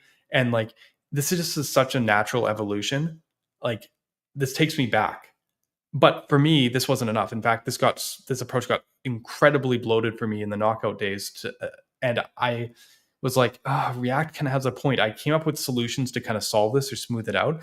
But I call this like the double mapping problem, because you have to like map the data to make it reactive and then map the data again while you go over it to render it, right? Sure, you only have to map the data initially, maybe once. But how if the updates coming from the server aren't granular? Then you have a mapping diffing problem. But I just want to use this as an example, right? That's definitely more expensive than just throwing data into a single signal or into a single state variable, right? Like, above in React, we didn't map over it. You just like picture mapping over 10,000 rows here. That would be kind of expensive building all those signals. Whereas in React case, you literally just threw the data in and was like, done, done, done. I only need the diff dot items 0 and like whatever I properties I use on item 0, right? We use a store here though because we want fine-grained updates. The cost of a few more signals down that path is no worse than the overhead of the VDOM, and on update we don't need to recreate everything. Yeah. So the benefit here of a store, if you forget about the fact that you have to basically map over 10,000 items, is the actual path that you go on is only a couple signals here, right? It's like dot items dot 0 dot a couple user fields, first name, last name, whatever, right? So we're talking maybe 4 signals, and then you never have to re-render anything. Do you know what I mean? Like it's just the things that update. So like this trade-off for a couple signals, definitely worth it. But for 10,000 items in some signal store you create, might not be, right? That's a huge creation cost for really fast updates. But yeah, what about the other data? Creating all the signals for all the data we may never use is definitely expensive. And more so when fresh data comes from the server, if we want to keep our nice stable references, right? You don't want to lose those signals. You're going to need to diff all the data to update those signals we may never use. You could blow them away, but at that point, it might as well be a VDOM, as now our UI layer needs to do the diffing, right? So there's a couple options. You can basically say like, oh, I'm just going to use a single signal, right? And then have the UI do the update. Or like recreate all the signals every time too, like that the new data comes in. Like, I mean, that's expensive too, right? Like now you're not taking the cost just on create, you're taking the cost on update, right? The diffing might be expensive, a bit more expensive of diffing all 10,000 rows, but maybe the memory allocation of the creation is actually even worse, right? If you're just like getting a new 10,000 rows and a new 10,000 rows. Like again, I'm not subscribing to the dbmon, Ryan Florence stock picker thing of the world, but I'm just saying like, even if it's not happening 60 frames per second, the fact that it happens at all is actually considerable, right? Most fine-grained demos people made when React came out were like this because writing and diffing yourself was pretty tedious. Between that and mapping, it was easy to make mistakes on something that in React was just setting a variable, right? Can you picture the code you need to create this custom store, to diff it when it updates and to map it, and then have it do the fine-grained updates versus literally the code that we used in React that just did it? Like, there's a reason people were not into signals at the time because they're just like for this use case, I said this isn't the common use case, but like you just had to show them this, and the React solution was like, there, done. And then the signal solution, this has a whole bunch of hidden stuff here, right? You might be, as I said, you might be creating, maybe it's not specific wrappers, but custom wrappers or generalized wrappers that kind of go iterate through data. This is what's hidden behind that. And yeah. Okay. So where was I? And in a sense, it's the worst of both world scenario for push-pull because something needs to be there to do the pushing, right? That's why you create all the signals up front. There's an upfront cost in addition to doing the necessary work, which is diffing in this case. While diffing should be avoidable in 90+% of cases, it isn't always avoidable. Fine-grained solutions got away with this fact. Most big changes were client page navigations anyway, so blowing out more than they needed to in those cases was rarely felt since they're already dealing with large affordances and usually waiting on server data. So like, I was very aware of this when I created Solid. I wasn't going to create Solid if I couldn't basically be better than React in all things, even the worst case scenario, or at least like have a reasonable solution compared to other virtual DOM libraries. So yeah, changing the physics. Proxies became the game changer here because we can use them to lazily create signals. This removes the initial overhead, right? You don't have to map. You map as you render, right? When you have proxies, you call create store, and then when you go state.items, oh, that creates the signal. .0, that creates the signal. You literally only create the signals that you use, which it's good. We're so far so good, right? We're getting back to where we're doing.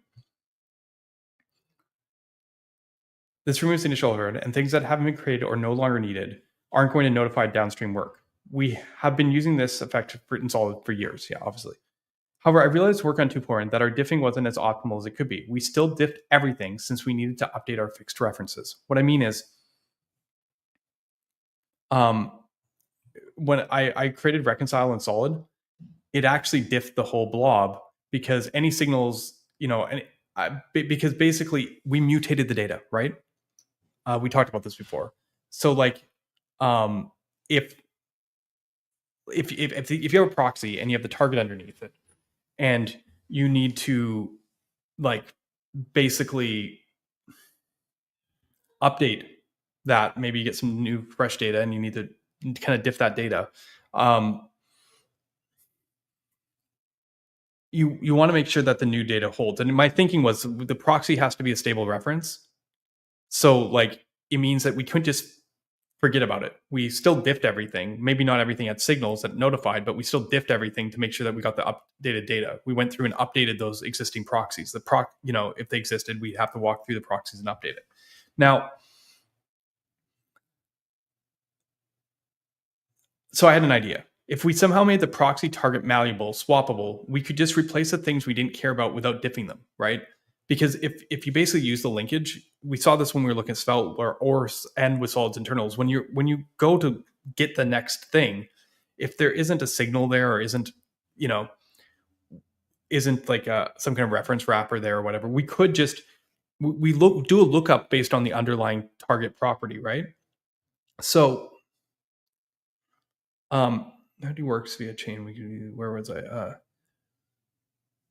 If we could just do it kind of like a mutable system, basically just go, okay, replace the underlying object and then update the signals. If there's no signals because no one's listening, then any future lookup is going to walk through that underlying object, which means you've instantly, without diffing everything, replaced all the data that's there, right? Because if someone's listening to it, then a signal would exist or a proxy would exist. So like there'd be something to trace across and diff. But if no one's listening to it, none of these things exist. We can swap them without any cost. So basically get that same behavior that React gets in terms of diffing. Since reactivity works via chain, we actually know what is being used. If you break the chain of reactivity, things won't update. So generally speaking, you can always trace signals that are created through the store, and those are the only values you need to diff. Because any chain, like here, state.items to 0, like any chain through the reactivity is only thing you listen to, it's going to start from the root and it's going to go through a specific path or a specific chain. The paths you don't take, or ones that are no longer being listened to, I built into stores now in 2.0 that they release signals that aren't being listened to anymore. Any path you go through that like doesn't exist, you don't care. You can just swap the value and you don't have to diff any further. So yeah, this makes us kind of get the benefit of both systems, right? But there's a reason I'm talking about this today. Yeah. The results are drastically better. We basically hit the best of both worlds again, using laziness and reactivity plus knowledge of the graph only to do exactly what is needed. Except I noticed this. So let's look at this example for a minute. We have a store, which has an object A with props high, and then I create an effect that console logs A prop and console log B. And then I set store s.b equals b1 thing. Now, we just saw with Svelte that they actually create the signals on write. That might be the solution here, honestly, of kind of working through it. But at least in what I've been working on with Solid,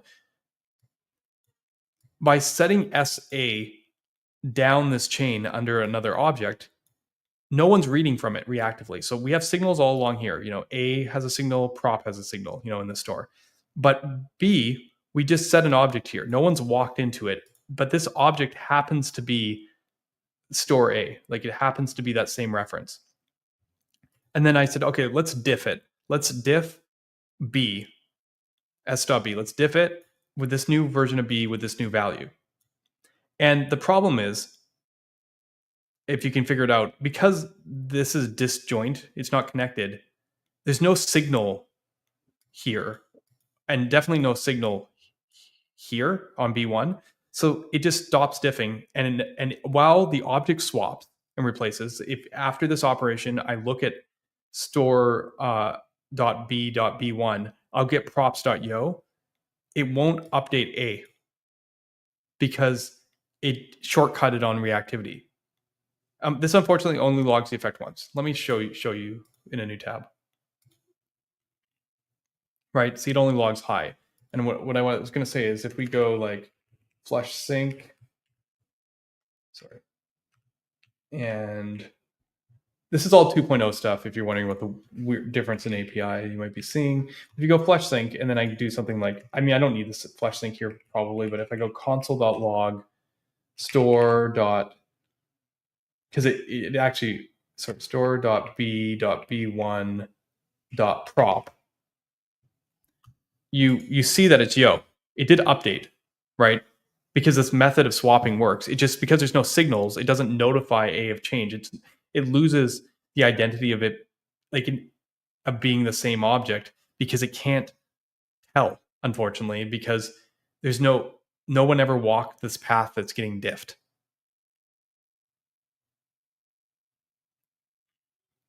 Which is kind of an interesting problem. Is because you start going, when you look at this, you go like, why did React not hit this problem? And it's because there's no way to do any diffing in React that doesn't involve walking the path. But this diff is arbitrary. Do you know what I mean? Like, it's not based on what's being used, right? It's reconciling everything within the range that we target because it doesn't know what's being used. It only knows what's being used based on what's being actually used on the path. And as I said, because state can't exist in two locations in React, not really. Everything will have to re-render if that thing changes. Like, because this doesn't work, they never hit this problem. Does that make sense? Hopefully that makes sense, somebody. No one is listening on the path of B, so when we diff, it shortcuts early and replaces what isn't used. It is updated, but it has orphaned A.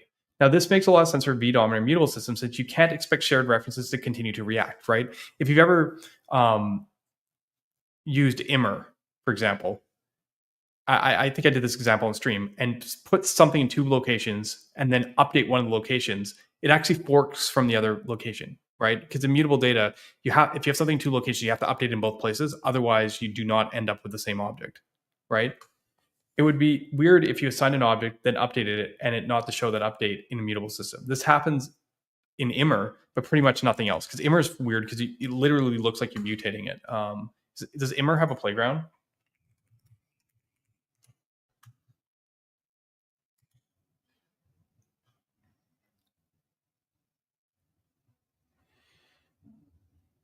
Whatever. This is like more than I wanted to deal with. I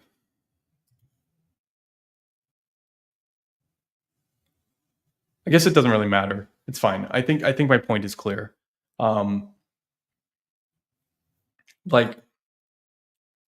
in immer, when you have an example that looks like this, even though you do this, these won't be the same. Like updating S1A will mean that S0 is not updated. Like we'll see SA as A1, B2, and then SB as 3 and 2. Even though you've like directly assigned it, it kind of defies the logic of like of assignment. But on the positive, with that constraint, diffing works perfectly optimally. So something has to give. Either we restrict the rules around diffing, we opt for V1 style less optimal diffing where we diff everything, or we restrict rules around stores or make a new type of store. I think 1 and 3 are interesting to explore. The fact that today, thanks to proxies, this isn't just an impossibility gets me excited. And my gut is that I'm not done learning things from React. Basically, I think this is a very important problem to solve. I think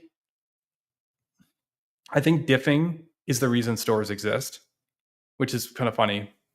I guess a lot of people don't realize that. So it's probably the most important feature is to find a solution where this works. Like there's lots of ways to get around this problem, right? Like if you had to reconcile the whole store, then this can't happen, right?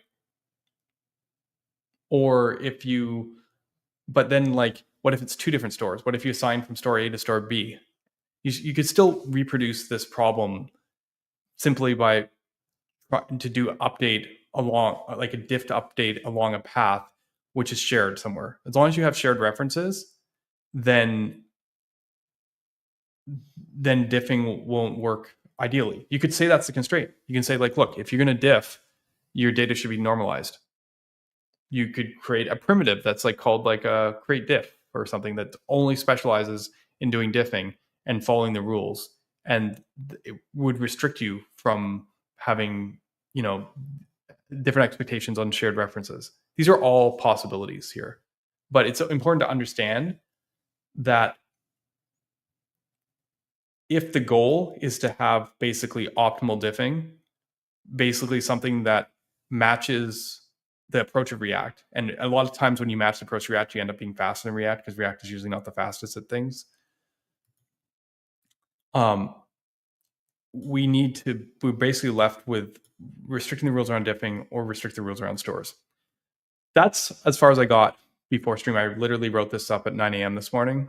But I wanted to share this with people just to kind of the progress from, since the last time I got here, because I think it's important to understand that there are characteristics of the VDOM that are enviable, perhaps. Not in the general case, but in some very specific cases.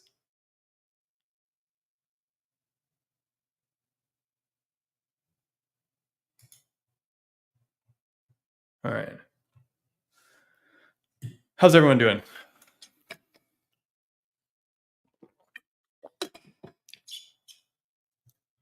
I'm sorry, that was a bit of a deep dive. That's our technical design consideration for this week, I think. I think it's time for This Week in JavaScript, which doesn't have as much stuff. We already dug a bit into the Ryan Florence stuff, but we can still see what we can find. Give me a moment and we can get prepped for that. But yeah, someone say hi in the chat here so I don't feel like I'm completely alone while I get this stuff sorted out.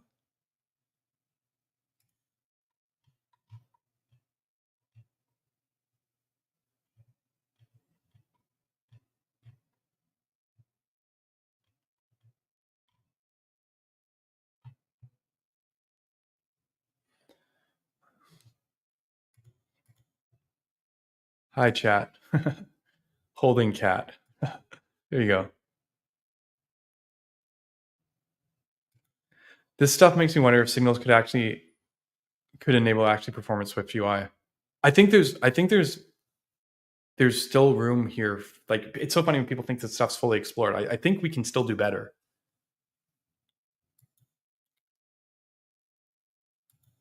Having SSL issues. Thanks, Fuzzy. Ever since I heard that iOS is retain mode, yeah, this suggests if iOS is retain mode, it suggests that we can do better than React Native. I mean, realistically, I don't know if there's enough investment here to do that, but if these systems are using retain mode, and it makes sense that they would for performance, then like we can do better than React, right? I mean, yeah, I think it's interesting. All right, thanks for saying hi. Let me see if I can get a few more tabs open here when I switch to This Week in JavaScript. Okay, that one's good. Kit. Solid. Kit. Bookmarks. Why not we throw Blue Sky in just for fun? I don't know if there's actually anything relevant on Blue Sky, but there rarely is, but there might be. You know, the problem is I can't bookmark in Blue Sky, I don't think, which has made it basically useless for me for the stream perspective, right? There's no bookmark really.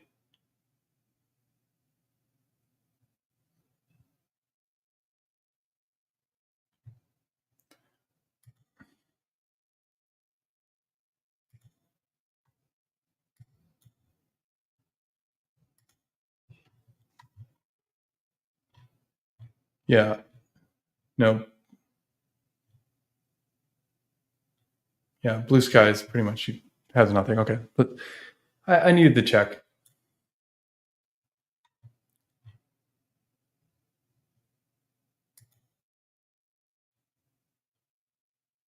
Okay, cool. I think that's good. All right. This is gonna be like the shortest this week JavaScript ever. I know that those are famous last words.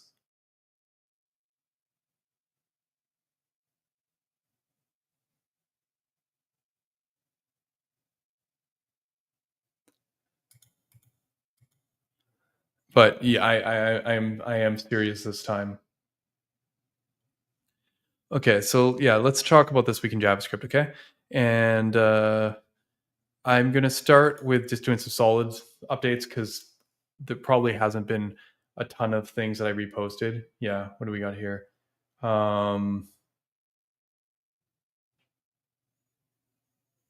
love seeing 3D demos. I'm not gonna lie. When I see people combine Solid and 3ds together, it just always makes me like really excited. It's just such a cool application of it. I don't.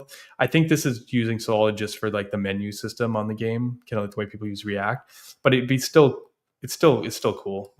Especially when it's actually a game that gets sold.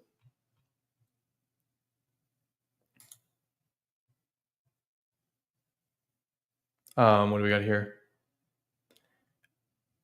Learn that 9 out of 10 dentists prefer signals too. That's a little fun.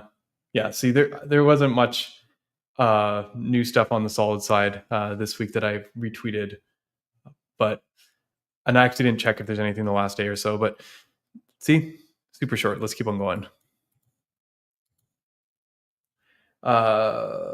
Let's look at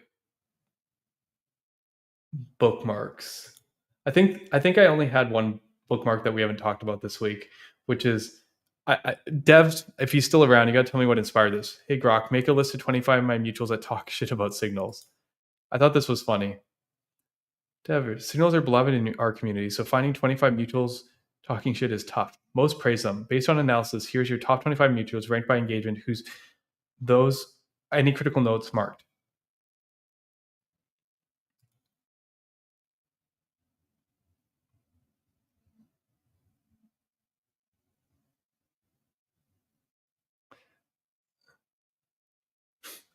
Ryan Carniano admits overhead.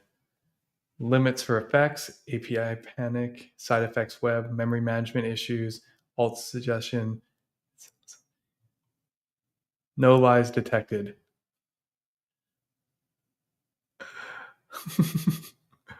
But there was a few other. Where's the rest of this? More people responded to this. I saw them earlier. I swear I saw them earlier. Maybe it's on here. Yeah. Unfair. I need a citation. Memory management issues. So I think I said using React for re-renders is bad. If you have a problem you can't diagnose with React scan, then use Solid or something more native signals. Also, Ryan call it as maze balls. Hitting signals is like hitting on Lego bricks. They're great for building stuff. You should use them, but they hurt if you step on them. So use them the right way. Fair point. My note amendment was a loose reference to your warnings on state management pitfalls with signals in React. In your March post, we issue state management pros attempt to bring signals into React. Not outright hate, just caution. Appreciate the Lego analogy. Signals are indeed powerful when used right. For my current, even creators note trade-offs. Okay.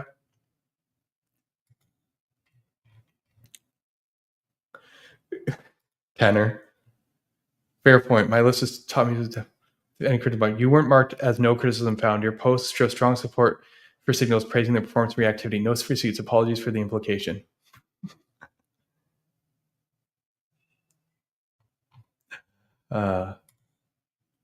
In good company. Stellar thinkers. Yeah.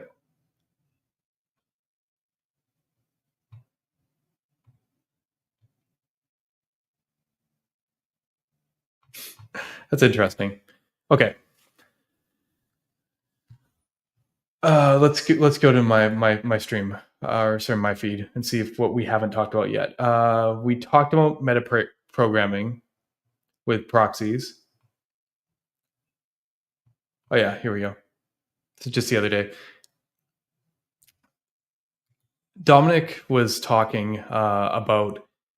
I think there's a missed opportunity to create a front-end framework that really works well with AI tooling. The amount of times I've had the correct AI output because it doesn't quite understand control flow around JSX is astonishing. I still feel like JSX in its current state isn't ideal. We should be using in 2025. SvelteKit fares better, but AI gets confused around template modules versus non-modules when it comes to ruins. This might get better if Svelte opens up declaring state and other bits of logic in control flow, but it's still not great. Then someone's like, this is exactly what Remix v3 is.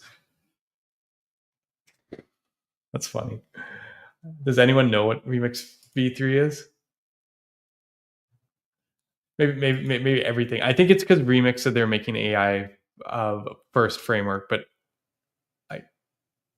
I also not sure they actually know what that means at this point, or anyone knows what this means. But this is an interesting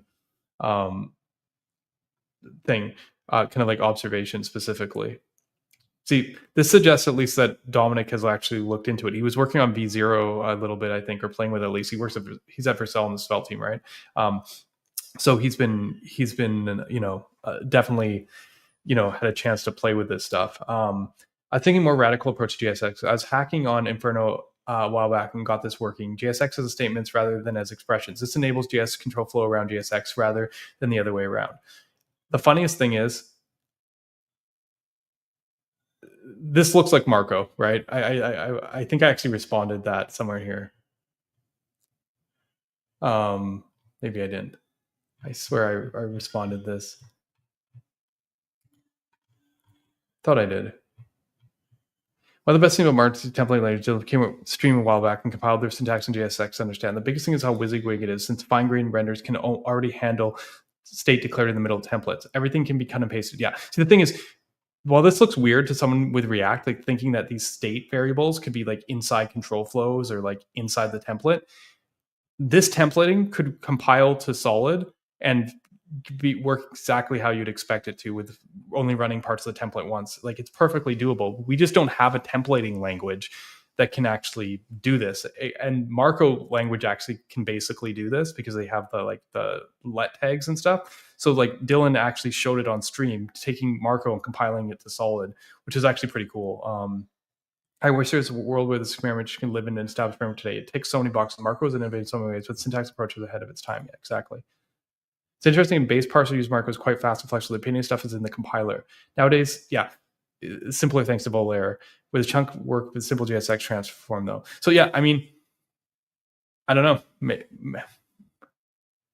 I at this point though, I would only trust someone like Dylan to make this templating language for me, and I think he's a little bit busy with Marco 6 on the way. But I did want to give the shout out because it's sad how hard it would be to get updated templating language like this.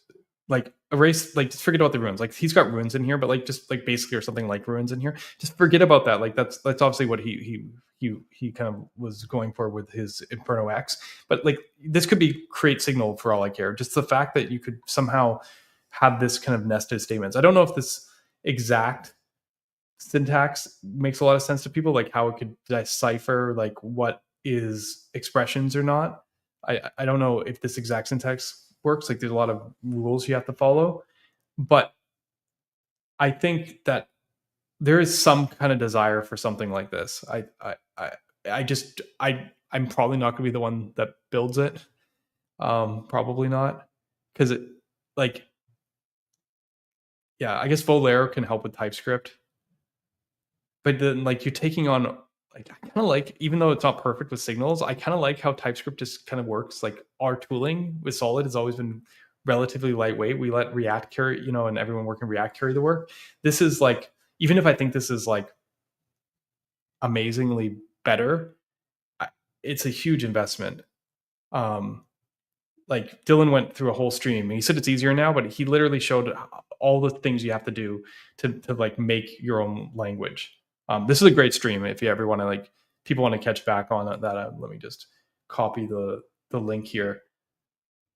And this is a great link too, because he this is him actually showing Marco and outputting solid. Yeah, what's Dominic saying in the chat here? One of the benefits of is that people are going to get a walk through all the steps that lead to solid. Yeah, probably. I actually have a fully working example locally using Inferno extension that supports TS and Prettier. Very cool. And it doesn't use signals. It uses a new hybrid diffing model. Fair enough. I have that partial top-down rendering that doesn't need two-way connections. Gotcha. There is also no proxies on objects because it uses static analysis to connect the object reactivity into the hood. Yes. Okay. Makes sense. As I said, I just want the templating language, because I think, like JSX, it could have more application than just what's going on there. I think that you have a different non-signals rendering model. I think that templating language should also work with, like, I think the applications could work in multiple ways. Basically, I get a component-centric model is the only place where it doesn't make as much sense, because I'm gathering your approach is still, well, actually, is it completely, I'm gathering it's still using hybrid diffing, like some kind of partial mechanism, right? Partial top-down rendering. Okay. So yes, but you're not going to rerun the whole component because state in the middle runs. You're going to run part way through the template when the state runs. Yes, yeah, exactly, yeah. So yeah, I just yeah, I don't know. I mean,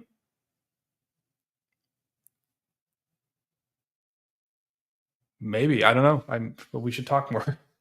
I think if the actual templating is extractable, like just the core part of the templating ASTs and the TypeScript and the thing, I mean, might be fun to play with. Dylan just streamed the other week talking about 6. I thought he was brilliant, but the interviewer was a bit rejectionist, and you could see Dylan was like, I want out of here. Oh, I mean, I told them, I mean, I maybe I should check my Discord. They can come when they're ready. They can come back on. I told them we weren't going to cover Marco until Marco 6 was like in thing, but now that it's like RC or beta or whatever, like it's like on the way out, I'm perfectly fine to start hyping Marco again. So if he wants someone who will listen to him talk for several hours and ask pertinent questions, I'm all for it. All right. But yeah, this is cool, Dom. It's very, very cool. And it feels more JSX-y than the Marco language. So like, I'm all for this. Yeah, maybe we should do stream together. This might blow your mind a bit. Yeah, there's no virtual DOM or holds. It's just we don't associate the state with the effect. Instead, we always top-down update and work out connections that way. Okay. The downside is that state can't be created outside of a module. It has to the component or function and run. Okay. So it's a bit like a hook. Yeah. Let's talk about that too. I'm interested both in the templating, and I'm definitely interested in Inferno X, or like this approach. I know it's a long road from where you're at, where you have something working and you can show people, to getting stuff through, and let's start that ball rolling. Let's do it.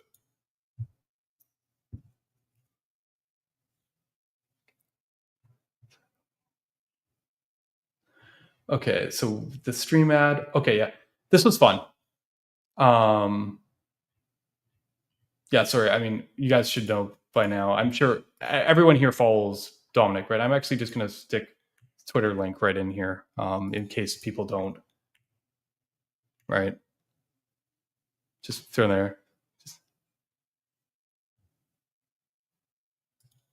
I built it 7 days in February. I mean, you shared it. You built it in February, and then you shared it like beginning of March, and I was just out on paternity. You wanted to show me. We were going to do a call, and I'm like, man, now is not the time. But I'm more than ready to check the stuff out now. Anyways. Oh, okay. So this is official then. I wasn't sure if this was public knowledge yet. Software at Vercel, author of Lexical and Inferno, former core maintainer engineer on React and Svelte.js. If I'm reading this correctly. I didn't see, I guess it's not something people advertise. Anyways, interesting. Which explains all the AI stuff and the V0 stuff. Anyways, we're all good. I mean, Vercel caught them all a while ago. Okay. Where am I going? I'm not working on the feature flag team at Vercel. Yeah. Oh, you now are, so not. Okay, you work for the feature flags team on Vercel. Okay, so and that's like build process, like terms of, okay. Interesting. Yeah, which makes, as I said, I makes sense. You get that outlet building some new framework stuff. I want to see it. I think a lot of people here would want to see it too. Okay. Yes, someone asked earlier if I watched Async Svelte, Learn with Jason. Yes, I definitely watched it. You know what? Let's just I'm gonna pop this open and then we'll go from here. Let me just a second. I need to change the way that I'm sharing my screen. Because so you can actually hear this. What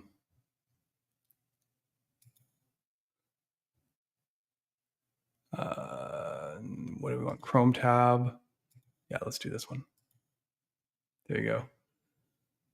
Let me go down here so I'm out of the way.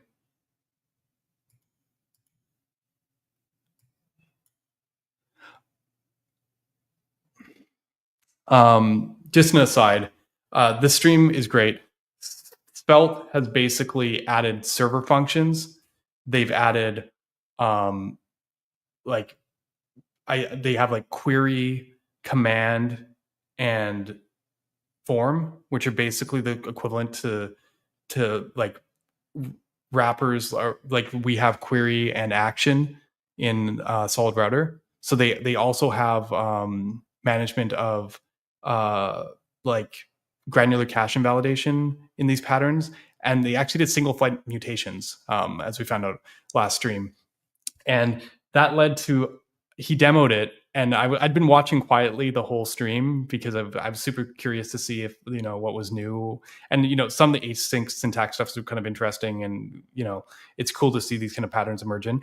But the part that I wasn't as familiar with was the basically all the server function stuff. The stuff that's kind of very similar to what we put in Solid Start and that you've started seeing now in TanStack Start. So I was kind of curious like how that worked and if it was very similar. And it looks like they've actually implemented all the way to this kind of similar point that Solid Start did. It was kind of funny watching parts of the stream, and I'm like, Rich is better at explaining stuff sometimes than me, because I was like, parts of it, the stream felt like I did a stream with Jason about a year ago on the exact same topics where I showed server functions, showed cache, and we call it query now, and action, and showed the single flight mutations, and showed almost exact same demo in Solid and Svelte about a year ago. And Rich's explanation actually like made way more sense to me, and I was like, oh man, people should just watch this and then kind of go back on the Solid one. But the single flight mutations did lend to this funny moment. Hopefully you guys can hear this. First version of the design. You can hear that, right? Oh, if you're not, it's only 30-second clips, so I don't care. First version of the design didn't have single flight mutations, and we were like, is that a problem? I mean, it's probably not, because like a lot of the time you actually don't know what data is going to be needed for the next thing, so there's a risk of overfetching if you do a single flight mutation.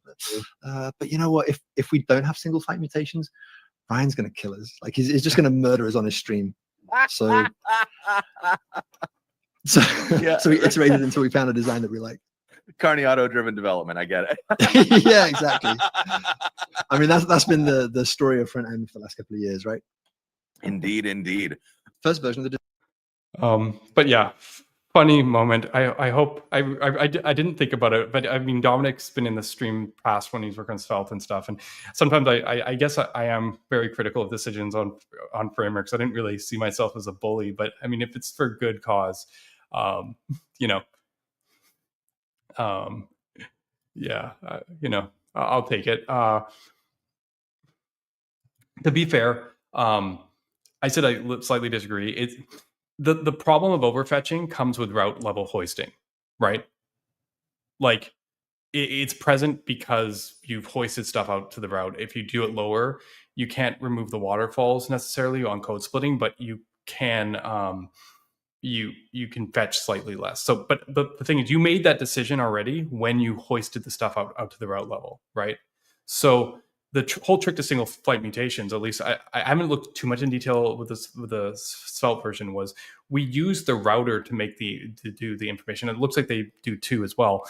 And then because you can choose to invalidate only certain query keys, and we know which query keys are already on the page and which ones are new, we can actually do a differential on the server too. So when we run the server loaders and actually the loaders on the server and actually run all the separate queries, we hit the query and go, oh, we don't need this one.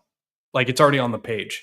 So we actually only fetch the differential of the new data. So like if say like you have some stuff you fetched at the top of the page, and then it's a nested router, and then the section that you're updating, you're adding an item and then moving back to the list page. So you're navigating away. What we can do is when you post the item on that page, the loaders are going to run for the whole page in theory, but it does a redirect and goes, okay, I'm going to the next page. So on the server, it's like, okay, I need top new page. It's going to recognize that you should already have the data for the sections above, and it's not going to refetch that. It's actually going to only, and if some of the data is shared or something, it's only going to fetch the stuff that you don't already have on the server or that's impacted by the invalidation caused by the mutation. So in that sense, it kind of solves the RSC problem of like having to fetch everything with a server-side cache. Ironically, it's using the client-side cache knowledge to basically not have to use caching on the server, which is kind of crazy. But what I'm saying is I actually think it is actually a general thing, because you've already authored your app in such a way that if you consider that overfetching, you wouldn't hoist stuff up to loaders. So I actually think this is a really relevant improvement, both because it turns it all into a single flight, and because you keep all those aspects of a client where you don't have to fetch everything. You can, on the client, if you're purely doing this on the client side, you would do 2 fetches, but the client would be like, yeah, I already have this data, I don't need to do this, and only fetch the new stuff. We just transcend that onto the server without needing all the cache APIs on the server. So it's like super powerful in both ways. So yes, I'm slightly disagreeing with the importance of it, but Svelte implemented it anyway. So I mean, I have nothing to complain about. Sorry, I know it's a tangent. You guys are all like celebrating the reference, right? But I'm like still focused on the technical. But yeah, no, it's cool to hear and put out there the influence there, even if it's through bullying people on my stream. Apparently, I know he's not being completely serious there, but sometimes I wonder a little bit. I'm probably, it's weird being in the place of being the framework author of a competing framework, and also possibly one of the most critical people around decisions that frameworks make, because it puts incredible scrutiny on my own decisions, obviously, which means I have to be very, when Fabio comes around and tells me that I'm doing things wrong, I have to be very cognizant of the fact that, like, he is probably right on some things, at least on some elements. Where do we meet? But on the other hand, yeah, I don't know. It's probably a position I can't hold forever, because if Solid is successful, then eventually maybe it'll be a position that looks like punching down. But I'm super stoked. Like, this is one more thing that makes SvelteKit, like, alongside Solid Start and the Direction 10 Stack Start, the direction that I thought things would go. Like, it's exciting. I did that talk at View Amsterdam in February 2024, and I did the stream back in December, I think 2023, where I said, like, this is the shape of frameworks to come. I was very, very sure that this was the right pattern, at least with what technology we had today. And it's cool to see that SvelteKit is now also what I consider a framework in that scope. They have their own details, which will say, you know, better, makes sense for Svelte. I'm cool with that. Generally speaking, solution wise, like, this kind of hybrid server model is a very powerful model compared to RSCs. Can we augment RSCs into this? I don't know. Does it make sense? Maybe RSCs will eventually get to a place where they could be arguably a better model. But right now, today, given what we have, this is really cool and really good. And I'm so stoked to see that, like, SvelteKit is joining us on this thing, along with, as I said, like, TanStack. Now you can get these patterns in React, Solid Start, or sorry, React, Solid, and Svelte. Yeah, it's actually very interesting to see that kind of influence of, you know, what we do in the stream there. We haven't had the same impact on the Vue community, I admit, except for, like, I guess Vue Vapor, but you know, like the meta framework side, it's kind of hard because Nuxt is, like, so good at what it does in terms of DX, in terms of things, but architecturally, I think my gut is that Nuxt does a lot of the same stuff, but just presents it in a different way. I never quite know how Nuxt works. Daniel Rowe did come and try and show me, but you know, I there's something about the Vue that's always been a little bit alien to me, and I don't mean like alien signals. I mean, like, just different from how I look or approach problems, and I think that's part of what makes Vue very unique. I mean, every framework has its elements, obviously, too, but I'm just speaking of Vue specifically. Okay. But yeah, people should check out the stream. The two very exciting things around async for Svelte. And, you know, actually, you know what? Let's just link the whole. Let's just link the whole video here anyway. Why not? People should check it out. I love. I guess it's called Code TV now, but I was gonna say I love Learn with Jason. It's always, he's the best at taking the I'm a beginner and then where to go thing. Like, I was trying to play that role a bit with the AI stuff today. Jason knows exactly the right questions, and as I said in the past for Solid, he's the one, like, it was on his stream that I figured out how to actually sell Solid to React developers the first time. It was, like, literally the first time, you know, one of the first times we, like, did the, like, hoist state example, you know, where it's like, oh, local state, global state, you know. So great stream. I'm glad he's still doing it. And yeah, Code TV dev. All right, that's it. I told you this one would be short. I don't really have any other topics to talk about. It's only like 20 some odd minutes. I think I went through all our streams. There was nothing on Blue Sky, right? Blue Sky. Blue Sky. Nah, no. I think I'm good for this week. So yeah, let's call it a stream, and everyone have a great weekend.